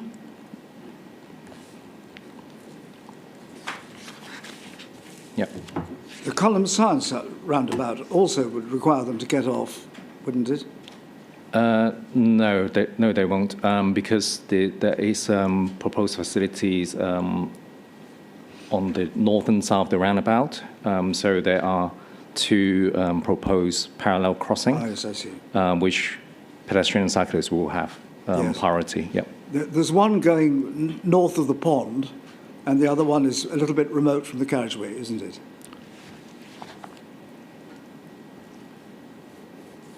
I'm not sure which one you're talking about. Sorry. Well, they're coloured brown, aren't they, on the drawing? Yeah, kind of orangey color. Yeah. So, well, basically, there are. Well, if we start from west to east, on A415 itself, there is a share use facility on both sides of the carriageway. So if you're on the eastbound side of the carriageway, then you follow that road and you'll head north and join up with the cycle facilities that will link towards Column train station. And then there's a segregated, firstly there's a parallel crossing, crossing the access into the development of the land adjacent to the Column Science Centre. And then the segregated facility just north of the roundabout. And then you have another parallel crossing going across the Column Science Centre access road. And then after that, then it'll be the share use facility that will continue all along the bypass. So, yeah, cyclists and pedestrians will have priority over traffic around the roundabout. Who will have priority? Pedestrian and cyclist. Yes.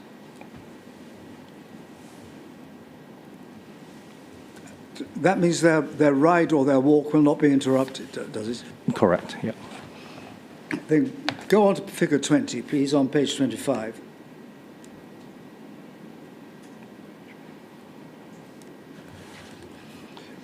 We see that a Yep. toucan crossing is proposed in this.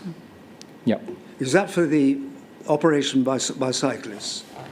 Yeah, so pedestrian cyclists, yes, Yes. wishing to, I guess, cross the bypass and head towards the existing A415.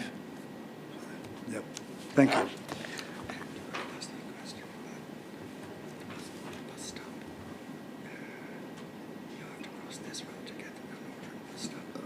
Yeah, well, I've got what I want, I think. Now the alignment of the road as it passes Appleford. Okay. Yep. I think your essential objection to Mr. Hancock's proposal is that it cuts across the landfill. Yeah, that's partly, yes. Yes, well, let's deal with the stages. And your worry is that the landfill is unstable? That's one of the consideration, but I think the main consideration is because that landfill is, well, operational, or the eastern end at least is fairly recent landfill. So there's, obviously, if you build over it, there's risk associated with it, whether it is engineering challenges or environmental risk. There are a lot of risks over it, and I guess that's why I don't know whether anyone would build over a landfill site. It would have the advantage, wouldn't it, that the road would be moved a good deal further away from the houses in Appleford? If you're just talking about the alignment sense, Yeah. yes, yeah. Sufficiently far for it to be for the bridge, which would remain necessary, wouldn't it?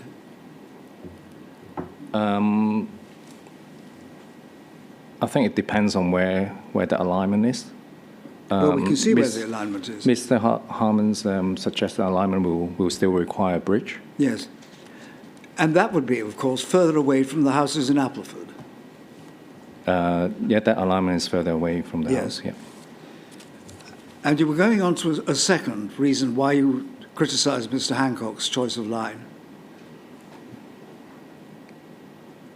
as well as the fact that it crosses landfill. What was So that? yeah, apart from the landfill, there's also, as I mentioned earlier, there's a series of drainage ponds in Yes. the area.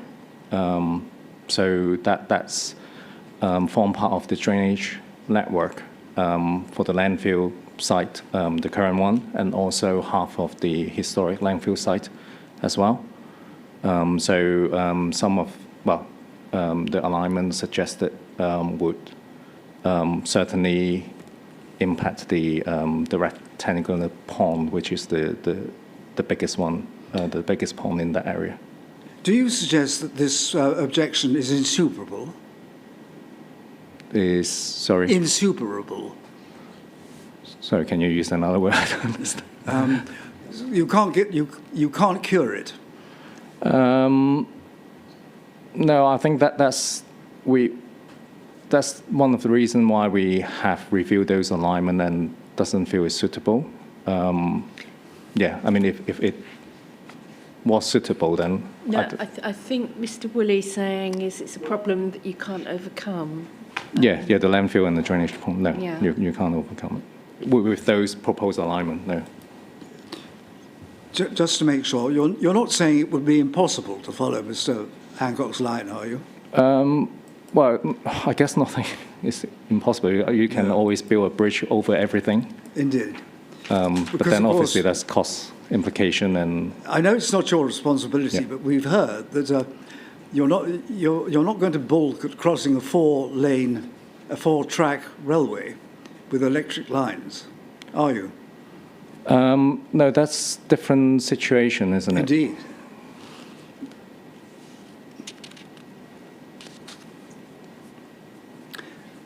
Thank you. Those are my questions.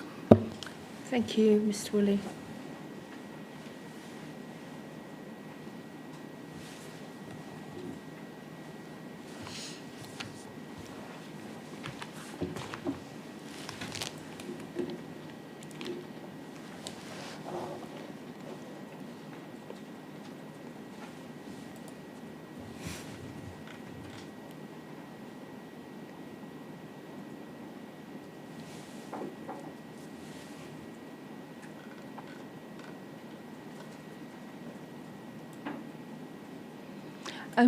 Just figure 6, just to Yeah. make sure that I've understood it correctly.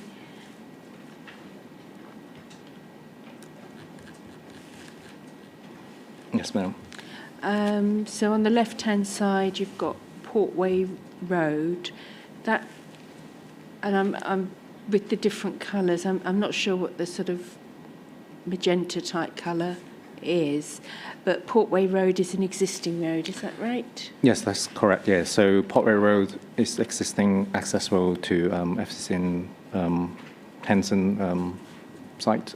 So at the moment, the road kind of carry on eastward around the rectangular pond on the northern and eastern side.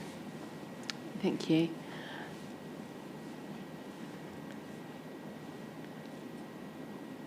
And on the other side, you've got the Appleford level crossing and level crossing cottage. They both remain, do they? Or is the Yeah, they the both crossing- remain, yes. The crossing will remain, Yes, the level yeah. crossing. And it's a level crossing over just the sidings. It doesn't go over the main line, or does it? It go over main line, the Goes over the main Didcot and line. Oxford. Yeah. Have Network Rail not asked for that to be closed? Not to the Hif1 scheme, no. I'm sure they want it to be closed, but not.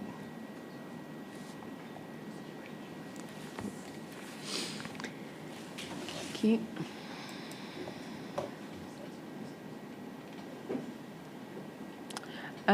Paragraph 2.29, Yeah. you refer to a bridleway that's going to be stopped up and replaced by a footway and bi-directional cycleway. Does the cycleway include bridleway facilities? Well, it's basically going to be replaced by the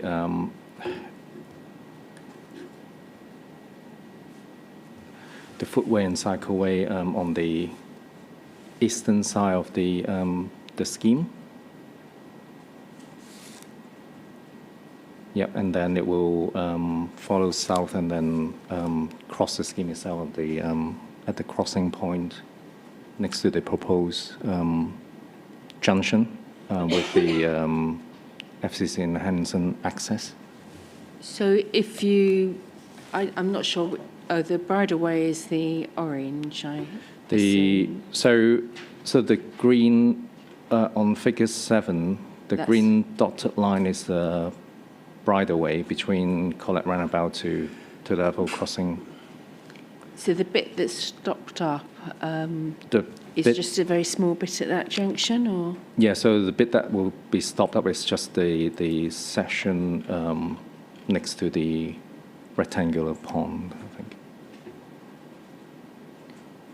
So where it's got 106, 410, is Yep. that remaining?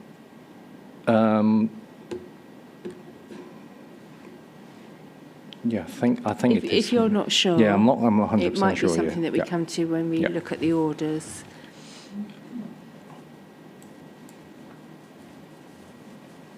But I know that the 106 410 is a byway. Thank you.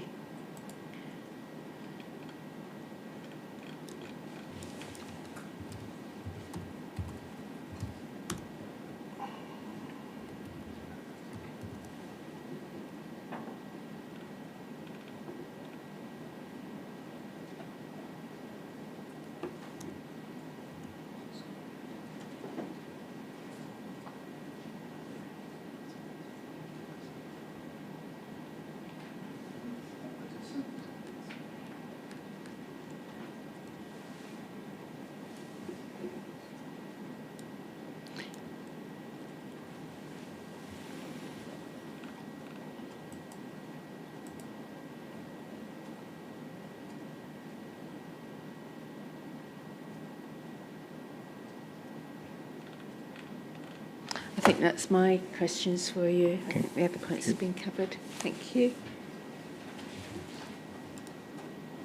Mr. Flanagan, do you want to? Yes, thank you. Mr. Chan, just a few short questions. The first, could we look at the GA plan for the point you were just being asked about? It's core document D.09. Yep. Sheet 9 of the GA, General Arrangement Plans. And hopefully that should show you in the rectangular pond in the middle of it. Got that? Yep. You can see the road and then what's labelled as access road to FCC and Hanson. Yep, that's correct. And in terms of the stopping up of the bridleway, which you're just being asked about, how does what is labelled there as access road to FCC and Hanson replace provision or not for that stopped up bridleway, please? Yes, so in terms of, so the orange line there on the next to the carriageway shown on the plan is the proposed replacement from, well, the orientation of this drawing is like from the southern side, of the scheme. So it will go around the access road to FCC and Hanson, go around the pond and then link back up with the existing Portray Road, which the restricted byway will continue. Good. Also on the general arrangement drawings,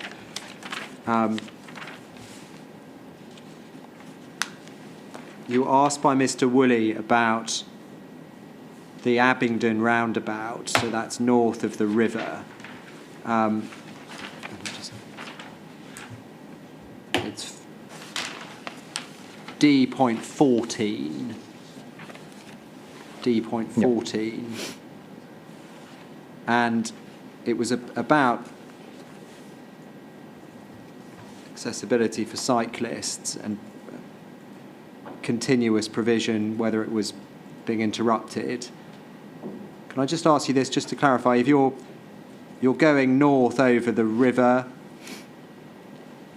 and then when you get on a bicycle, for instance, and you get to the Abingdon roundabout, and then you want to turn east towards Clifton Hampden, what happens when you get to the Abingdon roundabout? Do you need to go across, or can you just continue on the southern side of the A415? No, you don't need to cross the Toucan crossing, because there's a facility proposed, a segregated facility proposed along the existing alignment of the A4 and 5. Yeah. And if we were to look at the general arrangements plans following that sequence, D15, 16, etc., would we see that cycle provision becoming shared use continuing along the southern side of the new road? Yes. Yes, you will see that. Yeah. Good.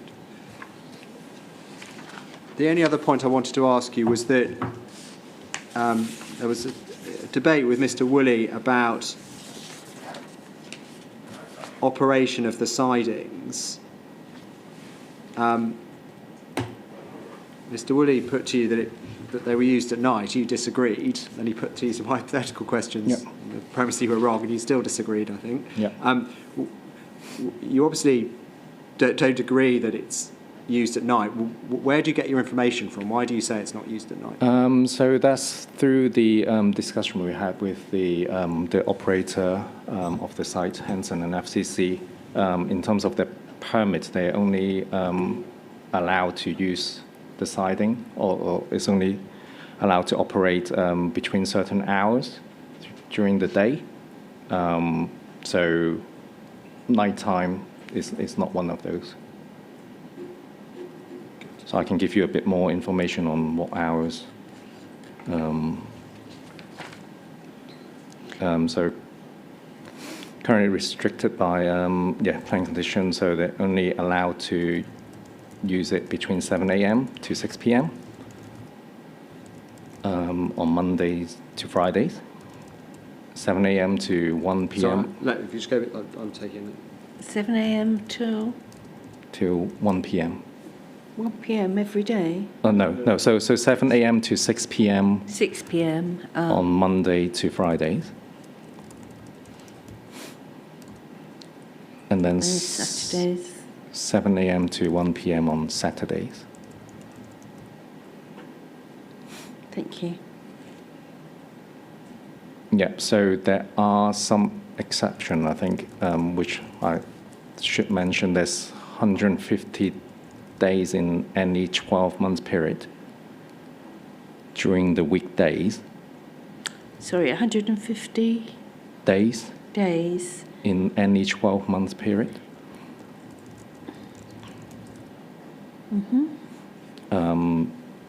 The hours can be extended to 9 p.m.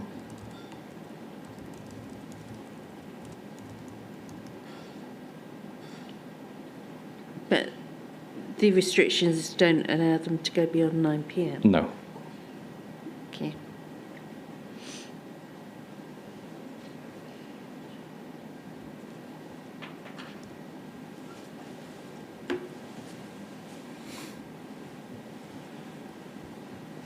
Good, thank you. I mean, Madam, just to cut in there, if more detailed information would be useful, we can provide as it's quite specific, we can provide some kind of note if it would assist, but perhaps I can check and offer something up. That might be helpful just to confirm it. Yeah. Thank you. Thank you, Mr. Chan. Thank you, Madam. Those are the questions in re-examination. Thank you.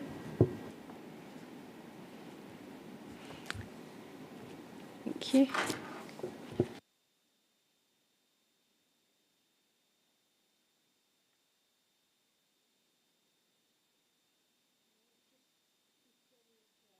Sorry, just before we adjourn, are there any documents for tomorrow to be handed in? I don't know yet, but I'll be able to let you know in the morning. If you could find out this evening, it just makes it easier for everyone. Yeah. Let us know as early as possible in the morning, if Yes. not. I'll do my best. Thank you. There is the report that you submitted. I don't think that's been submitted in session, and I think it's one. Yours can wait. But this is one you're using tomorrow, isn't it? I don't think I've said anything about tomorrow yet. The document that you were submitting into the inquiry, Mr. Taplin sent it to me. You were with him there earlier. I had a paper copy. WSP. Oh, yes, I remember that. Yes. Yes. Is that for tomorrow? Yes, it is. Yeah. Right. Do we have a copy? I don't. I've just received an electronic copy. Have you? I think we'll need to understand what the document is and why it's coming in at this point. Okay. So if we'll circulate it and hear views on it. Yes, Madam, and there was a document not for tomorrow, but you remember with Professor Goodwin, I mentioned the transport decarbonisation plan. It did seem to me, as that is one of the government's main policy documents in this area, that it probably ought to be a core document, but it's not for tomorrow. It's just the government's overall strategy on transport. Okay. Thank you. If you submit that, and we'll add it to the inquiry documents. Thank you. Madam, yes, that I mentioned it to the programme officer, or at least it had been mentioned by Ms. Reynolds. But I'm just making clear it's not for tomorrow. It's just right. we ought to have it available to us. Thank you. Is there anything else? No? Right. We'll resume tomorrow. I think we've just got Mr. Disley tomorrow. Is that correct? Madam, yes, and I'll be dealing with that again. Right. Okay. Thank you. So I'll see you tomorrow at 10.